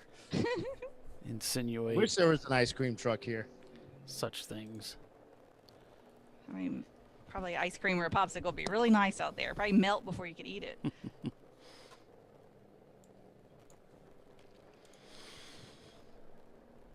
78 laps turned so far. Several cars not turning laps, probably in the pits right now, inside the top 12. Never Start Racing Marathon just left the pits. Fing Dog Racing, Flying Ghost, Four Paws, Florida Motorsports. So several cars, top of the hour here. They are coming in to make their pit stops. Most of them stretching for that, for those cautions that just aren't there. We've actually had a lot of green flag racing out here. Yeah, I think we've only had 3 full course cautions. That's at least what my notes say. Of course, they wouldn't lie. Oh, we've only had 1 black flag too, and that was for fuel. Oh, wow. Yeah, and we couldn't see the flagtronics on the car, so they're also going to black flag him for lack of black flagtronics. So they're going to check to see if he has it in his car, and if it's not, go get one. It's required now. I didn't get the number on the car being black flag, so sorry. Yeah, but that means we didn't have any passing it or yellow. Whoa. It's crazy through 17, guys. It's a wild ride. If you do it right, you're going to end up all the way to the wall, and you're kind of on full clinch as you get close to the wall. I got this. Oh, God. These guys are talking that it's hot out there. Let me tell you, it is hot. And I mean, how does that influence the tires, right? Yeah. Like, it's so hot. Like, if you pick the wrong tires that don't do well in super hot conditions, that wouldn't be a pleasant experience. So looking out the window, I see a massive amount of rain. Basically, direct when you look at the flag state or the start finish tower from the camera up here, directly behind that, there's a massive amount of rain a couple of miles away. You just see it falling out of the sky. I mean, I think the rain is going to get closer and closer and closer to you until about the end of the race. So whether y'all in the race dry or not will be the variable, I believe. Yeah. It's going to rain there around the time the race is done. Back there, you can see some way back there behind us. Or at least that's what the radar looks like right now. But, you know, those things will lie from time to time.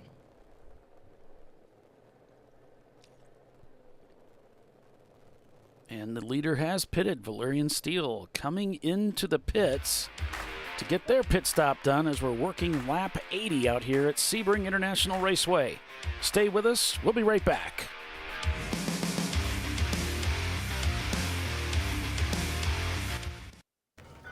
You know, I'd buy tires online, but then what? We've thought about it. We're TireRack.com. They should let you ship directly to a mechanic. Actually, we call them independent recommended installers. They should have like 1,000 mechanics. Try over 7,000 installers. Then you just make an appointment. At a time that's convenient for you. This could change tire buying forever. TireRack.com, the way tire buying should be. Come on, road. Do your worst. We'll be at our best. Engineered to meet or exceed original equipment performance, exclusively at AutoZone. Lifeline USA is a leading manufacturer of onboard fire suppression systems. Lifeline's continuous commitment to research and development ensures that we supply the most innovative and cutting-edge products available. Used by the majority of the world's motorsport championship-winning teams and constructors, Lifeline has a proven history of success. Lifeline offers a complete range of fire suppression systems for all budgets and needs, and we continue to push development and limits on both extinguishant materials and our patented delivery systems to make the race car environment almost as safe as sitting on your sofa at home. Every kit has been designed for a professional and simple installation. For more information and to purchase your Champ Car fire suppression system, go to www.lifeline-fire.com.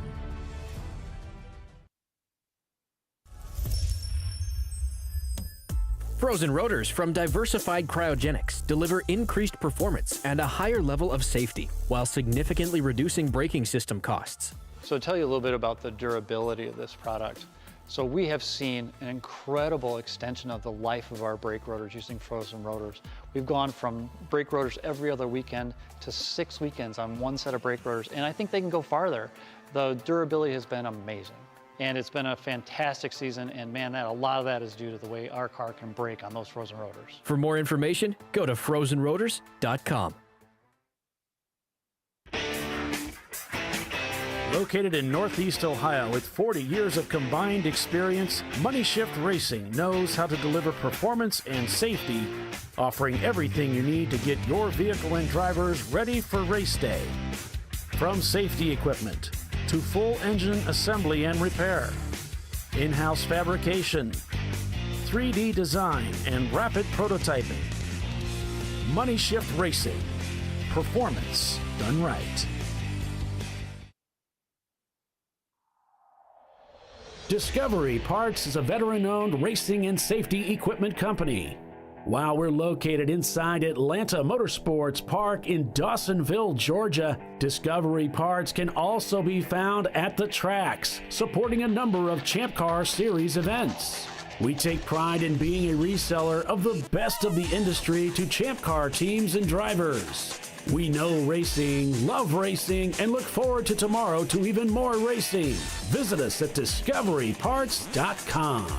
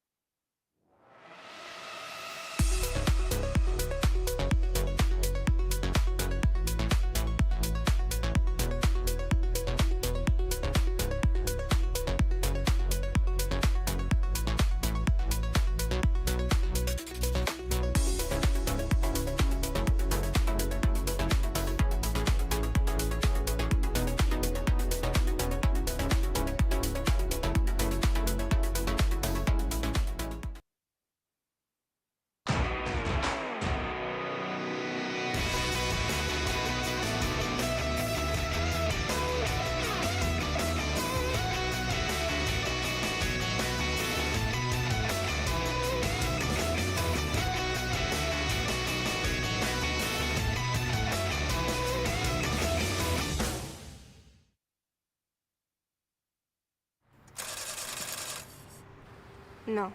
Seriously?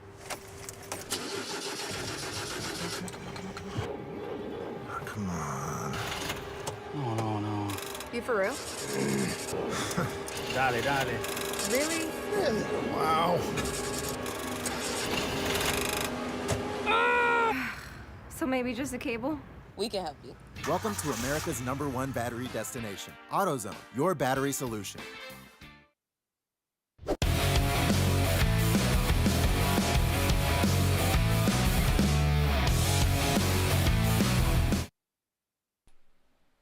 Back at Sebring here, ChampCar.Live, presented by AutoZone. Valerian Steel shown in the pits. Rotary Rocketeers now overtakes for the lead. Level 1 Racing behind them in third place as we go on board with Marathon Motorsports, who's just come out of the pits with a fresh driver. And largely the guys that race in the marathon cars, the TLM Motorsports, are rental drivers. So if you want to get involved in endurance racing, you don't necessarily have to bring your own car. You can rent seat time from a variety of teams. And you can make a lot of connections through the Champ Car website and through the forum. We got a car 600. Where is he stopped at? He is trying to find. Oh, there he is. Advanced or Aggressive Eagle Endurance. Let's see where they're at on track. All right. Finding him on track. R17. That might be him smoking. Oh, yeah, we see a lot of smoke up ahead of the marathon car. That might have been just some tire smoke heading into 17. No, his car's going slowly. It looks like it might be one of the Brew Crew cars. He might be lined up coming into the pits, though. As he stayed deep, he stayed tight to the inside. 882. That's Bennett Engineered Motorsports. That's the car that David Haynes is driving in. Oh, okay. Yeah, the surface is clean, but that was the car that the smoker came in. Ow. Came into the pit. When your phone drops on your toe, just perfect. Ow. Don't see him. He must have gone behind the wall. And Jackie's Jokers in their Nissan Sentra pits out of 19th. As Valerian Steel clears the pit loop and heads back out onto the racetrack. Well, you guys said that, and the Brew Crew people came running out, so they must be listening to us. And our Probably not.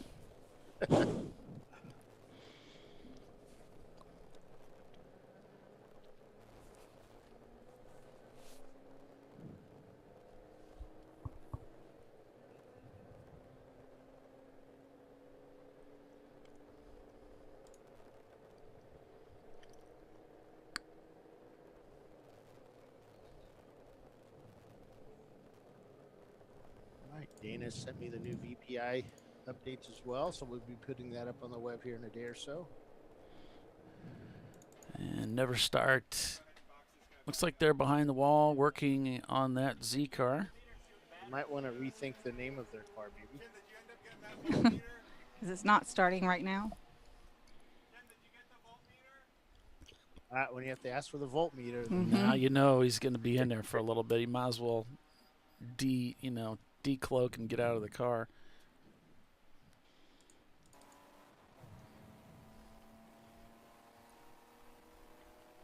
Riding along Bent Over Racing, their BMW 325. Yeah, Bent Over's in 8th place overall, looks like. And a C-Class car, or 2nd place in C-Class, with Fing Dog Racing leading C-Class right now.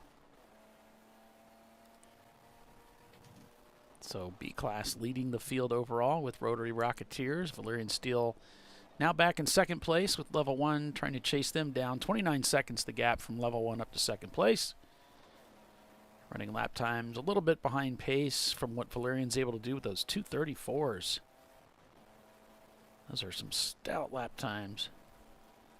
Shown down 2 laps from Rotary Rocketeers after that last pit stop. And Bent Over just ran a 250. They're running 249s and 250s in their BMW out here at Sebring. I mean, Valerian Steel's already had 3 stops. So is something going on with the car? That just doesn't seem... They had contact with another team, and it broke a wheel, I think they said. So they had to come in and take care of that. Oh, that was the extra one. So there was an extra stop in there, yeah. I forgot about that. You're right. Yeah. So you've been playing with the Honda lately? Yeah. Finally got some time to get out there and get after it. Disassembly is pretty quick.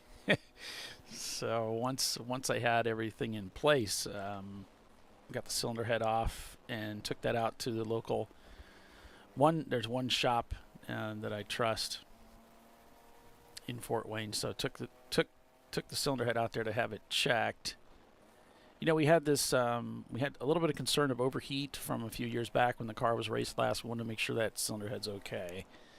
Right. And then we're going to take apart the bottom end of the engine and make sure clearances are good.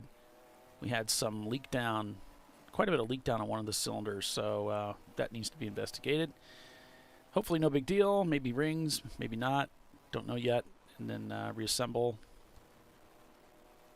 All right. And then we got to do clutch, just a variety of little things that add up to being a ridiculous amount of money and time. And then we'll be good to go, hopefully. Looking forward to getting the Honda back out on the racetrack. And want to do a little shout out to our young followers out there. We got little Andy Batts watching us from North Carolina. Parents let him turn on the internet and watch our race.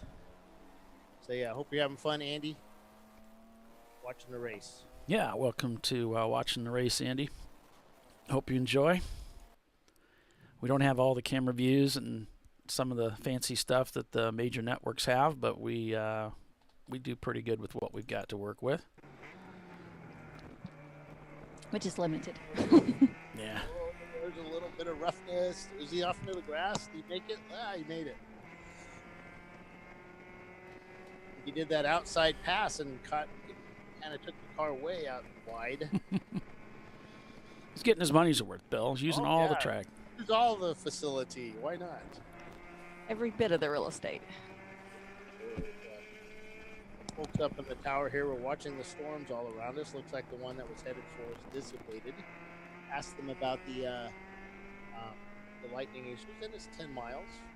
But they do watch the storms all around us. We're located right in the middle. Yep. It's going to be surrounding you. Yeah. We're over by straight across from Port St. Lucie. Mm-hmm.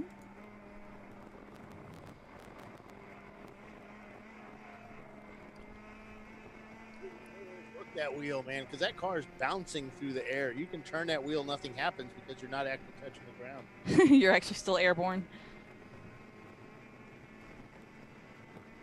I used to race at a track that nobody races at anymore, and turn one was like that. It was cement, and you were just all over the place going through the corner. It was like this. It was just like you never knew where you were going to end up. Where you're going to land each time. It made it really difficult to really pour on the power and just think that maybe I can keep it on the track. I don't know. It's very unpredictable. That's how you like it, though, right, Paulie? Oh. No, not really. No, I didn't really like that. That was irritating to me. I like to be able to. I like to be able to lay full power down and just power through a corner. I enjoy that. Like kind of knowing what to expect of the car. I'm getting everything out of it, but not having to, gingerly finesse a car through the corner. I like to be full power. Mm-hmm.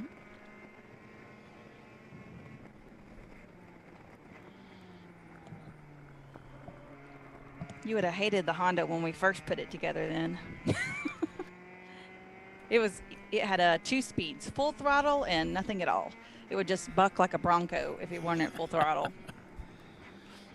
Yeah, that's where I found the Saab to be a little bit frustrating because you had to, as the turbo worked, you had to really finesse the throttle down through coming out of the corners or just blow the tires away. So it was a car I had to drive with a lot of finesse. I couldn't just drop the hammer every time I wanted to leave the corner. Gotcha.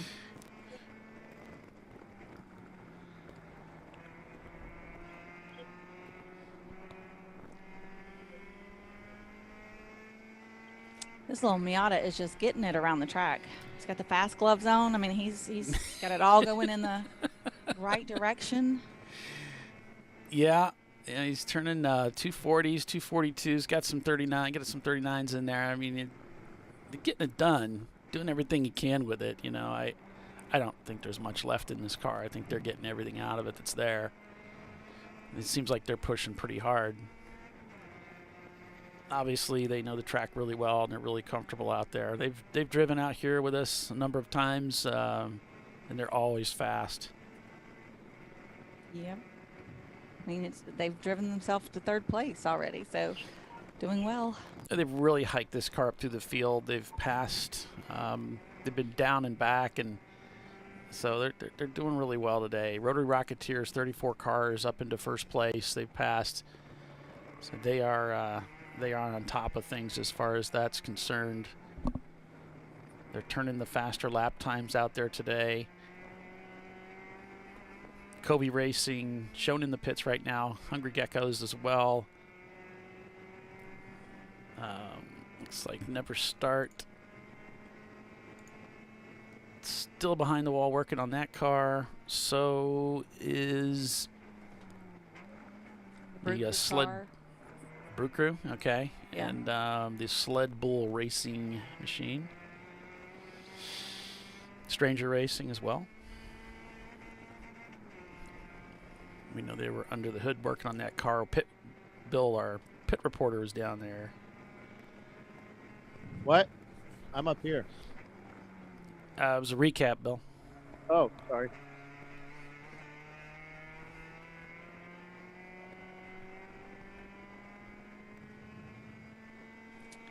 Marquis de Farmer says, but in a way, running an unpredictable track will help build drivers' ability.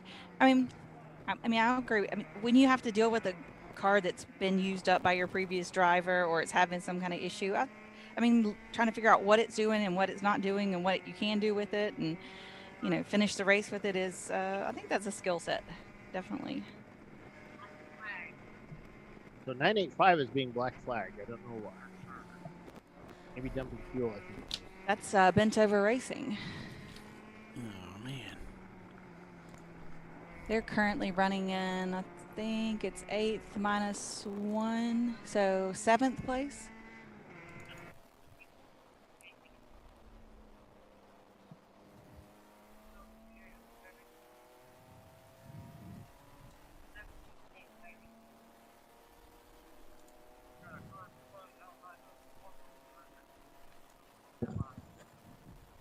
Car spun 17A off left, sitting there.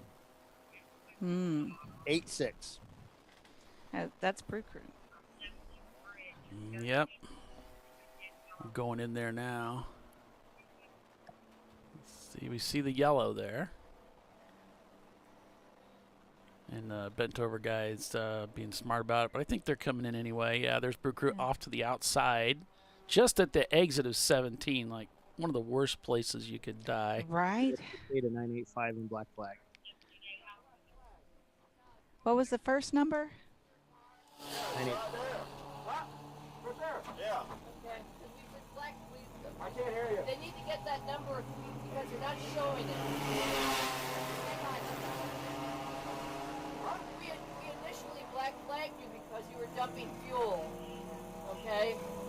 So you need to get that checked because every time you guys fuel up, there's about 5 laps that you guys are dumping fuel. So if you can get that checked. Okay. So yeah, black flagged for dumping fuel for the car number 985, Bent Over Racing. And they're saying, look, you're just going to have to get it. You just have to figure out what's going on. Oh, we're going to go yellow. And this is no doubt for Brew Crew. Not the way they wanted to be famous today. Nope. But they're sitting in such a bad spot.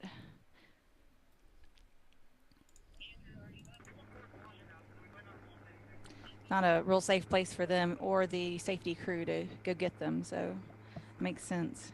Yeah, we're full course yellow. Looks like level 1 in the pits too.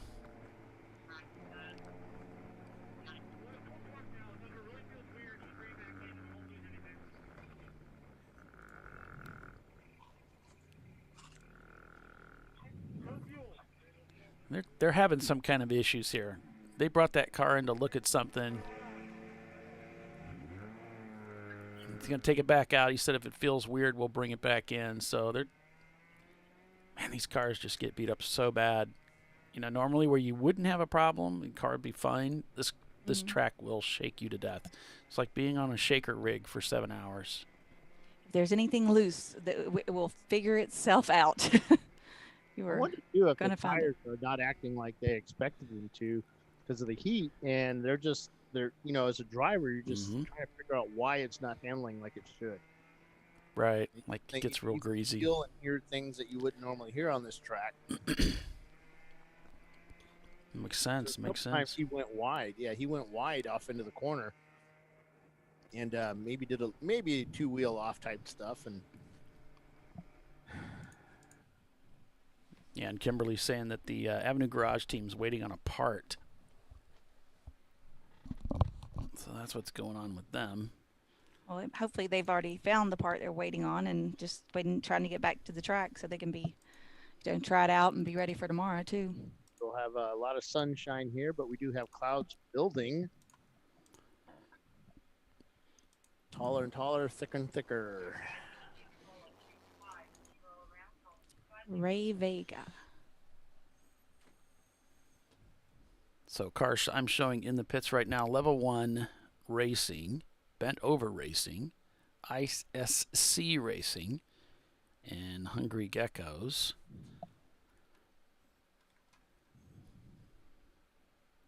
And we've got others that are either behind the wall or in the pits working. Cars not turning laps. Of course, we got both the Brew Crew cars not turning laps. Never Start Racing. We know they're behind the wall. Corolla Extra and their EC car. We know they're behind the wall. Of course, once you go into a caution period, it's pretty common to have people duck into the pits if they need something.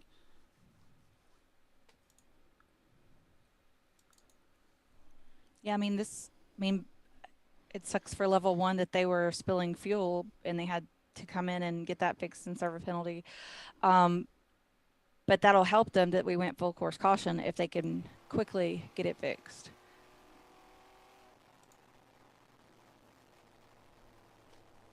Yep. So maybe there's a quick fix for them. Ray Vega driving the Infinite Loop Ford Contour. The TireRack.com Champ Car Endurance Series is North America's home to real competitive endurance road racing. This is real wheel-to-wheel endurance road racing on America's bucket list tracks, including Sebring, Watkins Glen, Daytona, Road Atlanta, and WeatherTech Raceway, Laguna Seca, just to name a few. Champ Car is a budget-minded endurance road racing series. Champ Car is for people like you who have always wanted to go road racing without all the hassles, huge rulebook, or obscene expense.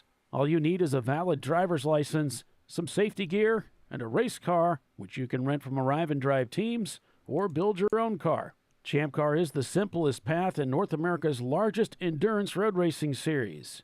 While we often see racers from outside the world of motorsports, our series is a diverse mix of automotive enthusiasts, weekend warriors, and race series veterans. But at the drop of the green flag, they're all racers participating in the challenge and thrill of real wheel-to-wheel endurance road racing. To find out more information, visit the Champ Car website at ChampCar.org. Man, that guy's long-winded. Sounds so professional, though.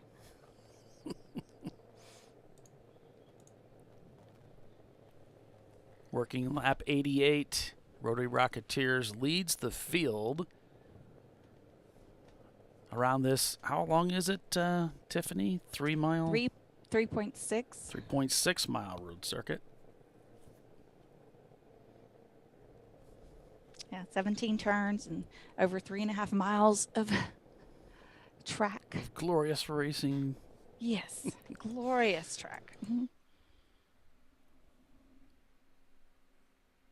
And there you can see some of that partly cloudy sky conditions that we were being warned of would be arriving in the afternoon.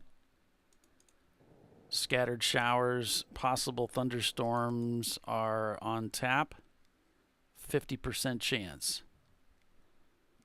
50-50, huh? So what they're really saying is it might happen or it might not happen, which is what they always say. Mm-hmm.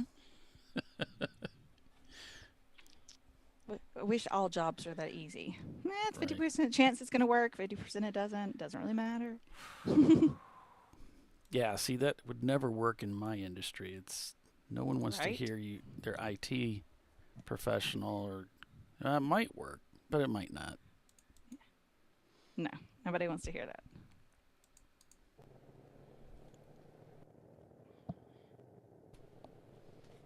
Madwag Motorsports shown crossing the pit loop.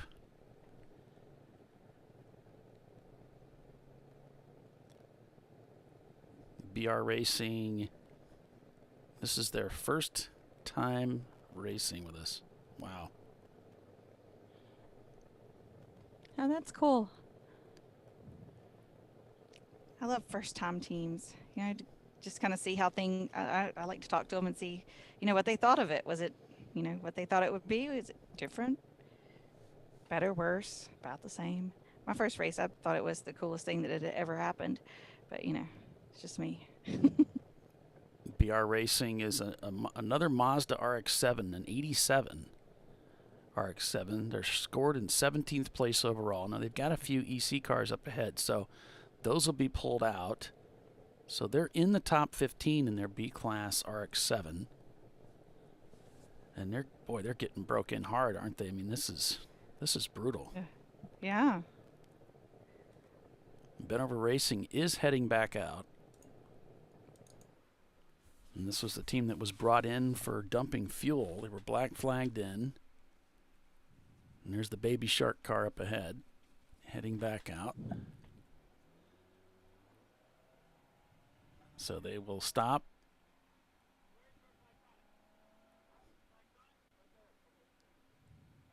Talking to him about Flagtronics, it sounds like, but heading back out. Cool. Need to rejoin the race.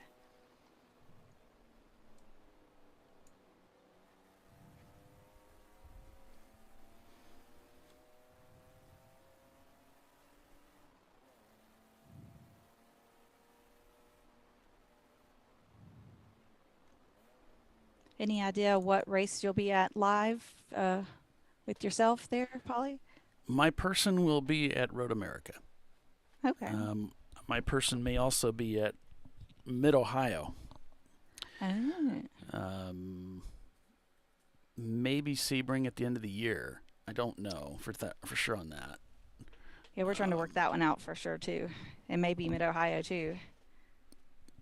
I would love for you to come to Mid-Ohio because then we could hang out. Right. But, yeah, for me, Mid-Ohio, that's my home track. It's so easy for me to go over there. Not so much for you. That's a lot of work. It's a little bit of a drive, yeah. Just a little bit. Just a little bit. But I love that track. It's lots of fun. Lots and lots of fun. Yeah, my wife was telling me I should take my little nephews and my brother-in-law over there for an Indy race, but I think the Indy race has already happened. There's the Brew Crew car getting loaded onto a flatbed. That's not a good sign. They must have broke something. That means that they broke something that they don't want to try and roll it. Oh, man. But, yeah, I took my wife to Mid-Ohio for an IndyCar race there, and she just loved it. Oh, yeah? Mm-hmm. She had never been there before. Oh, okay. And she just never seen an IndyCar race, never been there before, and that's just like, wow. It's a cool place. We had a good time. We went up on the hill, if anybody's familiar with Mid-Ohio. We went up on the hill at the Keyhole, which is a kind of a familiar, kind of a common spot to watch the races from. Yeah. And then we got caught in the rain, and we got poured on. Oh, wow. I had a little adventure. Yeah, it was fun. We had a good time. That's awesome. The ever-prepared wife that she is, she had something. She had this.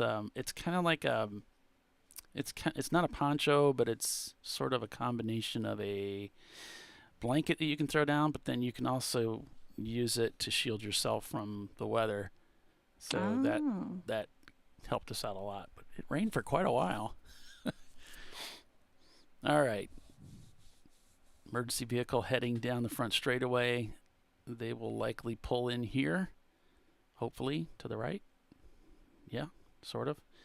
And then we'll go back to racing. So cool to see these old Mazda RX-7s out here. I just remember seeing these cars when I was a kid. Mm-hmm. Racing in the SCCA, watching those cars.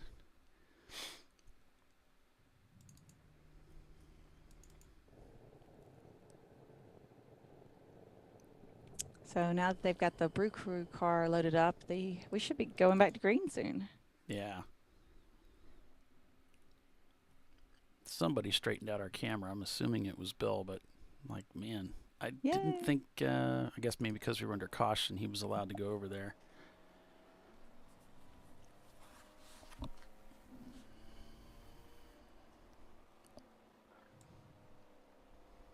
Thanks for all the likes on the stream, guys. Appreciate that. I'll look at turn 7 at the hotel.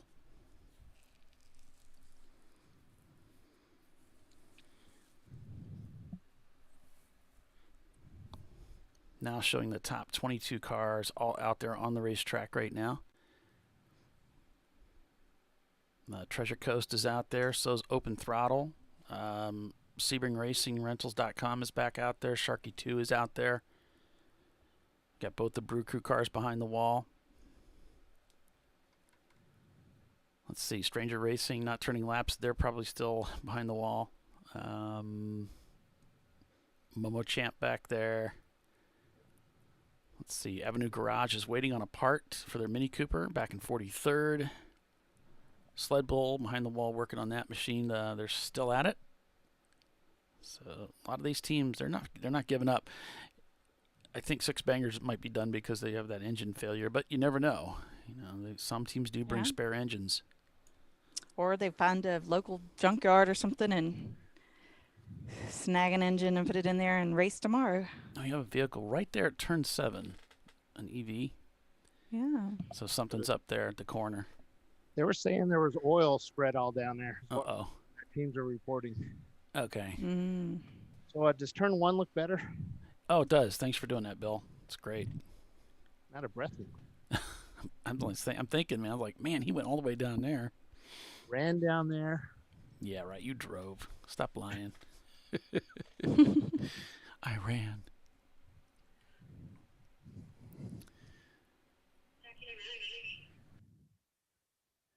All right. I'll go ahead and take a quick commercial break here and be back in just a couple minutes. So stay with us, everyone. You're watching Champ Car Live, presented by AutoZone. We're at Sebring this weekend, under caution. Won't be long, though. We'll be back to racing. Rotary Rocketeers is your leader. We'll be right back. You know, I'd buy tires online, but then what? We've thought about it. We're TireRack.com. They should let you ship directly to a mechanic. Actually, we call them independent recommended installers. They should have like 1,000 mechanics. Try over 7,000 installers. Then you just make an appointment. At a time that's convenient for you. This could change tire buying forever. TireRack.com, the way tire buying should be. Come on, road. Do your worst. We'll be at our best. Engineered to meet or exceed original equipment performance, exclusively at AutoZone. Lifeline USA is a leading manufacturer of onboard fire suppression systems. Lifeline's continuous commitment to research and development ensures that we supply the most innovative and cutting-edge products available. Used by the majority of the world's motorsport championship-winning teams and constructors, Lifeline has a proven history of success. Lifeline offers a complete range of fire suppression systems for all budgets and needs, and we continue to push development and limits on both extinguishant materials and our patented delivery systems to make the race car environment almost as safe as sitting on your sofa at home. Every kit has been designed for a professional and simple installation. For more information and to purchase your Champ Car fire suppression system, go to www.lifeline-fire.com.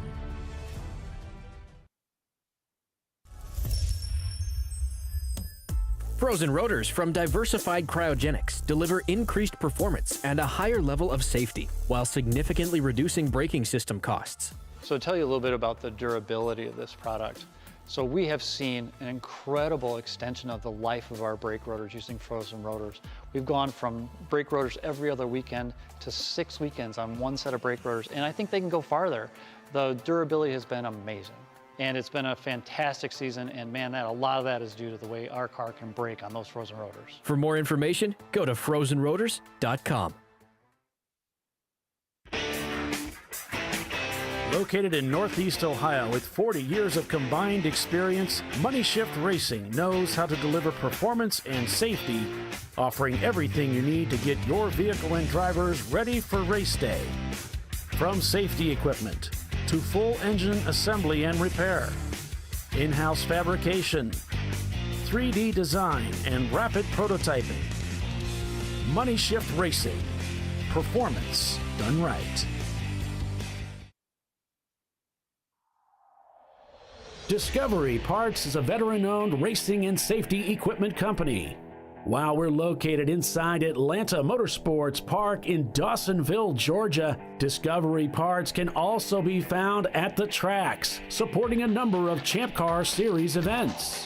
We take pride in being a reseller of the best of the industry to Champ Car teams and drivers. We know racing, love racing, and look forward to tomorrow to even more racing. Visit us at discoveryparts.com.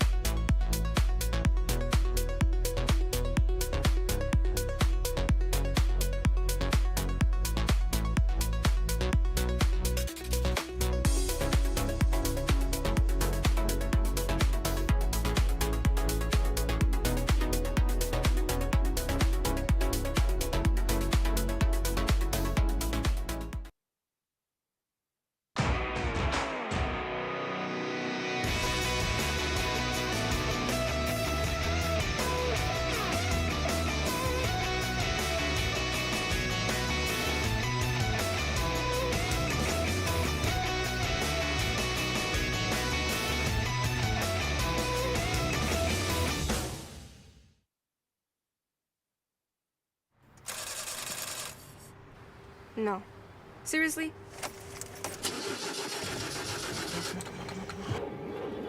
Come on. Oh, no. You for real? Dale, dale. Really? Wow. So maybe just a cable? We can help you.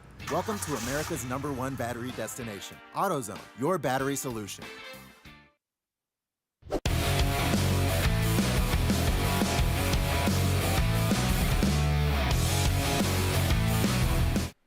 Welcome back, everyone, to Sebring. We are under a red flag condition now. And Bill, what do you got on that? We had an oil down over at 6, 7, or almost up to 8. They said it looks like the guy tried writing his name on the ground. He's trying to figure out. I figure he was trying to figure out what was wrong with the car and moving it back and forth. But we don't know what car did it. But yeah, there's a lot of oil down there. Because of the way the pattern is of the oil, they wanted to red flag it so they could give these guys time to do it. It's going to take them they have about 3 minutes to go when they're done. So we've stopped the cars on the front straightaway. Fortunately, you can't see any cars there. Well, there you go. We didn't want, once the cars got up to the start line, we didn't want them sitting there on the start line. So we have them spread out. But yeah, it'll be just a couple of more minutes here, folks. Then we'll be back to yellow so you guys can get moving. We know it's hot outside. I actually hopped in my truck to go out to turn 1. It was 110 degrees showing up on the dashboard on the Dodge Ram thermometer. So we know how accurate that is. I don't know. 110 seemed about right. It probably is, yeah. It probably is. It's so terrible. Those guys over there.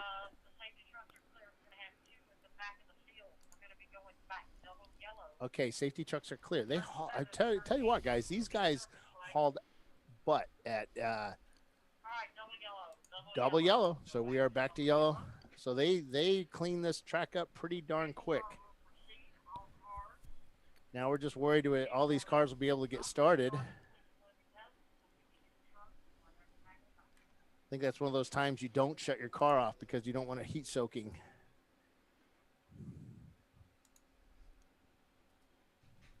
But if you end up sitting there for long without shutting your car off, some of these cars, it's so Overheat. hot. Yeah, that's right. Yeah, they'll overheat. So yeah, I have a pick fan your poison. on my car just for that. It's just, yeah. A lot of guys don't run fans. Yeah, a lot of us E36 racers don't. Not even like an electric helper fan? No. Not if you don't need it. It's part of that whole thing of trying to strip everything out that you don't need. But when you come to a stop, you do need to turn it off. No sitting and idling. Okay, they said all cars are started on the front stretch. The factory, they have a couple fans in there, and that assembly is incredibly heavy. Oh. It has a steel frame, and it's really stupidly heavy. You pull all that out, and you're like, wow, I'm glad I'm done with that. But it could see some logic to putting in, like you said, just something for an extreme situation like this where you might want it. I mean, we just ran one of the, what's that company that makes fans? They're really nice electric fans. Forget the name of them. But we just ran one of those. No, not Acme. But we ran one of those that was K&H. Just something. It just zip tied into the radiator, and with a switch on it. Yeah. Told the guy just leave it on all the time. You don't need to touch it. It's lightweight, doesn't really drag too much on the. Don't do that, folks. Do not zip tie. Don't zip tie anything into the radiator. Why? Like the plastic barbs that poke through the radiator fins, because the vibration causes them to wear through the cores, and then you have a leak. I don't know, man. We had 60,000 race miles and no leak. Well, that's because you guys are. You guys spend most of your time behind the wall, but you still got 60,000 miles somehow. So. It never. Yeah, that's a big no-no. No, we didn't use the barb one. We used the zip ties. We actually used zip ties. Did you go through the core, or did you go around the tanks? No, through the core. Yeah, that's the no-no. Don't do that. Trophies. Trophies. Oh, so do you. Well, it worked for us. Your mileage may vary. Seriously. No, I was getting some radiator work done. I was talking to the owner of Ace Radiator, this guy that one of these crusty old guys that owns the radiator shop. They do a lot of custom radiator builds and stuff here in Fort Wayne. So I was talking to him one day, and I don't know how we got on the topic of that. And that's what he told me. He said, "No, don't do that. Don't do that." Like, okay. I have never seen it fail, but I trust him because he works on radiators every day, all the time. So. He sees a lot more of them than I do. All right, so this is good. The cars are moving again. That means nobody's going to pass out from heat stroke from waiting in the car to get going again. You remember that camera that didn't start up this morning, Paul? Yeah. Yeah. So I had the box sitting outside. I just opened it up, and it's like I have just invented a new pizza oven. So bad. It's so bad. Yeah, the electronics are bad.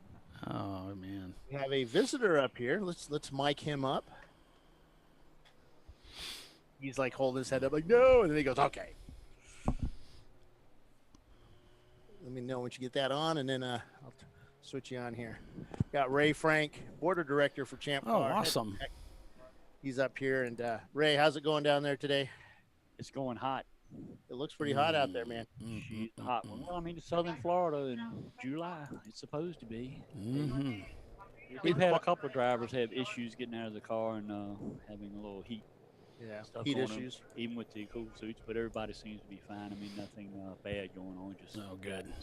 Hopefully, they're smart enough to know when to get out. Yep. And it's tough. I talked to Mark Dana, and he got out of the car. I believe they were running second position when they got out, and he was He looked pretty, I want to say, rough. Yeah, he was worn. Yep. Worn and warm. So what's the number one issue you're seeing out there with the cars, mechanically? Failures of different kinds, hubs, bearings. The Mini, the water pump pulley on that car has a rubber type thing that goes over the water pump pulley because the belt runs on the back side, so it's got a rubber so it gets enough traction to spin it. Well, they actually had the rubber come off of the pulley. Oh, wow. And the water pump was slipping and not pumping enough water through it, and it started running hot. They brought it in.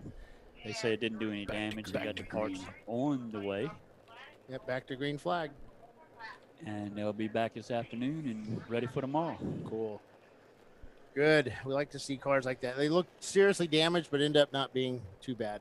Yeah, So. you never know. It's a lot of parts in there, and all of them seem to pick your poison. So how's it for staff on pit lane? I've been down there a few times. It could only last about 10 minutes each time. Well, staff that works pit road, we're physically conditioned to be like just really super. I mean, you take from Sue working pit in, she's a yoga instructor, and I mean, physically, she just. When I first started working with her one time was at Watkins Glen, and she said, cars come in there pretty hot sometimes. I said, if anything goes wrong, are you going to be able to run out the way? Do you want me to help you out of the way or whatever? She says, no, bud, you're on your own. I got mine. And we have, you want to queue up the pictures there, Paulie? We have the Chris and the Chip cones down there this weekend. Is that working pretty well for you guys? I asked Jimmy just a few minutes ago. He said, yes, it seems like they are paying attention and slowing down. We had a problem with nothing for them to see other than the stop sign right there at the tent. They were just coming in real hot. And actually, some of them looked like Ayrton Senna just coming in there and landing perfect. And that's great when the pit in is fine. But, some of these cars overheat, leave water, oil, lug nuts, mufflers, something, body parts. Something, you just don't know the condition that you're coming in there to stop. And they come in there full bore and, make a perfect landing. That's great when the pit lane is fine, but if there's some wetness or some slick down there, it isn't going to be good. So we move. Unfan quickly. Yes. Slow down before you get to the stop. Cool. Yeah, at least that's working. We do have a flag down at turn 7. That's the flag used for their stuff on the ground, the debris flag, the red and yellow, and because of all that oil down, we still have oil dry down there. Guys went through there, created a little dust storm, and but they'll clear it off here next couple of laps. All the guys, air cleaners, will pick that up, and we'll be good to go. Yeah, I'll have to give the track, props on that was doing fast, that cleanup fast like that because it was a big one. And I swear they were going down there with that air blower and the when they put the oil dry down faster than our guys were exiting that turn through the race. So. Well, not all of them. All right. Well, I've got to return out to the heat. Okay, buddy. Bill in here in the super cool. Man, it's pretty hot in here, though.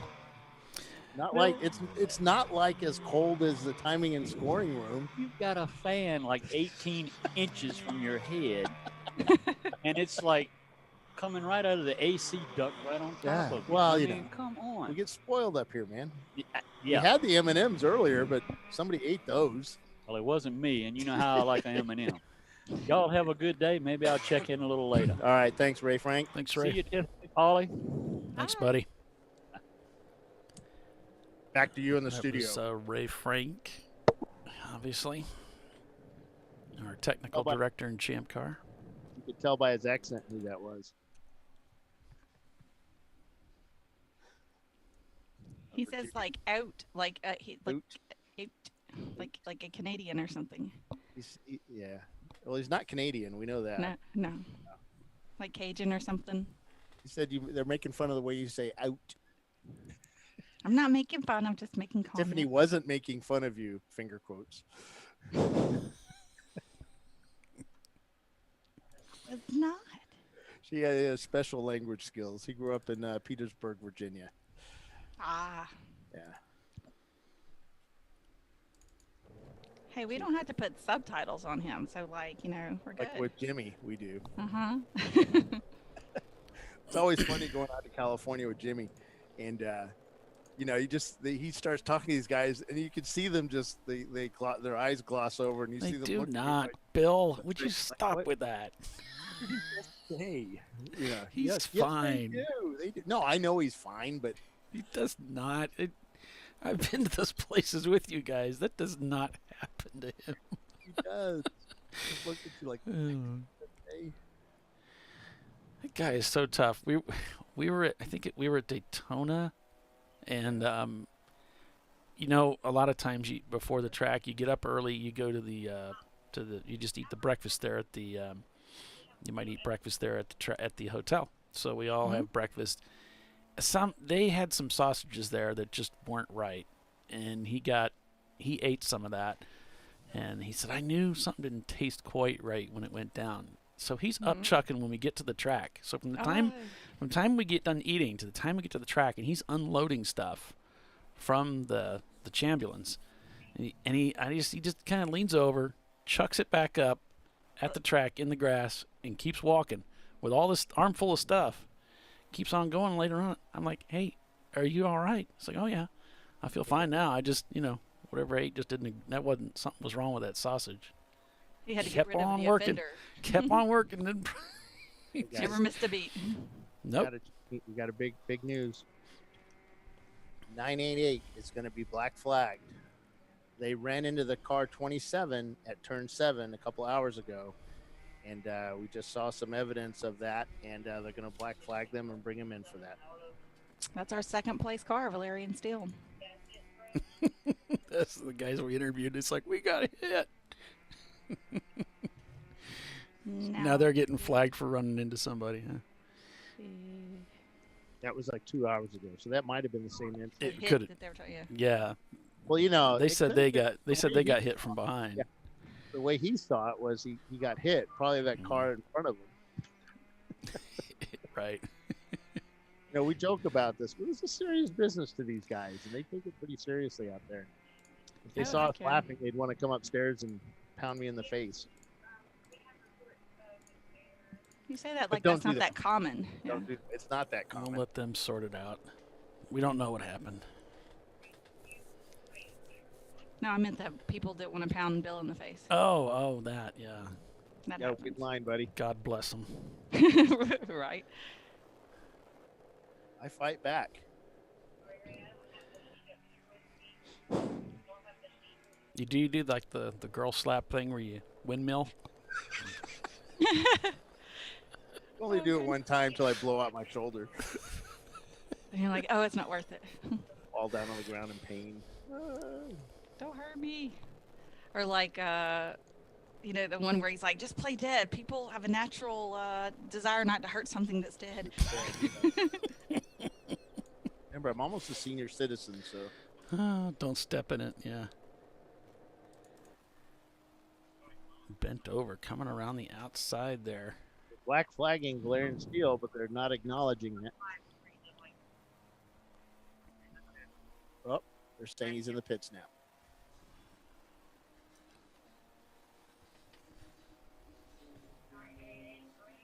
All right, so DVM Racing in the Solstice, they just are no longer turning laps just now, so they may have come into the pits.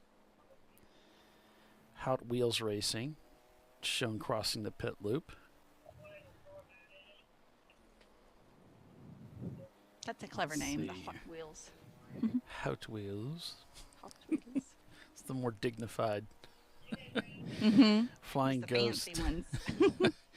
Flying Ghost now leads EC in the number 508, and they've just set their fastest lap time of the day with a 2:37. 2-lap gap from Valerian Steel up to the leader, Rotary Rocketeers, working lap 94. 2-minute and 28-second gap from level 1 up to Valerian Steel in second. So I'm just looking for some of the tight battles right now. Open Throttle Racing to Fing Dog Racing, who's now slipped down to 5th. Looks like 8-7 6th. Trying to cut the EC cars out of there. So that 5-second gap, that's a relatively tight battle right there. Everybody else, pretty good gaps. Jackie Joker's about ready to cross over the start-finish line and pass DVM, who's not turning laps right now. And there's Solstice. They'll pick up 19th spot. So B-Class being led by Rotary Rocketeers, A-Class Valerian Steel, D-Class Floridian Motorsports, EC by Flying Ghost, and C-Class by Fingdog Racing now, and they're Porsche Boxster. So the Porsche Boxsters are making us proud there, Tiffany. Yay. Making us proud. So does this 7-hour race favor the smaller displacement cars or any of the cars out there? Usually favors the ones that they can't make 2 hours on fuel. Right, whatever that would be, I suppose so. Mm-hmm. It kind of fits that the smaller displacement cars have the smaller fuel tanks, so I suppose that would help the Miatas hang out there a little bit longer. It's difficult to put a cell in a Miata. So I'm betting most people run, a stock tank, I would guess. I don't know, Bill, have you seen fuel cells in these cars, or is it mostly? Few of them. Most of them are the stock tank, probably because they can probably fit more fuel in those things when they play around with the venting, I think. Not quite certain on that.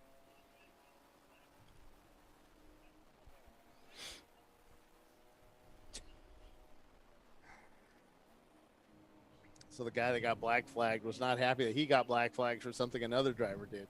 Yeah. But that's the way to do it. No, I didn't say It's that. a poly special. That's not It wasn't me. Bad. He hit me. Why am I getting black flag? That's right. We'll go over to your pit stall and black flag your other driver. Yeah, let him sit in the penalty box. You walk over to and sit there and think about what you did. Don't make me turn this race around. Don't make me stop. That's funny. All right. Been over racing, struggling, looking for their drink tube. This is why you get a Stilo helmet. You get it all built in. There's no fumbling for anything. You plug it in when you get in the car, and it's in. Is that what you have a Stilo? Yeah.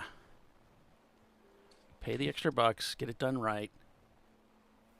Or you can take Velcro and Velcro the water bottle, put it around the tubing so it Velcros to like the seat or your suit or something so it doesn't get lost. See, I don't have that issue. I mean, it's because we've gotten a position where you just can't lose it. And it's always there. You can also tether it too. I've seen guys tether it. Mm-hmm. Or surgical rubber. I bought a big roll of surgical rubber tube. We use that for the seat belts and then for the things like that. Mm-hmm. And if somebody accidentally releases the triangle net I have over on the right hand side, it doesn't fall to the floor and get all tangled up and everything. It just, it's held in by the rubber part or the rubber hose, so you can quickly pull it back up, plug it back in. Nice pass there. Keeping that momentum up. Level 1 racing. Now in second place, as Valerian was called in for that penalty. That gives them some even more cushion to hold on to second place. So this is good for them. Just a little over 2 hours left in the race. They're in a great spot. Mazda leads the way with Porsche right on their heels in fourth place.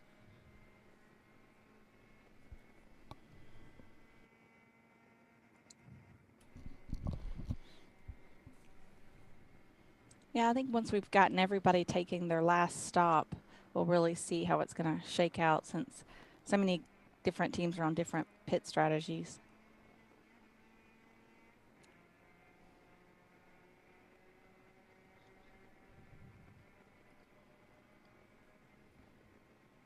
Oh, level 1 just got one of their fastest time of the day. 2:38.3. Nice.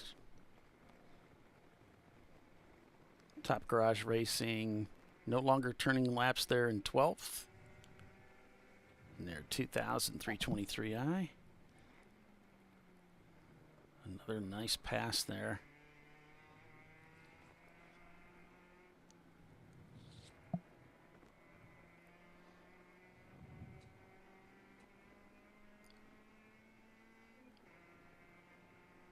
Oh, the BR Racing, that new team, they're up to 16th minus the EC cars. So I've got 1, 2, 3 of them. So that's 13th.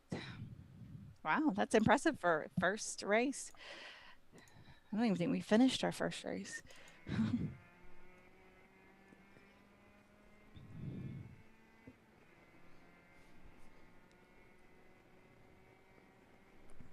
All right, so I guess we'll go ahead and take a quick break here and be back in just a few. So thanks for watching, everybody. ChampCar.Live, presented by AutoZone, working lap 96 here at Sebring International. Rotary Rocketeers is your leader. We will be right back. Stay with us.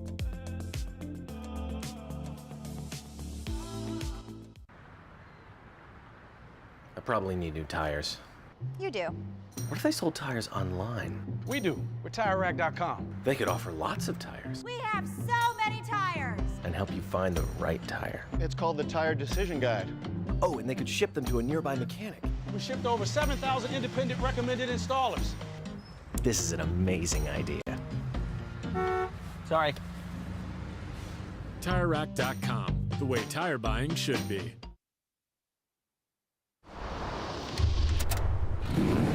Bring on the frozen tundra, the grinding gravel, the cratered concrete, the rain-soaked streets. Come on, road. Do your worst. We'll be at our best. Reliable performance in unreliable conditions. Designed to meet or exceed original equipment performance. That's why more auto technicians choose Duralast parts. Exclusively at AutoZone.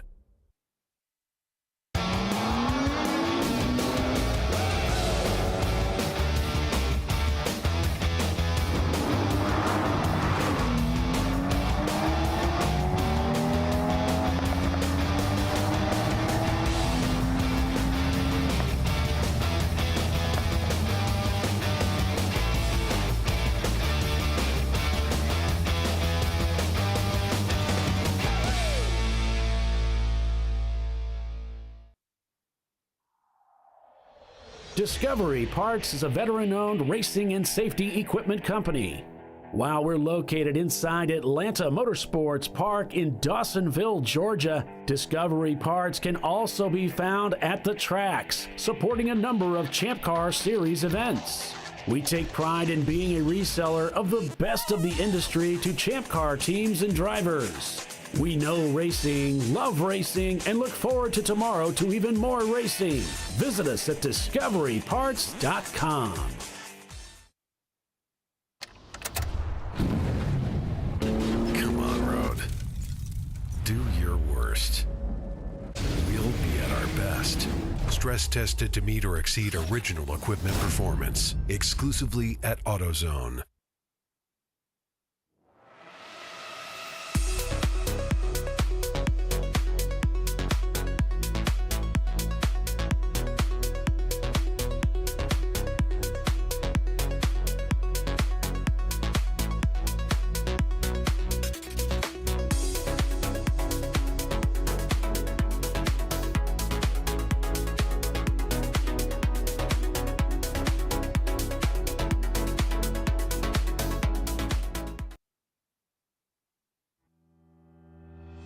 Lifeline USA is a leading manufacturer of onboard fire suppression systems. Lifeline's continuous commitment to research and development ensures that we supply the most innovative and cutting-edge products available, used by the majority of the world's motorsport championship-winning teams and constructors. Lifeline has a proven history of success. Lifeline offers a complete range of fire suppression systems for all budgets and needs, and we continue to push development and limits on both extinguishment materials and our patented delivery systems to make the race car environment almost as safe as sitting on your sofa at home. Every kit has been designed for a professional and simple installation. For more information and to purchase your Champ Car fire suppression system, go to www.lifeline-fire.com. Located in Northeast Ohio with 40 years of combined experience, Money Shift Racing knows how to deliver performance and safety, offering everything you need to get your vehicle and drivers ready for race day. From safety equipment to full engine assembly and repair, in-house fabrication, 3D design, and rapid prototyping. Money Shift Racing. Performance done right. Frozen rotors from Diversified Cryogenics deliver increased performance and a higher level of safety while significantly reducing braking system costs. So to tell you a little bit about the durability of this product. So we have seen an incredible extension of the life of our brake rotors using frozen rotors. We've gone from brake rotors every other weekend to 6 weekends on one set of brake rotors, and I think they can go farther. The durability has been amazing. And it's been a fantastic season, and man, a lot of that is due to the way our car can brake on those frozen rotors. For more information, go to frozenrotors.com. I did it. Do you see how it's... That's it. We did it. You did it. You can do it. The path to I did it starts at AutoZone. Get in the zone.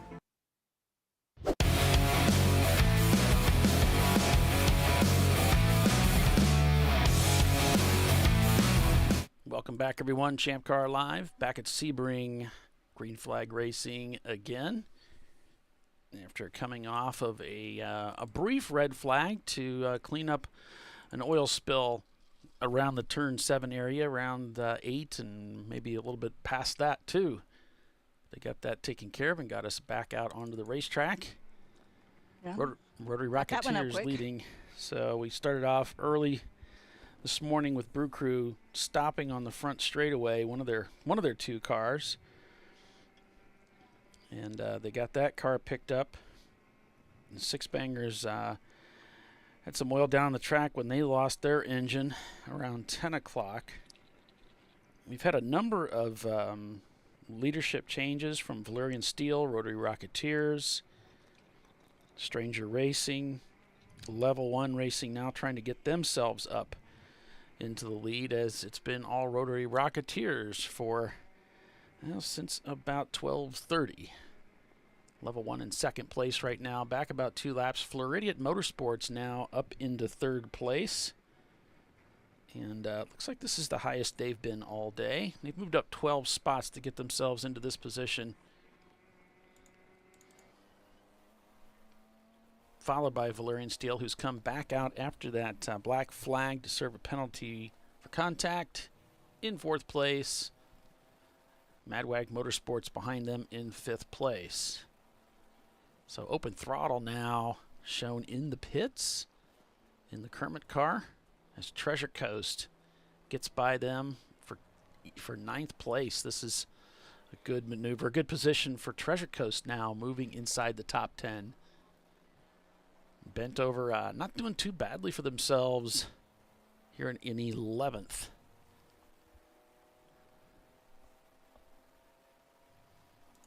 And the team that, one of the teams probably that we've noticed, we've been able to watch, that's working really hard out there is clearly Level 1 Motorsports, Level 1 Racing. Each driver that's gotten in the car has been really wringing everything out of it that they can get. Their fastest lap time is a 238.3. They just turned a 240. They've got they've got some 238s, 239s. I mean, these guys are driver to driver, amazingly consistent between them. They really are. So that's going to bode well for them. Bent over now does come into the pits.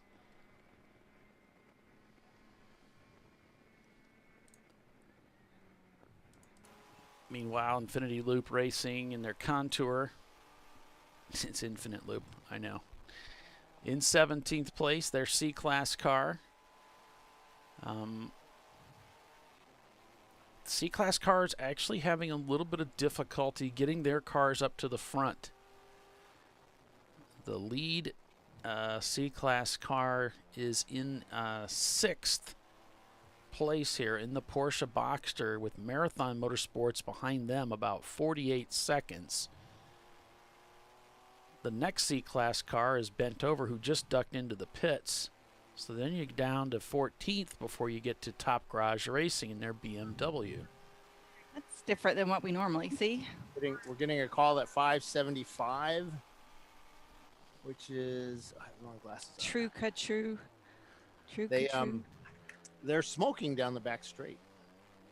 Oh. Light smoke, but it's smoke. All right.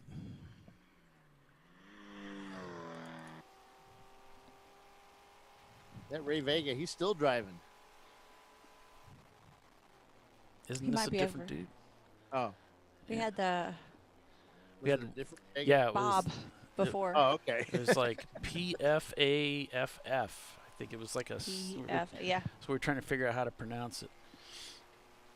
And they've got their switch box up above, which is more of a drag racing technique. Oh, yeah, up top. They'll stick their box up high.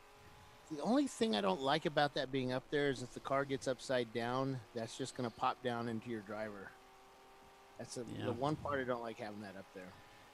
Yeah, I don't like it being up there because it's in the helmet strike zone when you got drivers getting in and out, in and out, in and out.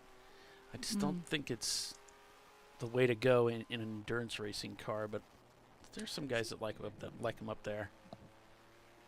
I mean, it seems like your arm reaching up there to turn something off and on might be in your own way almost, but maybe that's better reach for them. Better reach, yeah, because you have to reach so far. So somebody shorter or really tall, you can still reach it. Mm-hmm.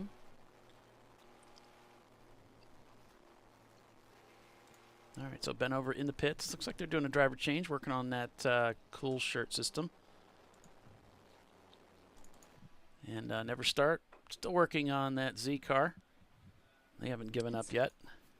Oh, but the car is living up to its name, I guess. Yeah, not in the good way. Not in we've the good got way. Marathon Motorsports again doing well. Off the track a little bit there at the exit, probably heading through 16 there. Down the back stretch we go. I don't know what their ruling here is on that turn 16. There's a lot of guys like to sort of swing out to the left there as Marathon comes through with a car on the inside. Not sure if he was trying to make a move on that car. I don't think so. I think that car was coming down the inside. Yeah. But I know some of the sanctioning bodies, they don't want you swinging out very far, and I think they're probably letting the Champ Car racers do it for that. Exceeding the limits of the track. Yeah, I don't know what is the limit. I mean, it's all concrete everywhere you go. So is that the limit? Where's it painted? I don't know. I remember one year they told us that if we went into the curbing on at VIR at the new oak tree, that you get black flagged immediately. And I'm pretty certain that by the 10th hour, nobody cared.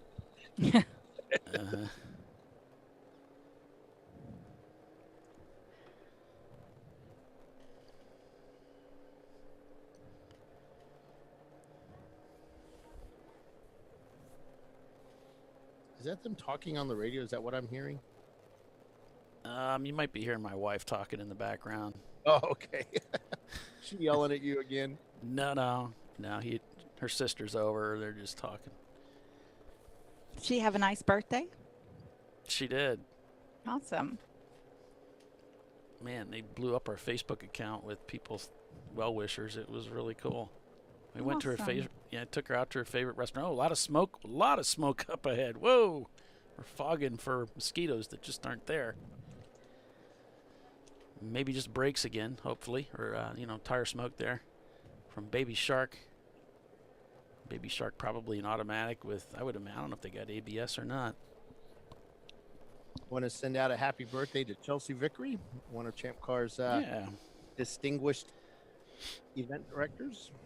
She doesn't listen to our show, but happy birthday anyway, Chelsea. Happy birthday, Chelsea. We should make Bill sing. Nah, Bill doesn't sing. Even better. Only sing in the car with the windows up, the music on full blast. Let's see what he does for 16. Yeah, they're way outside. Mm-hmm. Didn't even actually get near the apex. I mean, you just fast and loose, baby. All right.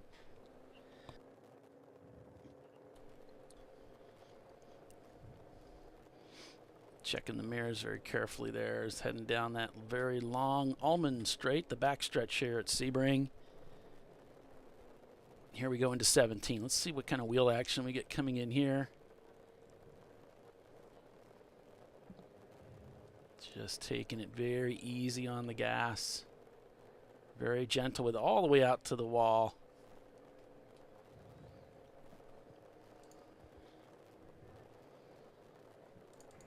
Up ahead of them a little ways. Really can't see outside. It's such a difference in the light there. But Yeah. level 1 racing coming through turn 1 there.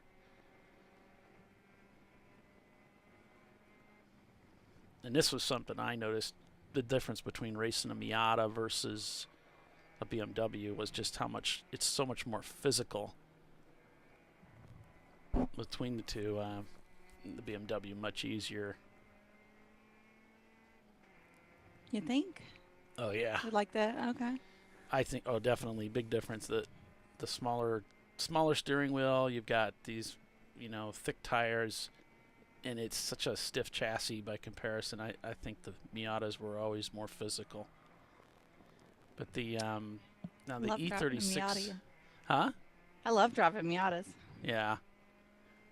The E36 I drove. The Racer X. That car was really heavy. At Mid Ohio, yeah, that was the heaviest I've ever. Man, that was really a workout. Need to put that car on a diet. I don't even want to drive it anymore. The sister car that they have is the one that I had, and that car's quite a bit easier to drive. It's a little bit quicker too. Probably because of the steering, just the way the car handled better. It's the steering that when I'm saying heavy, I'm referring to the steering. Did the Miata have power steering or? Oh, like, no. No. Okay. Okay. No. I know the early generations didn't have power steering at all. But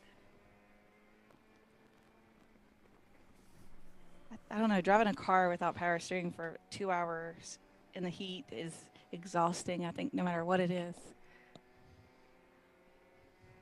At least for me with my little T-Rex arm muscles. I think level 1 has caught up with Rotary Rocketeers here. Although there are down 2 laps, that looks like the car, and it sounded like the car pulling away. And he was giving him a wave, but I think he's actually looking for a bump, which is not legal in Champ Car, so I don't think he's going to get that. But they're coming around. There's another competitor there. So I think this is actually the leader up ahead. Yeah, he turned a 238 to Rotary's 240, so he's a couple seconds faster there on that last lap. He may be actually faster overall.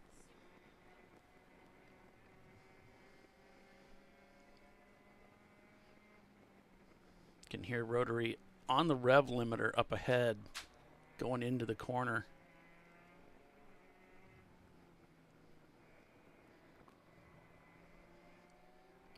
Now clearly the Miata's good, really good through the corner there. Wow, big difference. He really gathered him up just going into the corner. And the Rotary's got all the power.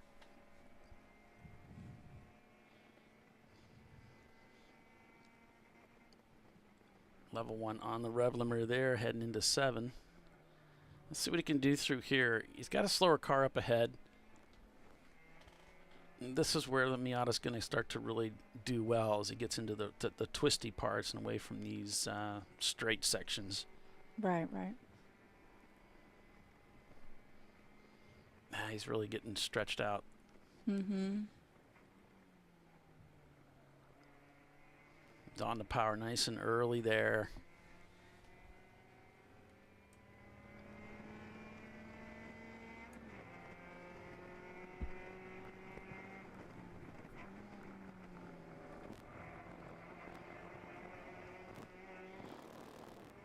And he's still able to stay with him, even though he's, faster on the straightaways.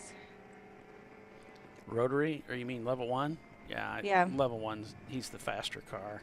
I mean, between these two right now, he's quicker, so he'll be able to stick with him.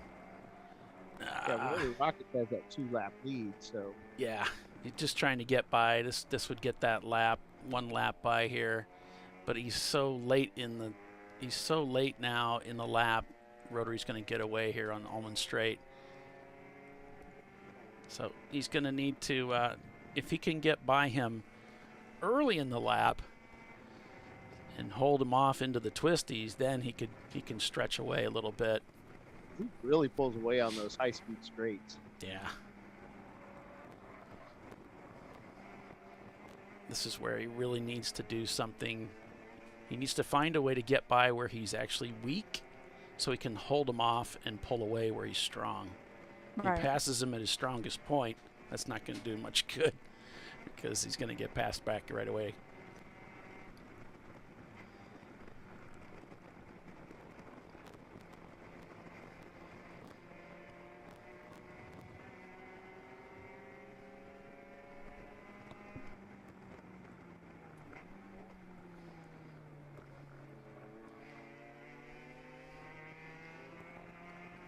So through here, he's getting held up. So if he could find a way to make a move heading into this complex. So we got a car sideways in the grass, driver's right, coming through 4 into 5 on the driver's right in a stop position in the grass. Not sure if he's able to get going again. 1-5 black. Yeah, it's black. Yep. Lit off the course at 5 and continued.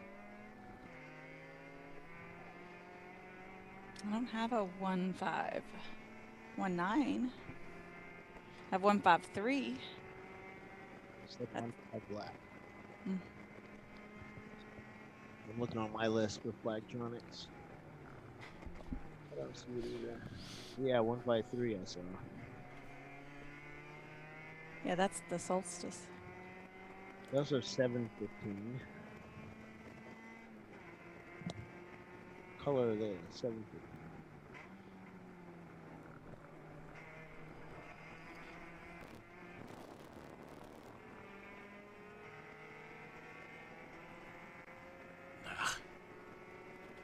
No, that really messed things up.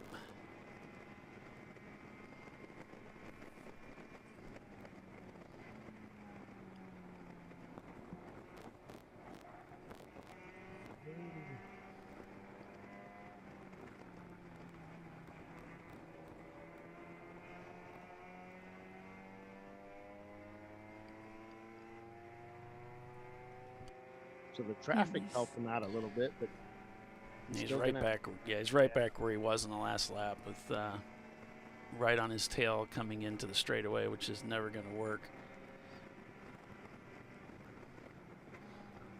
On board with level 1, our second place car currently, 2 laps down from the car ahead of him. But looking to get that lap back if they can wait for Rotary Rocketeers to make a mistake or something. Or force a mistake with some pressure.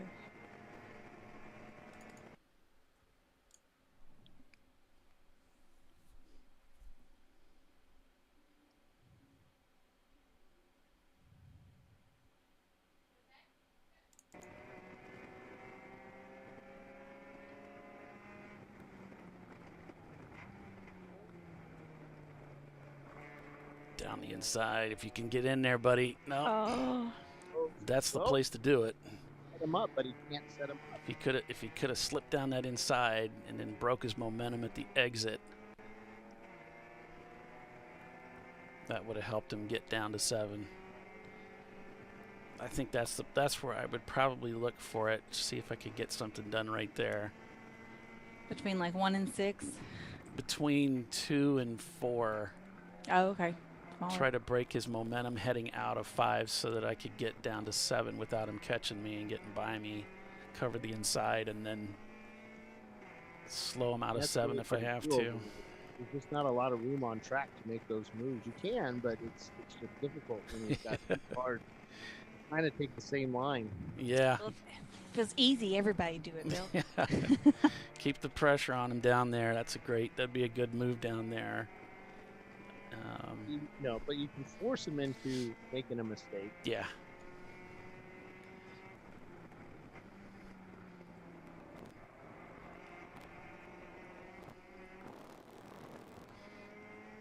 empty.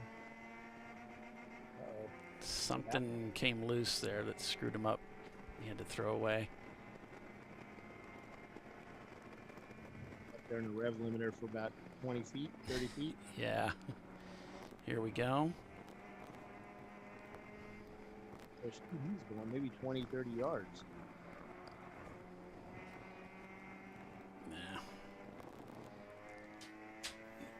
Got a little run on him. But then they're going to get the straightaway. No, you might let him go here. Surprised. I was really surprised. A 2-lap advantage. If he missed a shift, that would have done it. Really surprised that he made it happen there. But this is exactly what he needed. I mean, he needs to be really clean through here, not overdo it. Don't want to give it back. Right. But you got to get everything out of the car, too. He's right up to the wall. Right up to the wall. The Rotary Rocketeers on pit lane. Oh, they were pitting. pitting. They're pitting. Oh, it took all our fun away. Oh, well. There you go. Well, that'll allow level 1 to make up that other lap. Yeah. Treasure Coast in the pits as well as BR Racing in their RX-7. And DVM Racing in the Solstice still not turning laps as we are working lap 104. Rotary Rocketeers still shown in the lead, although level 1 is leading the field, so to speak, for the first time today. Head down there. Oh, okay. Sound surprised. I didn't know. We're about 3 minutes before commercial, so. Down there and see what's going on and let me assess and I'll report back. Assess. All right, man. Assess. There you go. Well, be careful out there. Don't do anything I wouldn't do. Oh, that was loud.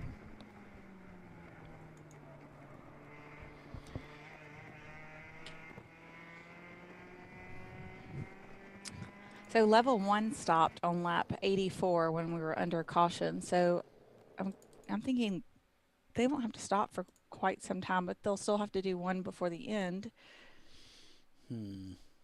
But maybe Rotary Rocketeers could take it from here to the end with no more stops. Right.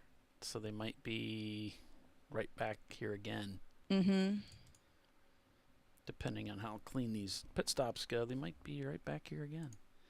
Those out laps are really important. Those in laps are really important.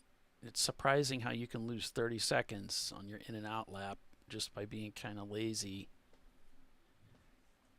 They really are important.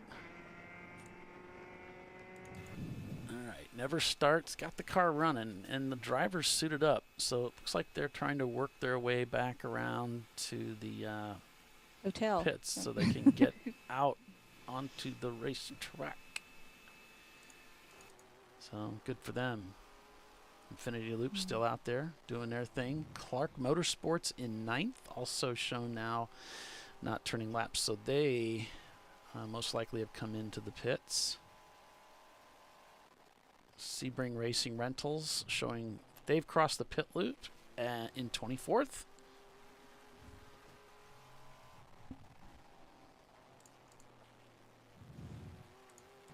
Now, if that last stop by level 1 level was like... one's pitting. There you go. Yep. That's... Wow. They're going to take the pit. So they're going to do this now. Now, maybe they don't have a choice with the fuel, or they really had to. I would think they would have taken it all the way out to the limit, hoping for a caution. Yeah. All right. It hasn't been that long since they pitted. One last driver change here, maybe. Yep, should be it.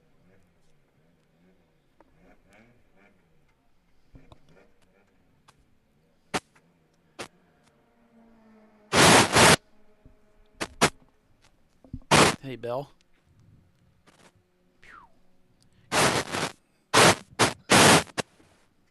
Gonna try to get him to turn that off when he's not using it. Right. It is off. Is it making noise for you? Yeah.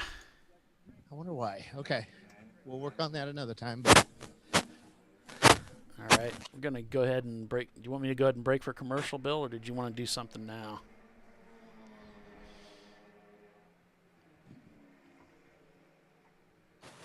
All right. Yeah, let's break. Well, yeah, but I can't do it with all that going on. I don't have a way of, I might be able to. I'm afraid if I mute him, he will not be able to turn it back on. Sorry about that. I'm okay. I'm in a position that shouldn't do it. Okay, we'll go ahead and make a quick break here for commercial and be back in just a few. So stay with us. You're watching ChampCar.Live, presented by AutoZone. Rotary Rocketeers in the pits, but shown as the leader. Stay with us. We'll be right back.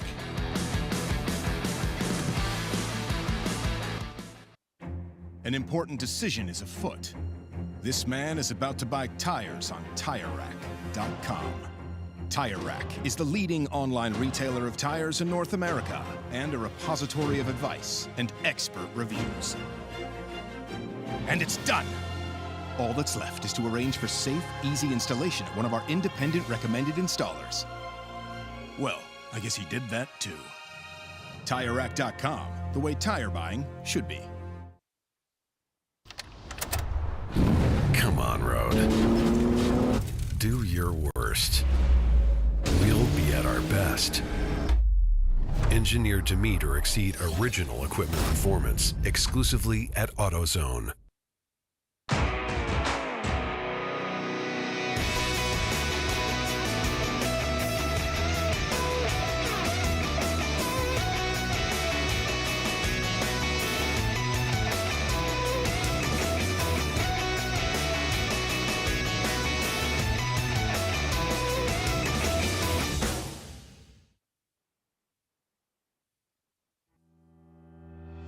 Lifeline USA is a leading manufacturer of onboard fire suppression systems. Lifeline's continuous commitment to research and development ensures that we supply the most innovative and cutting-edge products available. Used by the majority of the world's motorsport championship-winning teams and constructors, Lifeline has a proven history of success. Lifeline offers a complete range of fire suppression systems for all budgets and needs, and we continue to push development and limits on both extinguishment materials and our patented delivery systems to make the race car environment almost as safe as sitting on your sofa at home.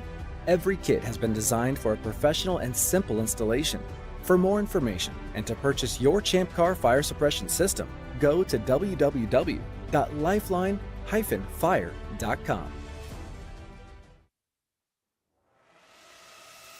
RVA Graphics and Wraps is a full-service design, signage, digital graphics, and wraps company located in Richmond, Virginia. With over 20 years of experience, RVA Graphics and Wraps offers premium signage options for your business. We are dedicated to offering our clients best-in-class service in all aspects of graphic design and application.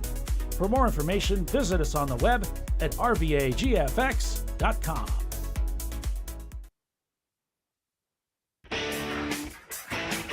Located in Northeast Ohio with 40 years of combined experience, Money Shift Racing knows how to deliver performance and safety, offering everything you need to get your vehicle and drivers ready for race day. From safety equipment to full engine assembly and repair, in-house fabrication, 3D design, and rapid prototyping. Money Shift Racing. Performance done right.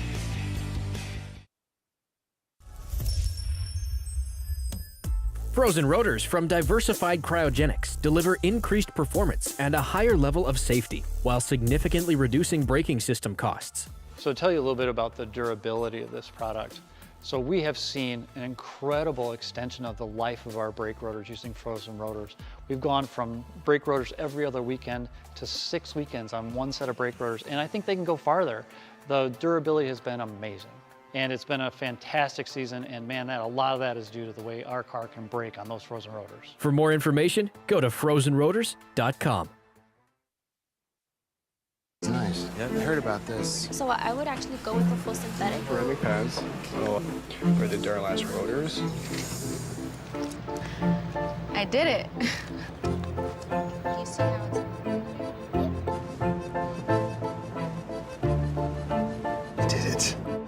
That's it? We did it. You did it. You can do it. The path to I did it starts at AutoZone. Get in the zone.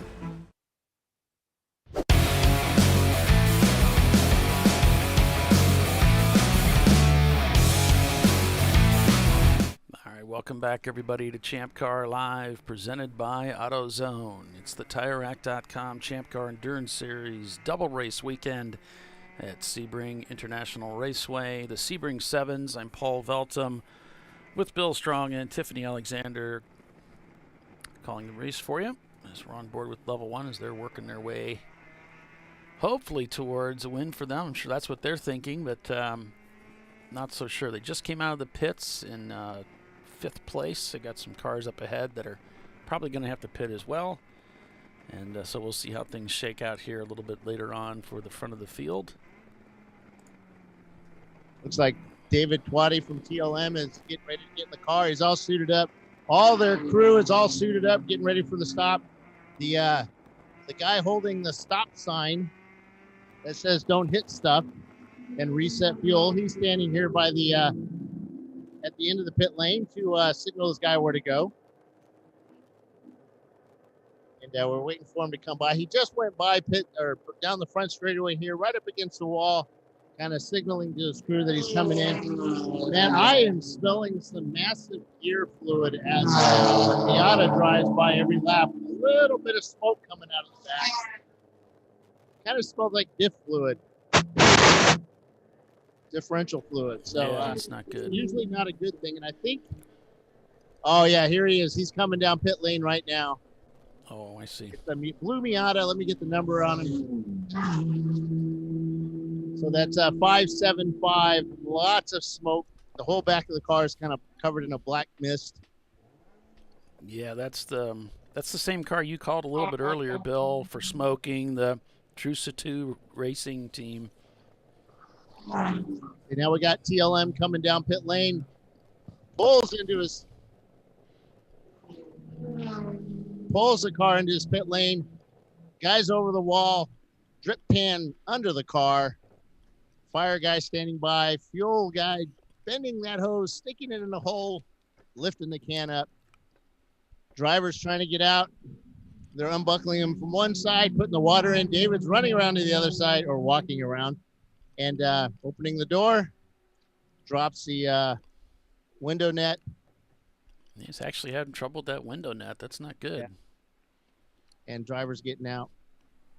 We're trying to. It's difficult. Just make sure, guys, when you do these seat rentals, make absolutely sure you practice your egress. Hold on a second. Make sure you can get in the car and out of the car easily and with your eyes shut. Helmet on and with your Hans on too. Yep. Because putting fuel in, second jug going in. Try to do it without taking off the steering wheel. Yep. And make sure you know how to however the window net is. Every car seems to be different how they do their window net. So make sure you know and you can get that window net undone quickly. Right now we have about 2 cars on pit lane, 2 cars on pit lane with the pace car. Marathon coach guys getting David Twatty buckled in. Third can of fuel going in that thirsty BMW. Got a car coming out of out of the paddock onto pit lane, which is always a good sign. Let me see what car number he is.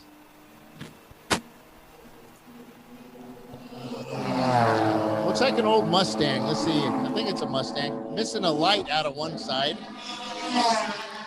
Could be the Contour. It's a Mustang. It's a Ford Contour, Bill. No. Okay. Well, there is a Contour in the pits. I thought maybe that's what you were looking at. That's not a Ford Contour. That's a I didn't get the number, sorry, but it looks like a like one of those Nissan. Oh, okay. Like an mid-'80s Nissan. Kind of mean looking. Okay, there's car 508. There was contact in turn 1 and 2. All right. They were the initiator, and they are being black flagged. That's one of the Flying Ghost cars. And they're dragging their front splitter from the incident. Whoops. Turn 1 and 2. Oh, between 1 and 2, not the two turns. Because that's a big contact if you're hitting them all through like multiple corners, isn't it? Yeah. Does that go out and hit the pace car because you've hit everything else? Yes. Want you to be perfect? Right. No. No.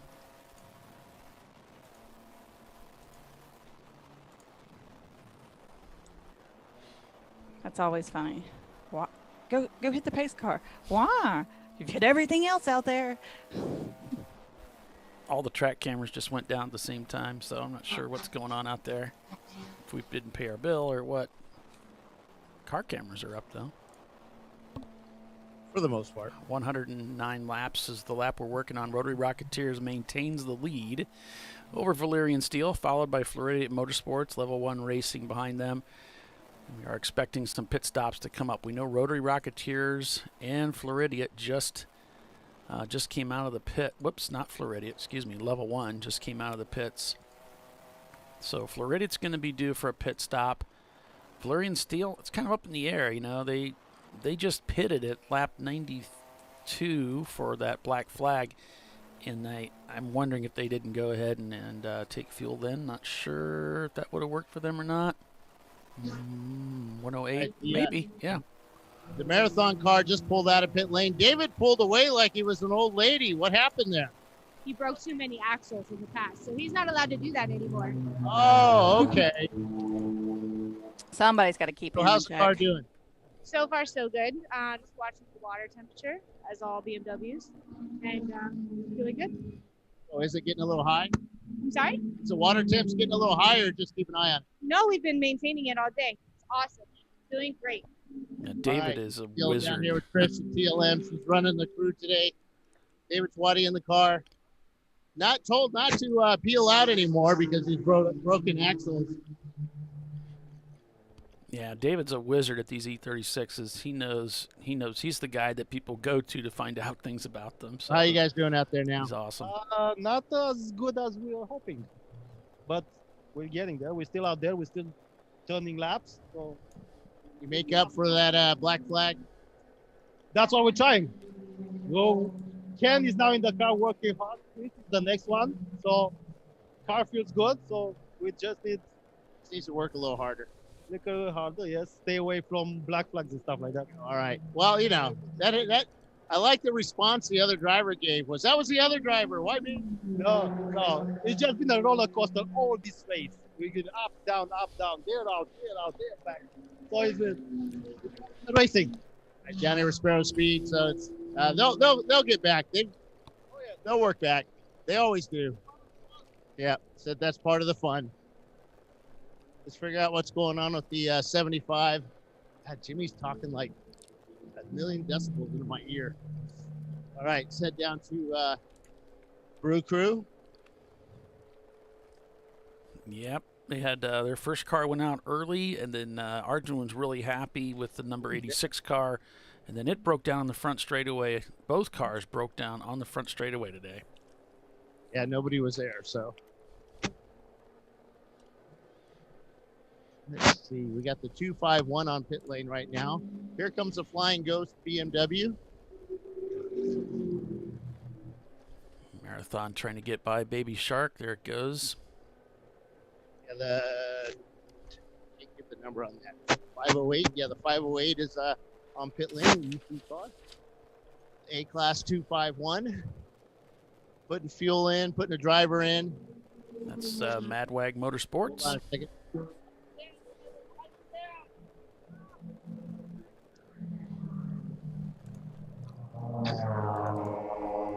As they dump 7 cans of fuel into that Miata.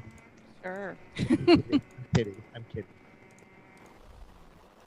Probably won't hold more than 2. There is a lot. I'm down here towards pit in, and there's a lot of cars in the back. There's test. Yeah, it's really breaking up. Yeah, I lost. I got it. Yeah, it's all these intent. All these easy ups. Yeah, it's all the easy ups here are blocking my my stuff. Don't they know who you are? Don't they know who I am? All these easy ups. You'd think by now. You've told them enough times. So we'll cheat a little. So what car you got?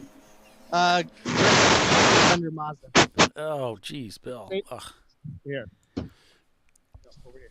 I'm just gonna grab. There you go. So what? Who are you? Test. Okay, who are you guys again? You guys' electronics are about as bad as some of these cars out here. We're Aggressive Eagle 600 Mazda.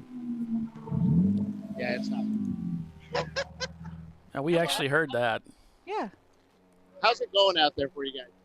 That's going and coming. It's got a little bit of smoke in the car, so we're going to come back down. Just make sure that we have a car for tomorrow. It's going to be a lot smaller field for tomorrow. There's a lot of cars. The track and the heat is really, really, really rough right now. It's very hard to be able to get around here without something falling off. I broke both door handles on the car. And, yeah, the heat burned up the eye flags. Little, it's like a little tape that goes onto the dash for it to stick onto. That got melted off. So just trying to go back, and we're going to have a lot of things to have to tighten. Sebring is a beast, that's for sure. Yeah, it's pretty. I was just commenting about that. There's a lot of cars behind the pit wall here over in the garage. Yeah, I was kind of wondering what was going on. I was out there, and I didn't see a car for 5 laps. I kind of was wondering if the checkered flag had already waved, and no one told me about it. I was out there wondering where everyone had went. That's how the progression of some of these cars have been. So hopefully, like I said, we can fix this smoking issue in the car. And just be able to complete a race, and just by doing that, I'm sure we'll beat the majority of the field. So it's just survival of the fittest, whoever tightened the bolts best, I guess. So how was the heat out there for you? I had a full cool suit box full of ice, and in about an hour in, all the ice had melted, so I had nothing. I could only do about 30 more minutes of it. I just the heat's so bad, it just like I said, it's melting things. Cooks you inside. Oh yeah, it's melting things. So that's how bad it is. It's real bad. They yeah, like I said, I kind of wish it was a 14-hour race, because we're gonna have to come back tomorrow and be back in the middle of the heat again. I kind of wish it was 14 hours, just so that way we could get out of the sun. At least get a couple hours in the nice evening sky. Yeah, luckily we're a Sebring-based team, so I'm going to go home and I'm going to have like an ice bucket challenge of my own, just kind of fill the bathtub full of ice and just try to make sure I'm here for tomorrow for sure. All right, man. I'm going in and out here. So, all right. Thanks, man. All right. Yeah, I think this heat's playing some things with our equipment too. Well, it's definitely affecting the teams and the drivers. Now, through the interview was actually really good, so that went just fine. So sorry, guess you don't get that excuse right. after all. I feel the transmitter is really hot, so it's got to be heat related. I'll just walk around in a bucket of ice. Do our own ice bucket challenge. Rotary Rocketeers still leading. They're turning 242s. 239s, 237s, so that's gonna be good for them. If you're Valerian Steel, you're trying to catch up to them, but it's not going to be easy. They're back about a lap, and their lap times aren't quite on par with the consistent lap times that they would need. Floridian Motorsports doing well, yet a little bit slower. Each car leading its own class there. And then the A-Class Level 1 team turning in several 243s. Not really quick enough to chase down the leader, but they might be able to get around the Floridian team for third. We'll see what they're able to do there. They've got quite a bit of work to do here in this stint. Bent over, catching up with some traffic up ahead here Let's see what they can do to get by. Top Garage Racing in 18th. They have stopped turning laps. So is Flying Ghost, number 508. They maybe have been called in for Black Flag. And Madwag Motorsports not turning laps at the moment.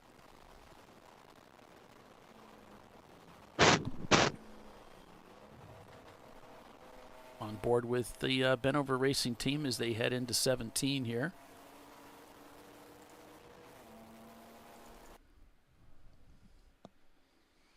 There is the Marathon TLM team going through into turn 1.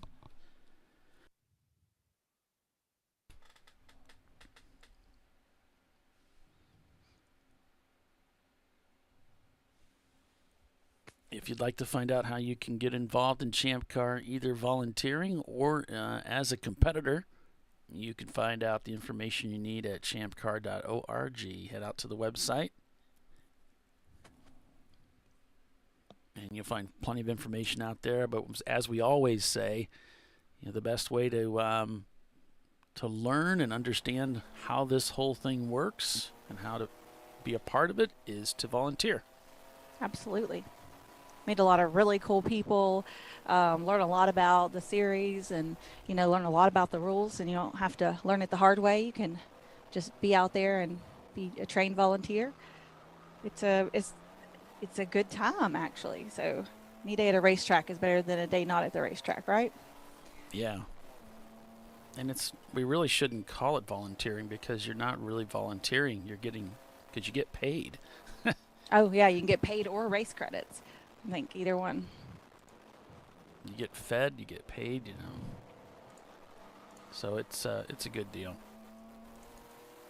You can check out the ChampCarWebsite.org, and you can find there is the sign-up form to become a volunteer. Look, that camera just got stuck just as I went to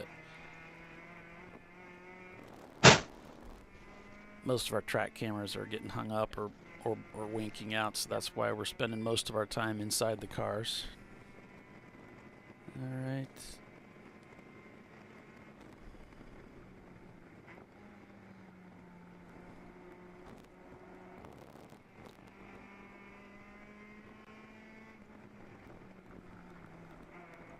Someone just messaged me wanting to know where they can get the, he called it the tire rack number plates. Well, you can get them at RVA Graphics and Wraps. You can find them on the internet. That's where we get all of our number panels from.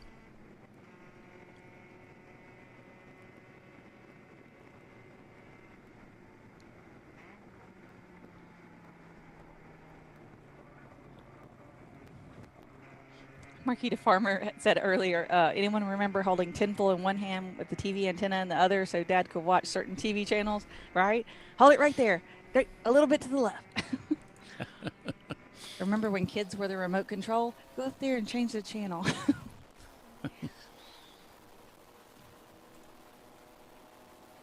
I do remember my grandfather having a remote control on his TV. I thought, whoa, this is wild. High tech. You'd hit that button, and then you hear this ka-thunk, ka-thunk, ka-thunk as it would switch. Hey, we had one of those. That's crazy. It went whoosh, when you press the button, whoosh, and then the TV will go ka-clunk, ka-clunk. Stop, man. That was in the late 60s. I used to go to my grandparents to watch the Good Moon launches because they had a color TV. We only had a little 13-inch black and white. Yeah, I mean, back when we were young, I mean, people didn't have these gigantic TVs, most people had, I think we had a 19-inch is what we had. That was considered a big TV. Yeah. Was a big TV. That was normal to big. I mean, it wasn't considered, I mean, you didn't, it's not like today where everybody's got these gigantic televisions. That was just the way it was. Clarence Steele is back in the pits. We'd go over to our friend's house to watch the replay of the Indy 500 because it was in color. And then Star Trek. We'd watch Star Trek first runs in color at our friend's house because they had a console color TV. Cool. Which I think was like 19-inch or something like that. Remember when TVs used to be so close to the ground? I always thought that was weird. Yeah. I was like, nobody wants to look down at the TV. My grandparents had a remote. So did my parents. It was me. Yep. Go turn to channel 10, Billy. Yeah, that's what kids were good for. Yep. That and moving the antenna. This is free cable. Hey, Bill, can you see Valerian Steel from where you're at? Yeah, they're right below us. What's going on down there? They are putting they put a driver in. They just finished their fueling. Now they're cleaning the windows. Oh. Seems like they've been in there forever. Okay. But maybe not. Well, this will definitely be the last time they need to pit them. When I went up and talked to them, one of the drivers saw me and just walked away. He wasn't too happy. And I think they're still upset about that black flag. I had nothing to do with it, guys. No, I mean they're I think they're just having a bad day. They had contact with somebody that broke the car, and then they came and fixed it. And then they got black flag for contact, and it's just a rough day for them. I mean, I understand. And they're still in second place, so they're doing really good. Yeah. Mhm. They might get past here. I don't know. With Floridian and the Porsche, they're gonna have to pit too, I'm sure. That's amazing. That car being turbocharged like it is. It's not a typical Porsche turbo car. It's been eBay turbo. Right. That it's 120 degrees outside. Yeah. That turbo's pretty. It's not supposed to work. Yeah. Probably glowing. Yeah. You turn the lights out, you probably see that turbo glow through the hood. And we know that because it sits above the hood. Yeah, it's really unusual for, we tell everybody not to do that because it doesn't work, and then this guy does it and it works. Him and Robin Bank out there with a Saab turbo and idiots in their turbo, and yeah. yeah, they're usually not reliable, but these guys have figured out how to make them reliable, I guess, huh? Well, we had heard rumors about Robin Bank and his turbo that he spent all his. Remember when you spent money on cars, you can only spend X amount. He would spend all his money just on the downpipe, and it was a special downpipe that allowed that turbo to just live. Never understood that one, but that's kind of the rumors of running up and down pit lane for a long time. Nowadays, I don't think it would matter.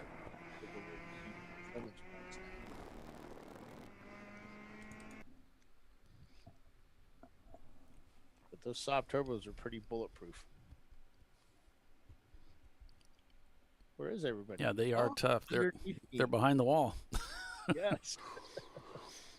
This is pretty wild. We started with 50 cars. There goes Valerian Steel as they leave pit lane.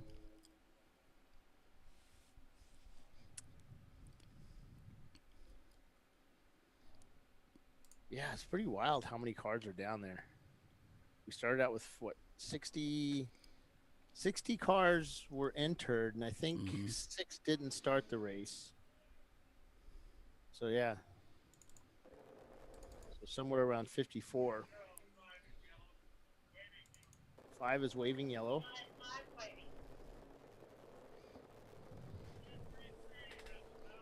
So we're coming through turn 1. We might get a chance. Oh, yeah, I see him. 233. Pulled off. Floridian. Let's never start racing. I guess they okay. thought they got it started. Off into the grass. He's trying to fire it. Yeah, he's right in front of the flag stand where he comes to a stop. All right, here we go. He's trying to fire it up.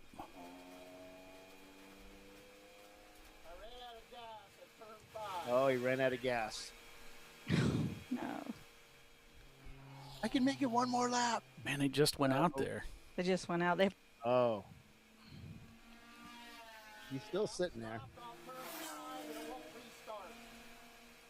What did He said I'm stopped on turn 5 and it won't restart. Oh. Yeah, he got it restarted. Just hang on. You can do it. We have confidence in you. Get this car restarted. Get moving. Just keep trying. Because the safety just arrived on scene right behind him. You might see them pull up. That's how it works. Yeah, yeah. It's probably heat soaked.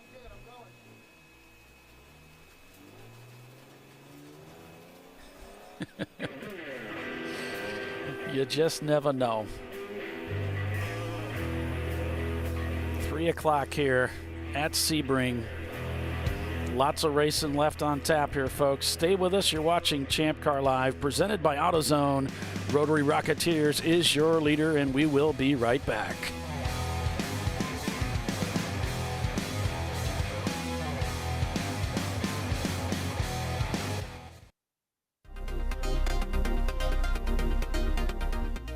Welcome to TireRack.com, revolutionizing tire buying since 1979. With our unmatched selection of branded products, finding what fits your vehicle and is right for you and how and where you drive has never been easier. Through helpful online shopping tools that include our professional hands-on reviews done at the introduction of a tire and consumer reviews that give real-world feedback over the life of the tire, you can make the right tire choice and find exactly what you need. And if you prefer to talk to someone, our tire testers, our sales team, are available on the phone. And that's how we get you the right tire for you and your vehicle for where and how you drive.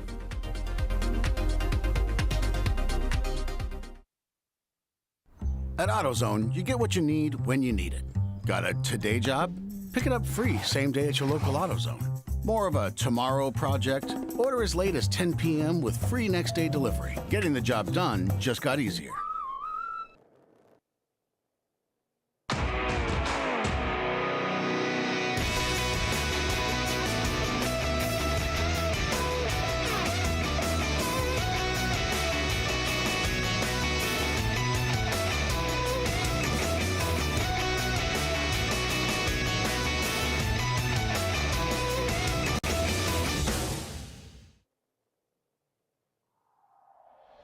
Discovery Parts is a veteran-owned racing and safety equipment company. While we're located inside Atlanta Motorsports Park in Dawsonville, Georgia, Discovery Parts can also be found at the tracks, supporting a number of Champ Car Series events. We take pride in being a reseller of the best of the industry to Champ Car teams and drivers. We know racing, love racing, and look forward to tomorrow to even more racing. Visit us at discoveryparts.com.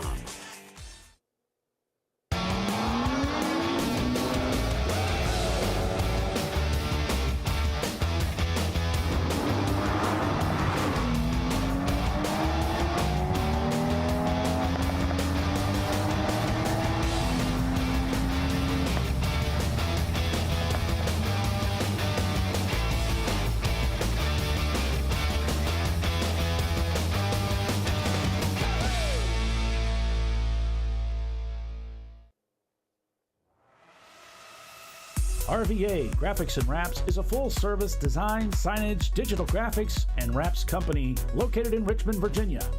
With over 20 years of experience, RVA Graphics and Wraps offers premium signage options for your business. We are dedicated to offering our clients best-in-class service in all aspects of graphic design and application. For more information, visit us on the web at rvagfx.com. Lifeline USA is a leading manufacturer of onboard fire suppression systems. Lifeline's continuous commitment to research and development ensures that we supply the most innovative and cutting-edge products available, used by the majority of the world's motorsport championship-winning teams and constructors. Lifeline has a proven history of success. Lifeline offers a complete range of fire suppression systems for all budgets and needs, and we continue to push development and limits on both extinguishment materials and our patented delivery systems to make the race car environment almost as safe as sitting on your sofa at home. Every kit has been designed for a professional and simple installation.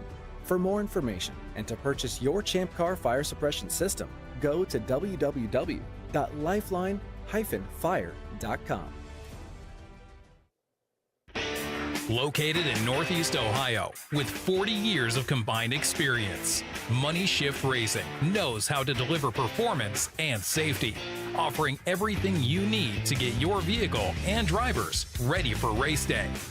From safety equipment to full engine assembly and repair, in-house fabrication, 3D design, and rapid prototyping. Money Shift Racing. Performance done right.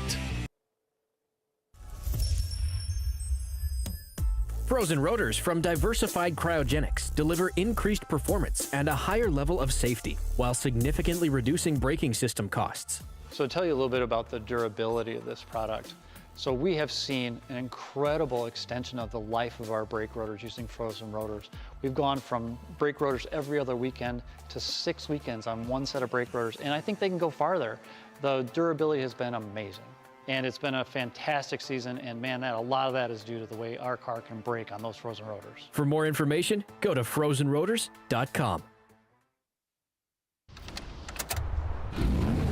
Come on, road. Do your worst. We'll be at our best. Engineered to meet or exceed original equipment performance, exclusively at AutoZone.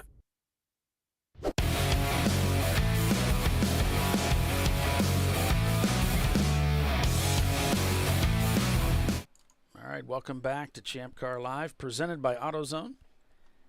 Back here at Sebring International for the final hour of racing here at Sebring, for today anyway.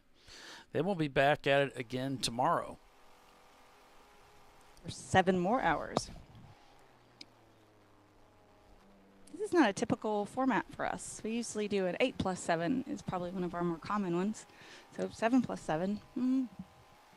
Yeah, it's a little bit different. We did one at Autobahn in June, and we did one at Watkins Glen back in May. But, yeah, it's a little bit different.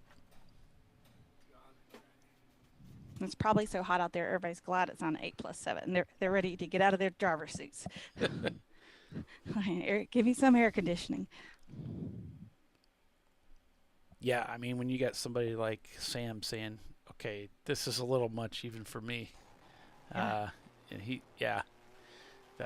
then you know it's mean out there. It gets up to 100 degrees and it's humid, that's mean. It's brutal. We on your had body. we had 100-degree temperatures here in Indiana a few weeks back for at least a day. We were in those high 90s, and then we got over 100. But it wasn't. It was a little bit humid, but it wasn't like that where it's, Florida. Mm-hmm. Florida heat. It's a whole different deal. Where it's like super humid. As soon as you walk out the door, you start sweating. So refresh this and see what it says right now. Are you looking at the 93. Looking at the weather? Yeah, it says it's 93, but it feels like 106. Wow. It's actually 101 in the shade. So, 3 mile per hour winds. 3. 3. That's not going to do a whole lot of helping anybody. Oh, but the wind gusts, though, they're 4. Humidity up to 4. Humidity is 58%. 93 degrees, so it feels like it's 106. Yeah, that's not fun. Well, I was looking at the weather thing, and I was like, well, they're supposed to get quite a bit of rain in this evening. Maybe I'll cool it off for tomorrow, but no. It's still going to be hot tomorrow.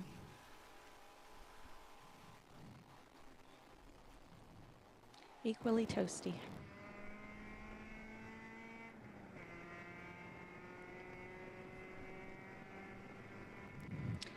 I mean, the best way I could describe this is someone who's never been in a race car and, never been under these conditions is if you worked at some place like Sonic or you ever been in one of those costumes, where you fully are in the fuzzy costume. Do you know what I'm talking about? Like yeah, get in that and then try to do aerobics. Go running.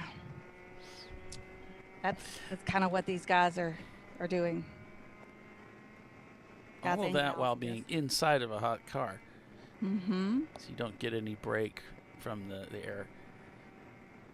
Like I told this story before, when I was at Gingerman last year driving for Hastings Tires Plus, it was like this out there. It was stupid.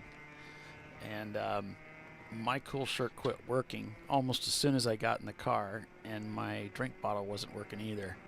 Oh, gosh. So I couldn't get anything. And really the only thing that saved me was I was just so well hydrated and ready when I got in there. Mm-hmm. That I thought I was going to be sick, but I never did get sick. I was fine. It was so hot in there, Tiffany, that even in my driver's uniform, even in deep into the 90s outside, when I'd stick my hand outside the window, just behind the mirror, just to get a little bit of air, it actually felt cool on my hand. It was refreshing. Better than what it is inside the car. It was refreshing. That's how bad it was in there.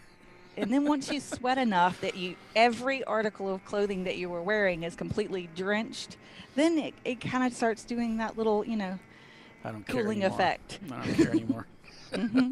Just as long as I don't get sick, I don't care. So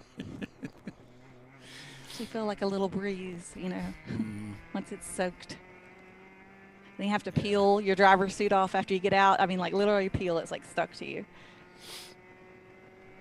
Good times, right? Oh, yeah. You've been through some real scorchers lately. I have. You had I one don't know. last year with Party Girl, and I think again this year. And Gingerman's always tough, man. I did 2 hours. Thank goodness it was the morning at Carolina Motorsports Park, but it was warm. But just like you, my water did work. I ran through. I put a mix of water and Gatorade in there and ice, and I drank all of it within the first hour. Every bit. I kept like sucking the thing, thinking maybe there's a little bit more in there, but no, it was dry. And then I sweated all that out the second hour. Yeah, at least you're trying to take care of yourself. That's good. Yeah, I was well hydrated to start with too. So there you go. I just do that Gatorade water mix, kind of half and half-ish. Round turn 1, never start racing. For whatever reason, got the car running again. All right. And has kept going.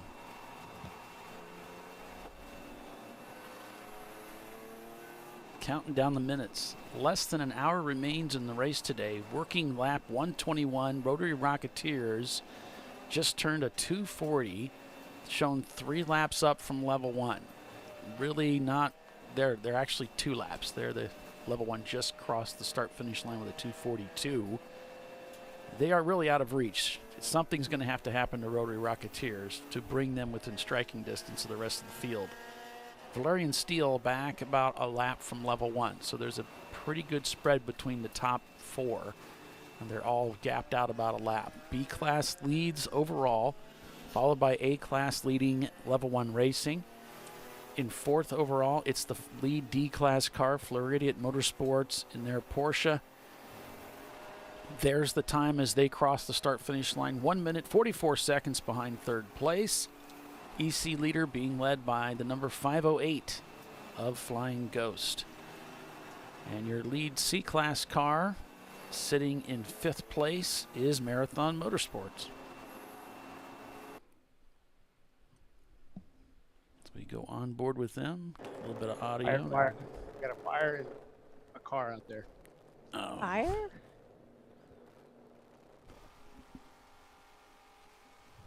All right. Now that can bring out a red flag, so it's possible we're going to go into red flag here if they feel like they can't. They need to send somebody to him quickly to get him taken care of. Looks like they have it sorted.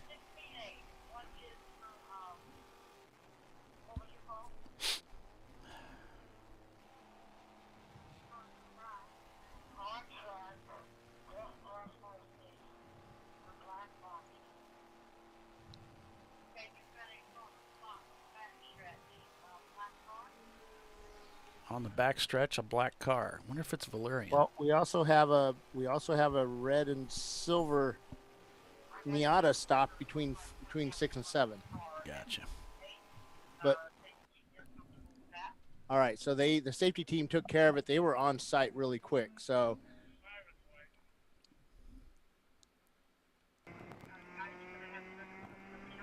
all right, so that incident was, I think, more of a brake. The car came to a stop in the brakes. Burst into flame. That might be Rotary Rocketeers up ahead here. Marathon looking for a way by. Got the flatbed out. They're at 5. Marathon down 5 laps from the lead. Not seeing anybody that's really close time frame wise on the track. No tight battles right now. Holly, I'll be right back. All right. Okay.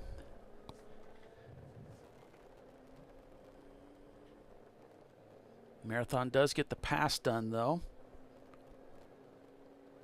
Rotary Rocketeers slowing considerably on that last lap. They turned in a 2:52. So that's about 12 seconds slower than their normal lap time. They didn't have too much trouble getting by the leader there.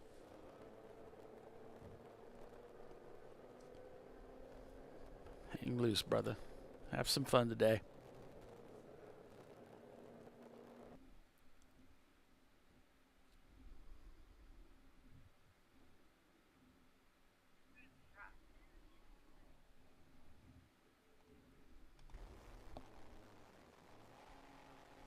Sorry, I disappeared. I heard the ice cream truck behind us, so went and got some ice cream. As I dropped it onto my computer. Benover Racing's coming in.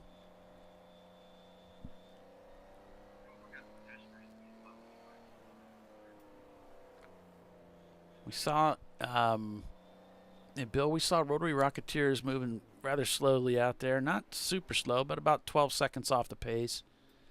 So, yeah, I'm not seeing anything. Got a safety vehicle over in 7. It's rolling through there slowly. Yeah, that one just left where the flatbed is picking up that Miata. Gotcha. At 5. That was probably actually quickly. It's probably as fast as he could go through 7. I'm saying slowly, but it's not a fast corner. Well, I was told the guys in the trucks there a lot of them are, they race, and they're very proficient at this track, let's just say. Do you think they'd have you if you're in the Opal? I bet it'd be close. I think you could hold them off. Not in the Opal. You got to hold the inside line, Bill. Not yet. Getting the parts together. We're making a 1600cc Miata-powered Opal GT. I'm just waiting for the mounts to come in, and then we'll start yanking everything out and putting it together. It would be nice to have it ready to go for the December race. I had a couple of people that desired to drive it. Some fairly fast folks. Randy folks. Johan Schwartz. Sean Hannon at the wheel of the Infinite Loop Racing Contour.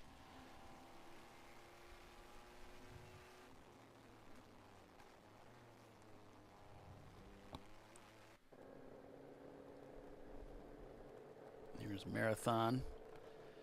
Let's see, a 2:39 the last lap for Rotary Rocketeers, so they got their lap speed back.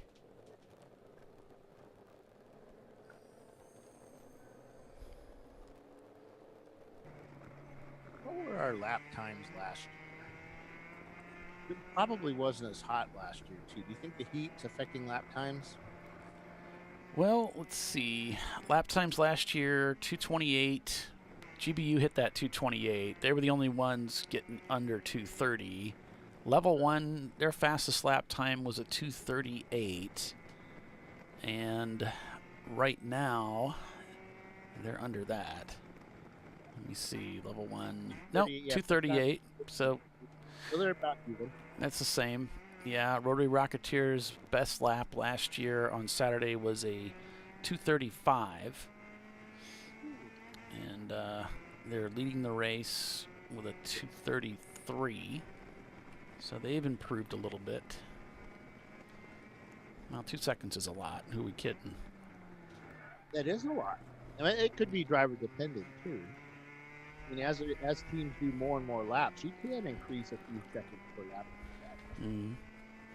This is one of those tracks. I found it really easy to lose time here. Just difficult to really put a clean lap together. So I think it's challenging, and I could see your thinking there for sure. So they're just getting that car loaded up on the On the flatbed at turn 6, they're leaving now. So the flagger was giving instructions to the flaggers how she wants everyone, all the flaggers, to follow the safety trucks. Right. So as they go through each corner, they'll wave that white flag to let everybody know slow vehicle ahead. You know, white flags from 5 is now showing a white flag. It's turn 7, but station 6 is showing a white flag, or was showing a white flag.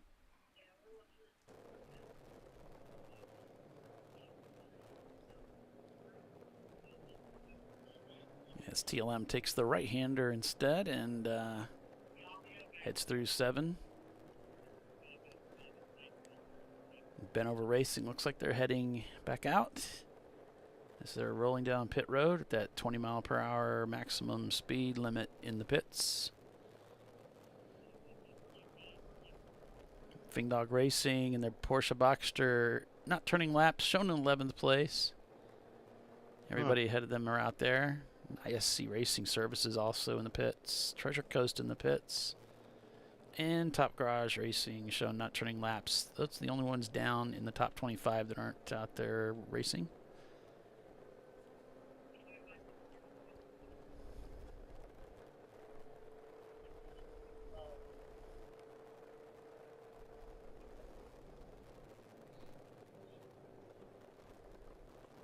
So we're saying rain possible by 4:45. When is this race over? It's over by 4 o'clock, so should be good to go. Just when you get down there and start trying to put things away. Pretty much, and I think they were discussing that, about how we were going to do impound and where we were going to do impound. So right now they're saying it feels like 101 degrees down there. I would say it feels like 110, but what do I know? I'm not a scientist. It's 93, 31% chance of rain right now. Yeah, the according to science, it feels like 106 down there. No, well, yeah. I'm looking at AccuWeather says that.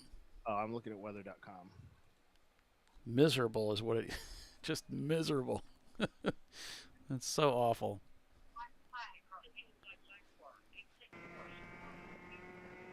So 864 is being black flag. Okay. 864 is Miata of Clark Motorsports. Passing under yellow, 2 minutes. They were just in not too long ago.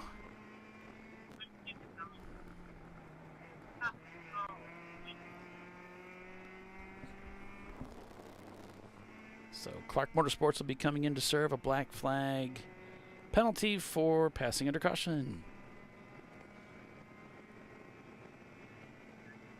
And we are working lap 125 with Level 1 Racing shown down 3 laps from the lead. Turning lap times a little bit below the leader, but still very strong laps. 244 on their last lap. Turning a lot of 242s there. In the heat out here at Sebring. Valerian Steel turning the quicker lap times. A 238 on that last lap, but shown back almost a lap from Level 1 Racing. Fleur Idiot Motorsports behind them about a lap in 4th. And then Marathon Motorsports.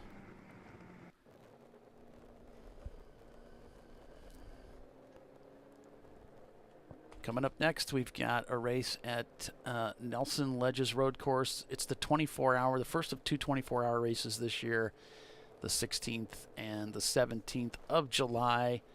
Still time to get signed up and get in on that race, so please check that out. Remember, they repaved that place. They've done a lot of construction, a lot of improvements out there at Nelson Ledges. It's a fierce racetrack.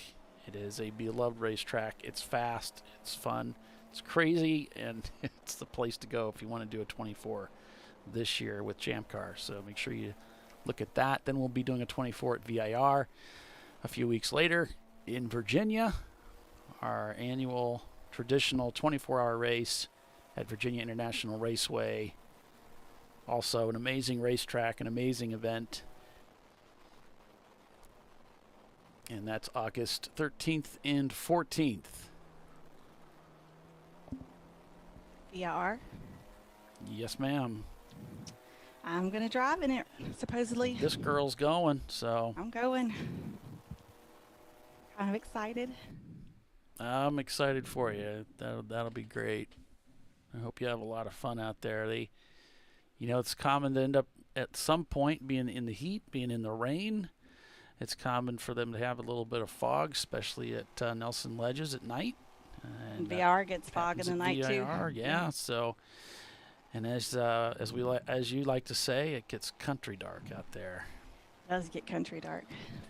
My So- team's never done a night race, so Oh. this will be the first time that they've tried out the lights on the car. So hopefully we get that right the first time. Yeah, that'd be cool. The car didn't have any lights on it at all before now. So Been over Fingers racing, crossed. trying to get by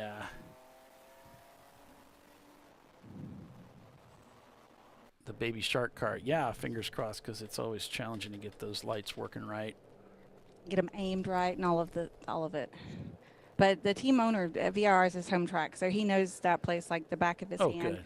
I've only driven it maybe one weekend, so we'll see how I do. But the other two guys, I think everybody else on the team's got a lot of time there, so if they can just make up for me not knowing where I'm going, we'll be okay.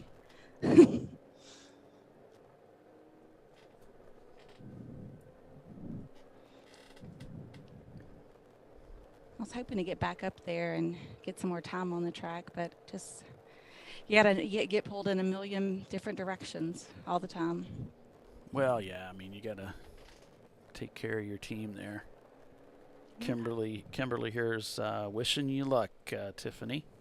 Oh, thank you so much, Kimberly. We'll be doing a broadcast for that race too, so Oh, yeah. I'll pull the double duty. I think we have enough teammates to cover our pit stops where I can just go back to the broadcast when I'm not in the car. I'll probably just drive 2 stints. That's about enough for my body. Yeah. Because then I have to turn around and drive home. So, yeah. Yeah. So when they're divvying out stints, I'm like, I'll take one on one day and one on the other day, and I'm probably pretty good for that. I don't really need more. Right. Yeah. Like if somebody would want to do it, Roger will always drive for me. He's used to me being like, I'm tired. Well, that's good. Yeah, he loves to drive. I have degenerative disc disease, so I have some problems with my back, and sometimes it's just not cooperating. Oh, okay, yeah. And it's my gas foot that starts like going numb. So when my toes start going numb, I always try to get out of the car before the whole foot goes numb. So.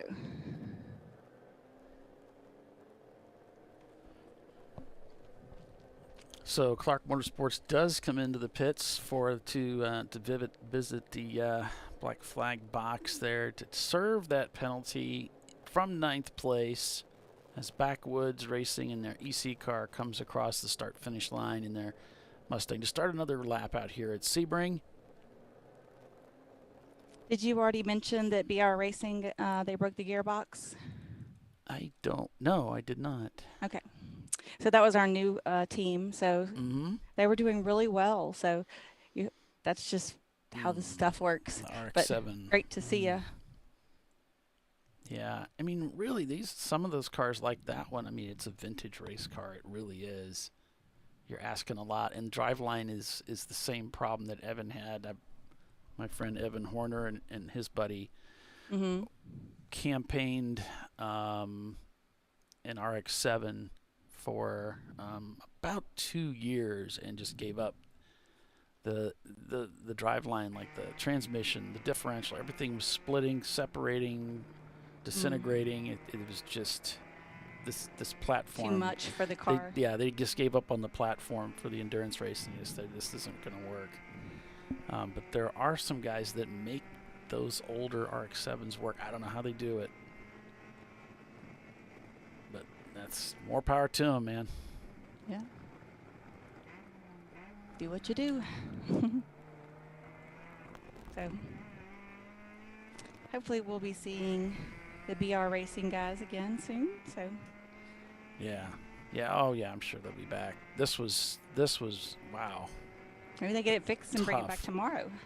Tough way to get into the sport. Yeah. No, yeah, absolutely they could. You'd have to have that spare transmission.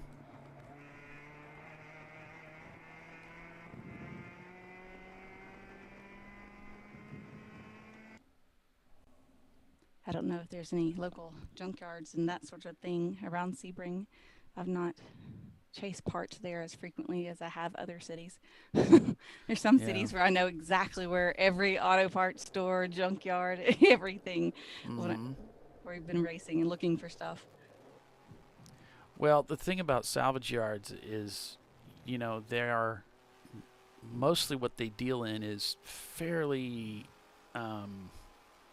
If they deal with modern cars, that's the only thing they're going to sell. Right. So they don't really look for these really, really old cars. To have a lot of stuff They there, don't yeah. want that. Yeah, the chances of moving it aren't very high. So salvage yards, it's kind of tough to find vintage parts there. But unless it's a specialty thing, you know, a place that specializes in that kind of stuff. So that's yeah. I mean, there's not Could like be 90 tough. model Hondas everywhere and it pull apart. What? Right. They've all rusted and sunk into the ground. Right. Yeah. Ollie? Yes, sir. Let's have a production meeting right now. So We're having a production meeting. Okay. we're gonna do. I convinced our race director to do impound right below us here, and so that we can do a live audio. Oh, okay. Yeah. I can point the camera down there too, so you could do video. But, Okay. we'll do it down here, and then but that's all dependent on the weather. They're watching for lightning right now, and it'll be really close. Well, You're okay. supposed to get in there right about the time you are supposed to finish up the race. So No we'll see about problem. that. I'm game. Yeah, we can do that. So Ben I'm over. not. I'm going to go eat ice cream. No, yeah, you go get some ice cream. Don't No, worry I'm about just it. No problem. Working lap 128 here. Billy won't hear that. Never do. So Kobe Racing is within 10 seconds of ISC Racing, and they're within 15 seconds of Infinite Loop. So there is some close racing going on there. Lap time wise, Kobe might be able to pass for 15th over ISC. Lap time wise, they're turning 3-minute laps. And Kobe's a little bit quicker in the Integra. They just came out of the pits. So fresh driver in the car, only been out there for 2 laps. And ISC just came out of the pits too. They've only got 1 lap out. That's why their lap times are probably a little bit low. So those 2 cars are pretty close together. And ISC is relatively close also, 15 seconds to Infinite Loop. Mm-hmm. And Infinite Loop's been out there. They just passed the Fing Dog team. They've been out there for a while though, and they're turning some 252 lap 253s. So it's possible that ISC, if they can get those lap times down, let's see, they could possibly get around in Infinite Loop. Both of them could. They're close enough. Their lap times in the past have shown they have the speed, but let's see. So Covey and ISC just passed Fing Dog Racing, who's not turning laps in their Porsche. Sad face. And so there's something relatively close there. Let's see. Marathon leads C class. A class led by Level 1. B class by Rotary Rocketeers. D class by Floridiot. Motorsports, having a much better Saturday than they did last year in December. And EC by Flying Ghost. Can you hear all right? I'm up here with David Haynes. Just joined us in the studio on site. David, I just asked you if that was you in the car with this absolute save of the year. Was that you? Yes. I don't think it was right to call that the save of the year. I think it's right to call that the get in trouble of the year and be very, very lucky to not, make contact with that beautiful wall underneath the Corvette bridge we can see across from the commentary box from us here at Sebring. But yeah, that was me out in the car. So what happened? Do you Well, remember? Because it happened really fast. Yes, it happened really fast. It's really, really hot today at Sebring. Yeah. You want some turn-in? The front-wheel drive car is set up for some turn-in. I got a bit too much. It was my 5th lap in a front-wheel drive car here. So my initial reaction to try to save the slide was wrong. And then just in the nick of time, as apparently you saw, my very last reaction to try to save the car was right. Floor it. Yeah. Yeah, and it worked. I was looking out the side window at that wall coming towards me. It was, and I thought, just not today. Let's not. And not today. Yeah, it was. Yeah, watching it happen live and then trying to describe it live, I couldn't do it. I couldn't describe it very well. But most of it was like, holy, Can I tell you a sad story? Yes. The in-car camera wasn't working. Oh, darn. Right.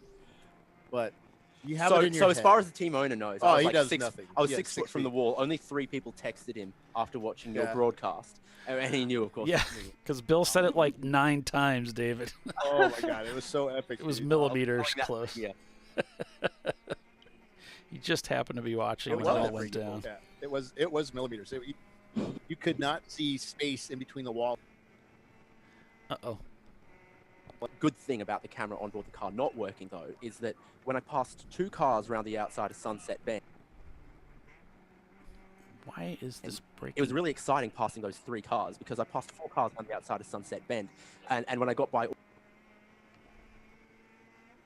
Oh, okay. I've done that. It's like, oh my God, epic pass. No, but I passed 2 Yellow. cars around the outside of Sunset. Now I can say it was as many as I wanted. Oh, yes. That's right. That's right. Lots of action going on here with Level 1 Racing. Trying to catch back up. They were up there in towards the lead there until they're stopped. Now they're back down into 2nd place, which is still kind of in the lead. With Valerian and Steele chasing them down. So you said the track was really hot. That's been the major complaint, is that it's really affecting the grip out there. Did that affect? I don't have a baseline to compare to in that particular car that I've been driving, the Bennett Engineered Motorsports 882 Acura Integra.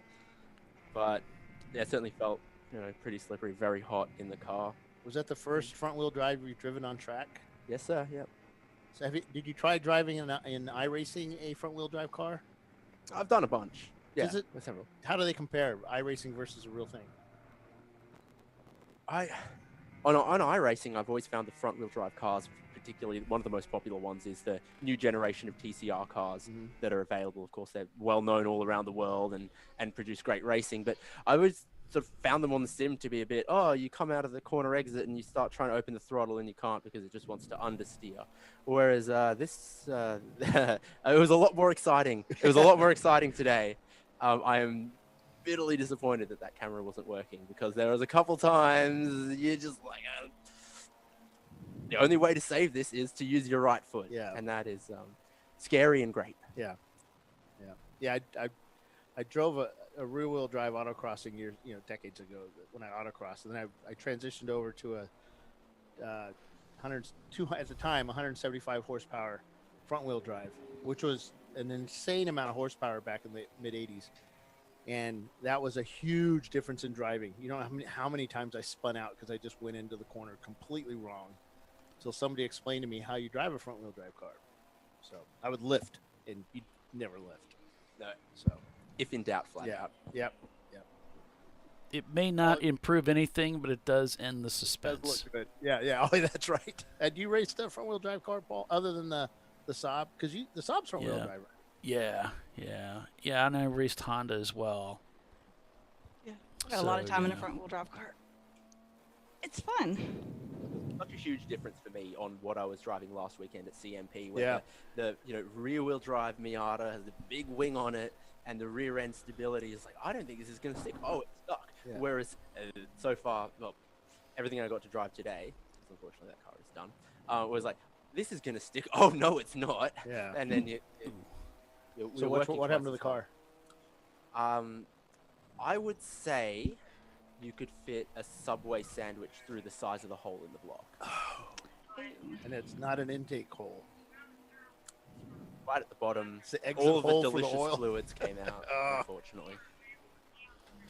I'm sorry to hear that. That's a shame. It's racing, you know. Not everyone wins every weekend, and that's what we're kind of telling ourselves is Lady Luck can only smile on so many people each weekend.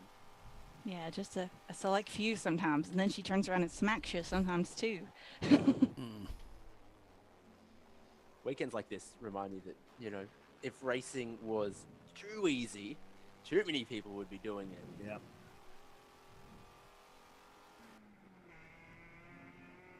I very much enjoyed this track, though. My first weekend, my first ever time to Sebring, and so. I thought you'd been here before. No, never been to Sebring before. So to come into the track yesterday, do a little bit of the testing. I got 80 solid minutes in the car today, and every lap, you're like, wow. It's a special track, man. This is. I've watched lots of racing here. Yeah. I've done lots of sim racing here. I've been successful in an iRacing 12-hour here with my teammates who were driving a GT3 on the sim, for 12 hours. So then to, everything I know about this place, come here and drive it. I outbrake someone into turn 7, like, ooh, I just outbraked someone into the hotel turn at Sebring. I go around the outside of 2 cars around Sunset Bend, and you feel those bumps. You're like, just went around the outside of a couple cars for position in Sunset Bend. And it's every corner, you're like, oh, I feel like I know it. It's and to live it and be here and be racing, it's amazing. It was amazing. And it's a lot bumpier than I ever expected it to be. Every time you go through Sunset Oh Bend, my God, yes, you find a new line and you find a new set of bumps. And there was one today where I thought I was taking the line. I'd taken the lap before, and instead of being smooth, the car completely bottoms out. Ooh. The underneath the seat, just the metal was on this historic concrete. Yeah. I was like, no, it's not going where I thought it was going to go. Yeah, and that wall comes up on you pretty damn quick, too. The one on the outside that protects the bridge, it's so wide down that back straight from Le Mans down towards Sunset.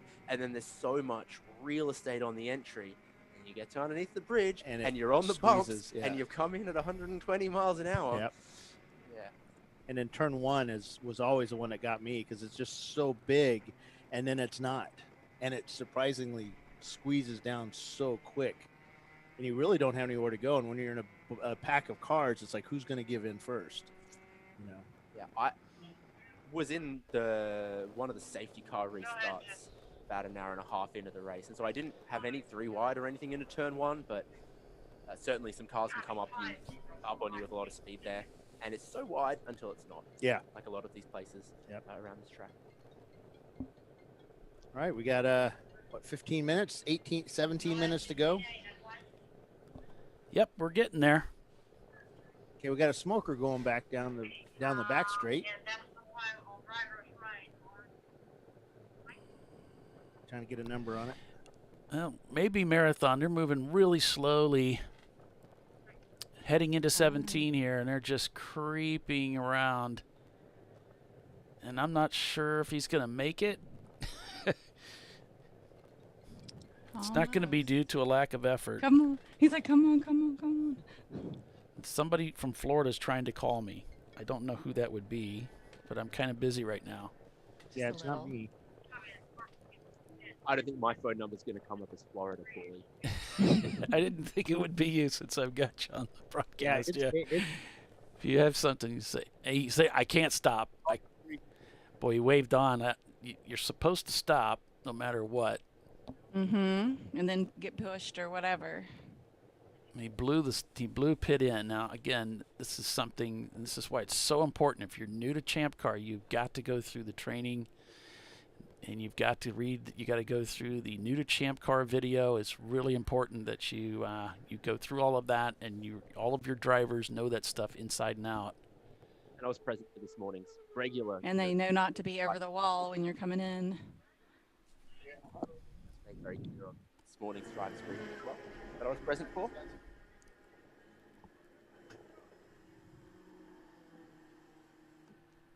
So I would imagine it was the marathon car that was smoking. They have made it back to the pits, so the car is off the racetrack. Hopefully, nothing was. Hopefully, there was nothing left from the car on the racetrack. As level they one. were looking, and the corner workers didn't find anything down, so on the ground. So. Meanwhile, there's still a race going on. Level 1 at full song, heading through 17 down the front stretch. Is not letting up one bit. They just turned in a 245 in traffic as they begin lap 133 here at Sebring International Raceway. Level 1 trying desperately to catch up with Rotary Rocketeers. They don't have the pace to catch them, but they have about almost a 2-lap deficit. If something happens to Rotary within the next 10 minutes or so, that would give level 1 enough time to come by and scoop up a win. So you never give up. It may have been a brake issue on the TLM car. Makes sense. It didn't sound good when it came to a stop. So Valyrian Steel down there in 3rd place, shown back about a lap from level 1. Whoa. Clobbering. Handbrake. Not everyone's got an e-brake on their race car, but I'm quite happy to, have one. Have it left in the car. Yeah. Every now and again, you just never know. You can, coast down at 20 miles an hour, but to that last bit to come to a stop, you've got nothing else. It's nice to have. It's like he doesn't even really turn into the corner. He just flicks the car into the corner. This is my favorite corner coming up here. This is where I switch camera views.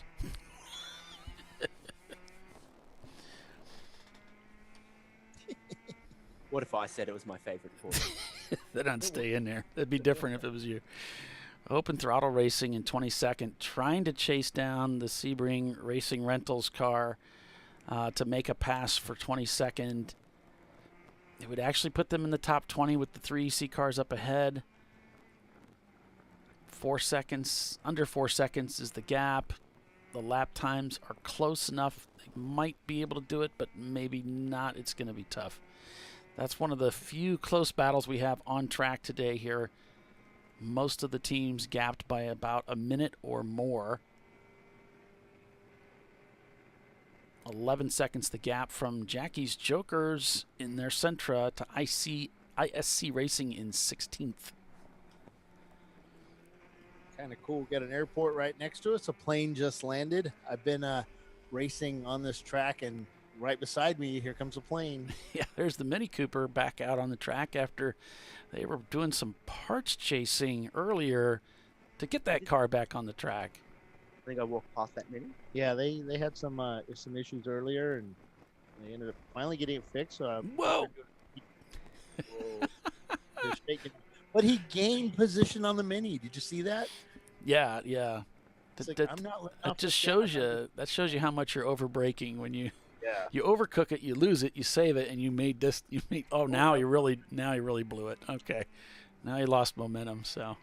Yeah, he was having a hard time finding a gear there. It looked like. Yeah. Mm-hmm. It's because we keep talking. We're throwing him off his game. I thought synchros on 4th gear in Miata transmissions were entirely bulletproof. He says, with no tongue in his cheek from last weekend. They're supposed to sound like that. That's them working. That's the sound of working. Yeah. Look, if the gears aren't banging against each other, they're on. I used to get mad every time. Every time I got the Miata back to the garage after a weekend and drained the transmission fluid, and I'd call the owner complaining, "You wouldn't believe how much metal's in the oil again. Oops. These guys are abusing every." the typical ranting mechanic. It's gonna cost us. Into this car. Event racing. Yeah. Most of the time, it was our shift forks. Yeah. Fortunately, the one time that it did break while I was the mechanic was while I was just test driving it out on the highway.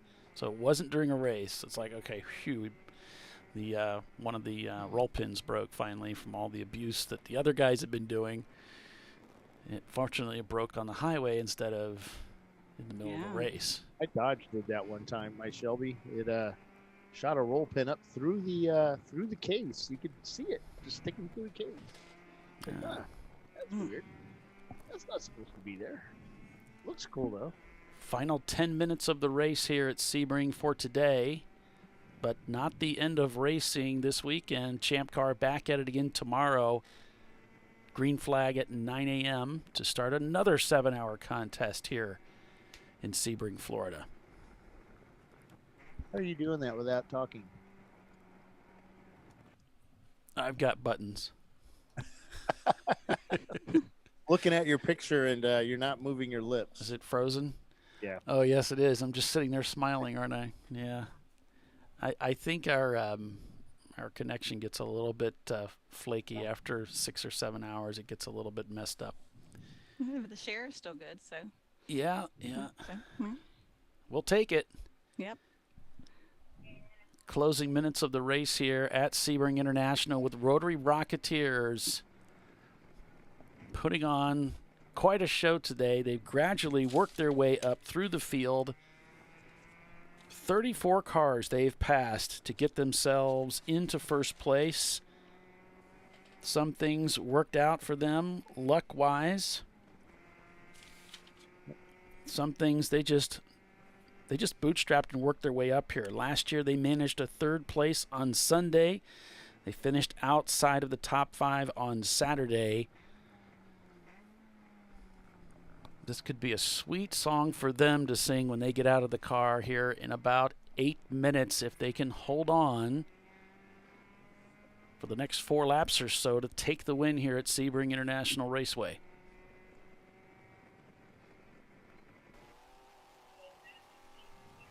Marathon in the pits now. Really expected them to continue here, but with that brake failure, looks like they're maybe it wasn't a brake failure after all. They are putting another driver in to finish the race. So another driver strapping into the Marathon Motorsports machine to take the checker here at Sebring. That's David, man. That's his suit and helmet.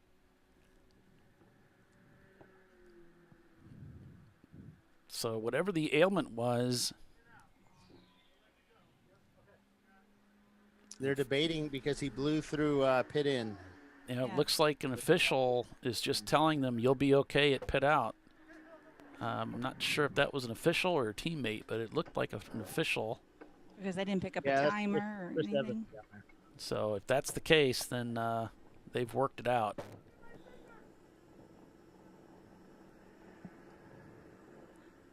Would like to hear his reasoning for blowing pit in, even though there's no correct answer for that. Well, they said that when I think Paulie said it sounded like, Yeah, the brakes didn't sound right at all. They may have had enough time to replace brake pads on the front. Wow, does that sound right? Wow, that does not sound right. But maybe the audio is just messed up here, but doesn't seem to be bothering him. Looks like he's going to roll out with it like that. Those don't sound very good. All right, guys, I'm going to head down. David, you want to stay up here? Or you just talk to those guys, let them know what's going outside. Let them know the big one. In America, we always use the word the big one. If there's a big Bill uses the word the big one. Oh, it doesn't have second gear. Oh, the transmission is shot. He's trying to limp it around, but this thing is hurt. Yeah, he just put his hand on top of his helmet like, oh my goodness. All he has, well, I really don't understand why he's doing this. This is. Well, do you need to get it up onto the podium? No. What place is he in? He is leading C class. Oh, they're trying to maintain that class win. He's, let's see, 1, 2. He's about 2.5 laps up on the second place C class car. So this would be worth a C class win. That's about it. But it sounds like he's making ice cream, man. That gearbox sounds so bad. All right, I'm gonna head down, guys. David, if you want to stay up, it's nice and cool. I guess all they have to make is like 2 laps at this pace, maybe. Yeah, but he's just crawling out there. It's high risk, but yeah, gonna try and get around the track here.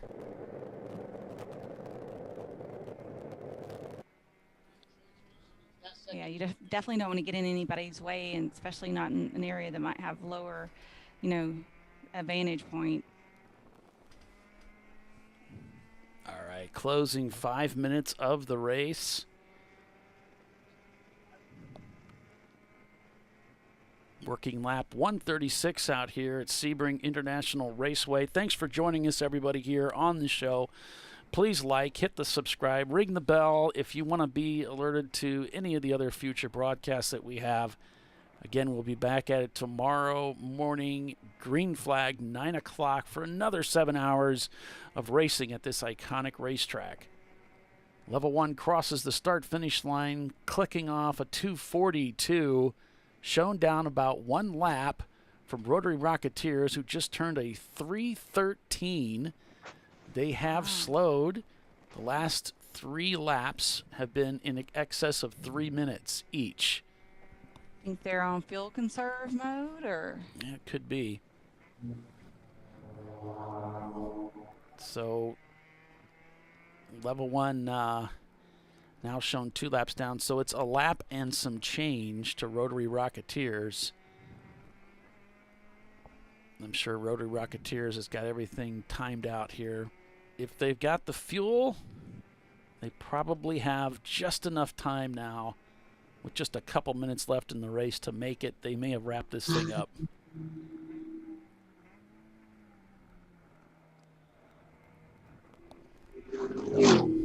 And within moments here, we'll be we should get the 1 to go from the flag stand. And teams may be invited to walk out to the pit wall to cheer on their drivers as they come by to take the checkered flag. I told you they are. Thank you for that, David. And I'm just watching the flag stand now. Yep, teams have come out to the wall, and we have this is the last lap. So final lap being indicated by the starter, that 1 to go.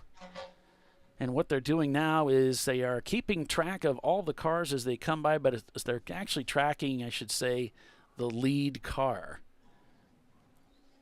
And what they're looking for is just keep track of him as he comes around the racetrack. Rotary Rocketeers.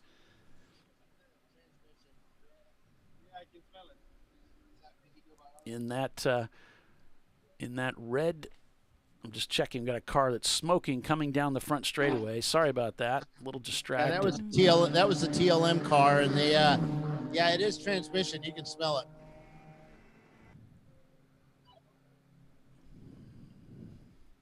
And the car should be coming around soon. Number 6 Camaro finally got back out on track. Or Firebird, I should say. The Reese Racing. Yeah, I wish that 17 kit was not working right, so I don't want to miss this, so we'll just park over here. Thanks, Bernie. Thanks, Bill. Appreciate your call on that. Showing 1 to go, folks, here at Sebring, day 1. Rotary Rocketeers waiting for that red 1990 Mazda RX-7 to come around for the checkered flag.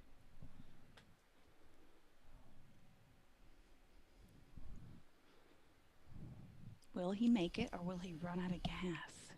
Well, his last lap was a 3:09. So we'll see if they can make it around here.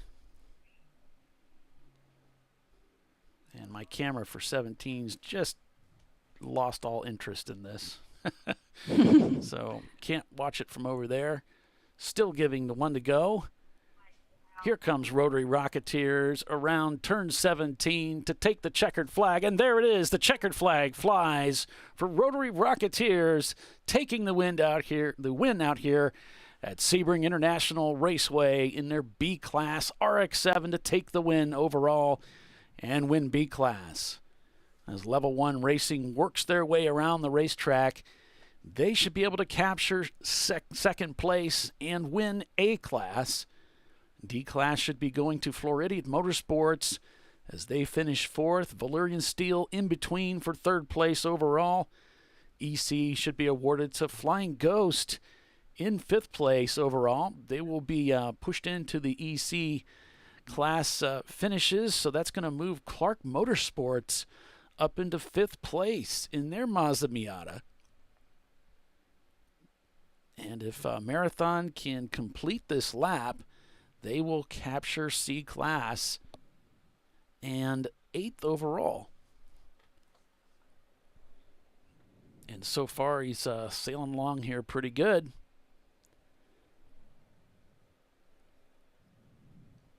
Kind of doing the country drive, Sunday driving. So some good wind is picked up down there, Tiffany. I think we might see some storm coming through. It looked like Valerian going by there. So Ray was commenting about that over at pit towards pit out. Pit in. It is really picked up as Twatty comes by with the engine just the transmission screaming on that car. It doesn't smell like there's any oil left because there's no smoke. Yeah, that thing is squalling madly to get that C-Class win, and it looks like he's got it. Yep. But the wind is really picked up, and we do have skies darkening behind us. So we'll see. But we're going to wait for the cars to come down, and we'll start interviewing the folks. Yep, it sounds got good. on the podium today.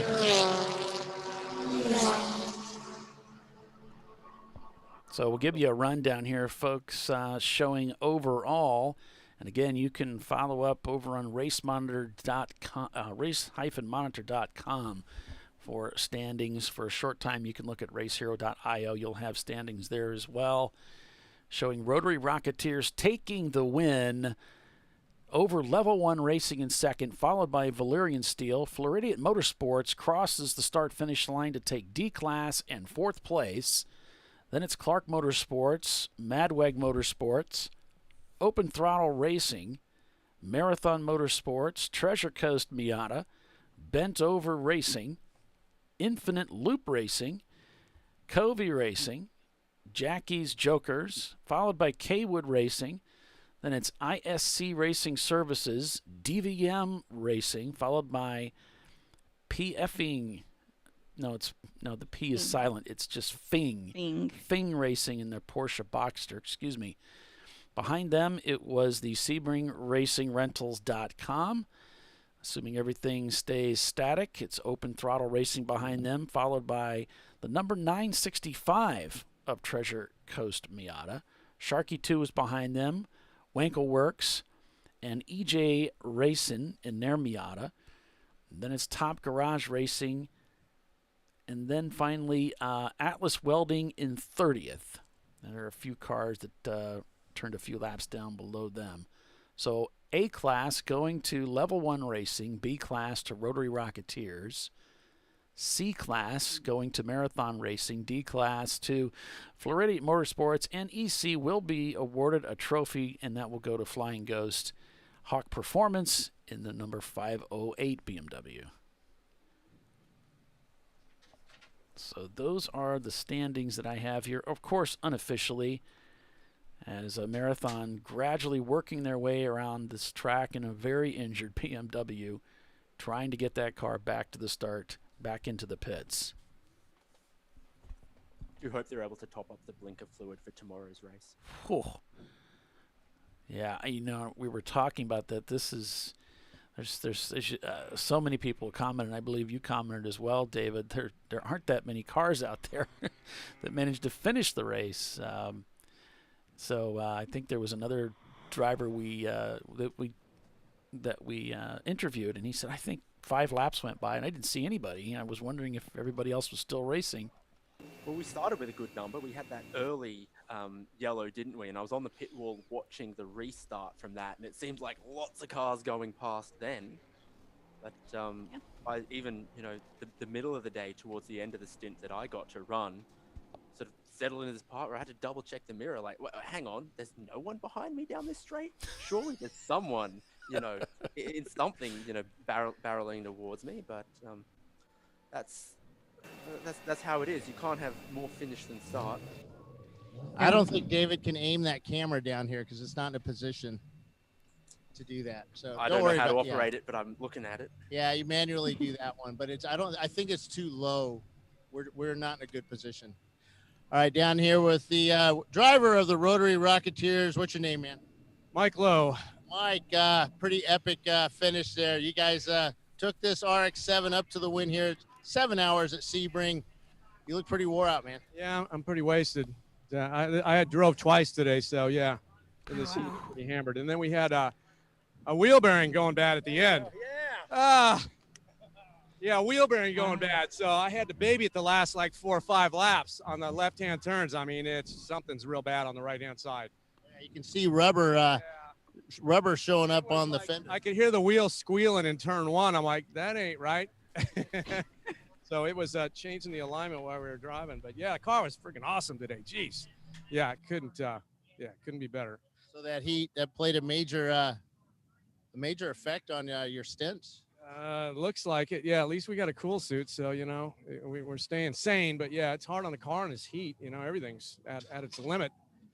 Especially the faster you go, the more load you put on everything. So yeah, those wheel bearings take a beating. Now, the Falcon Azenas worked well in this heat. Yes, they did. Yeah, they worked really well in this heat. I was impressed. Who drove today for you guys?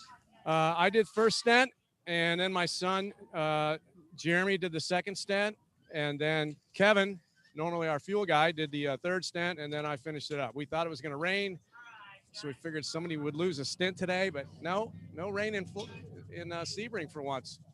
I know that really helped you out a lot, actually. I don't know. I wouldn't mind a cool shower.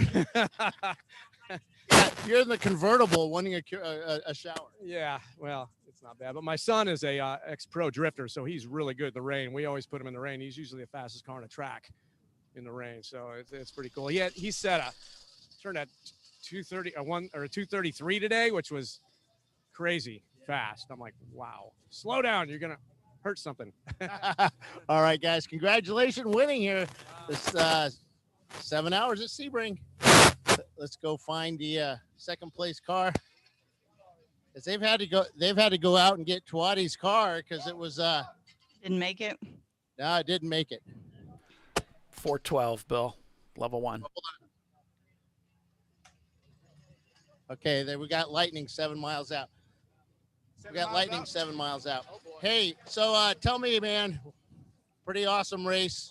I know, Bill, listen, we started pretty much dead last from the draw, and we steadily moved our way up. And essentially, it's basically the way it is with most of all these races. You prepare and you run your race. You stay consistent. Try not to hit anything. Try not to get black flagged. And it does come to you if you do everything right. And it fell our way today. Unfortunately for Valerian, they're friends of ours.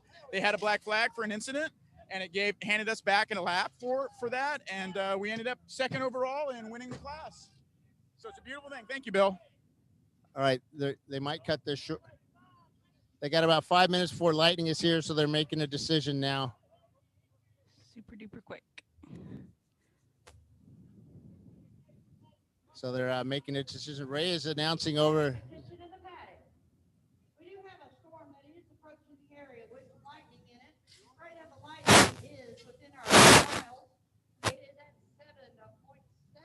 So we're pretty close.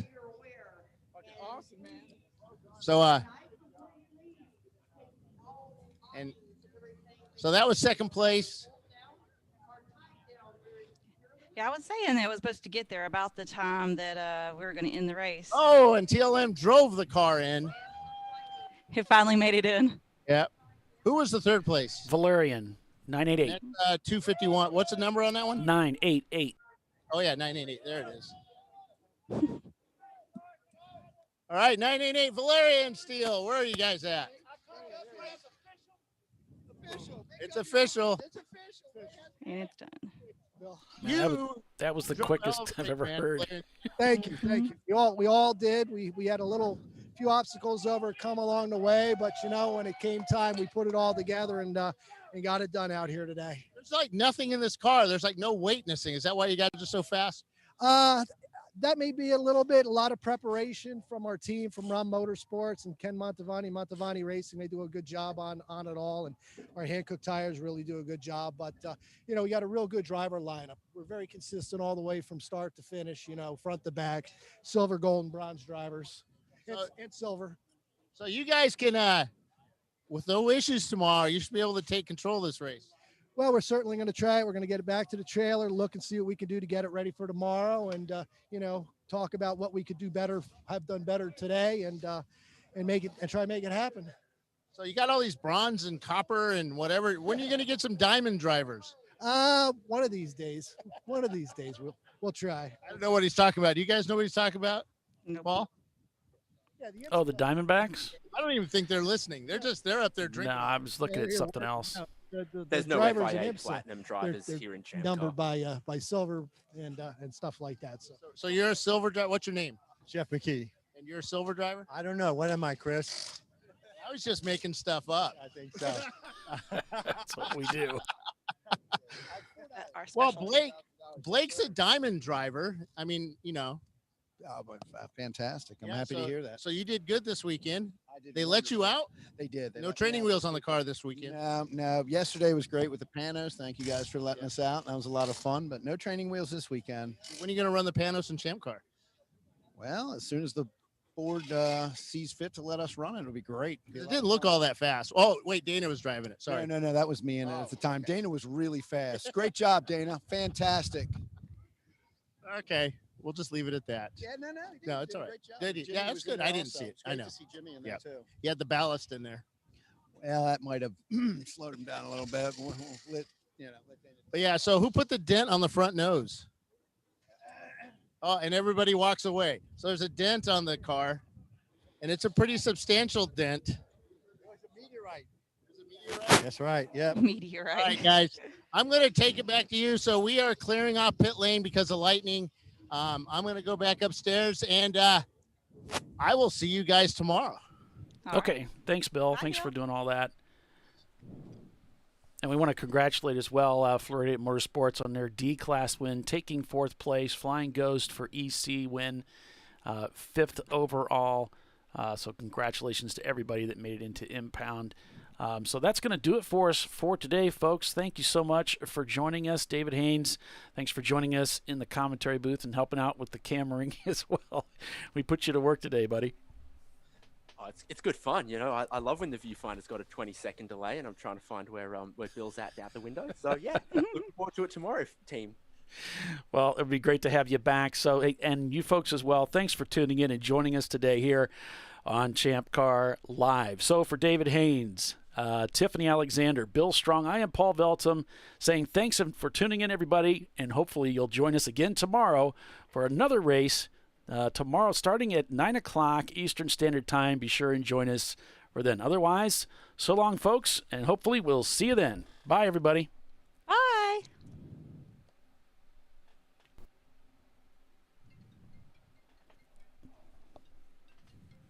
Bye.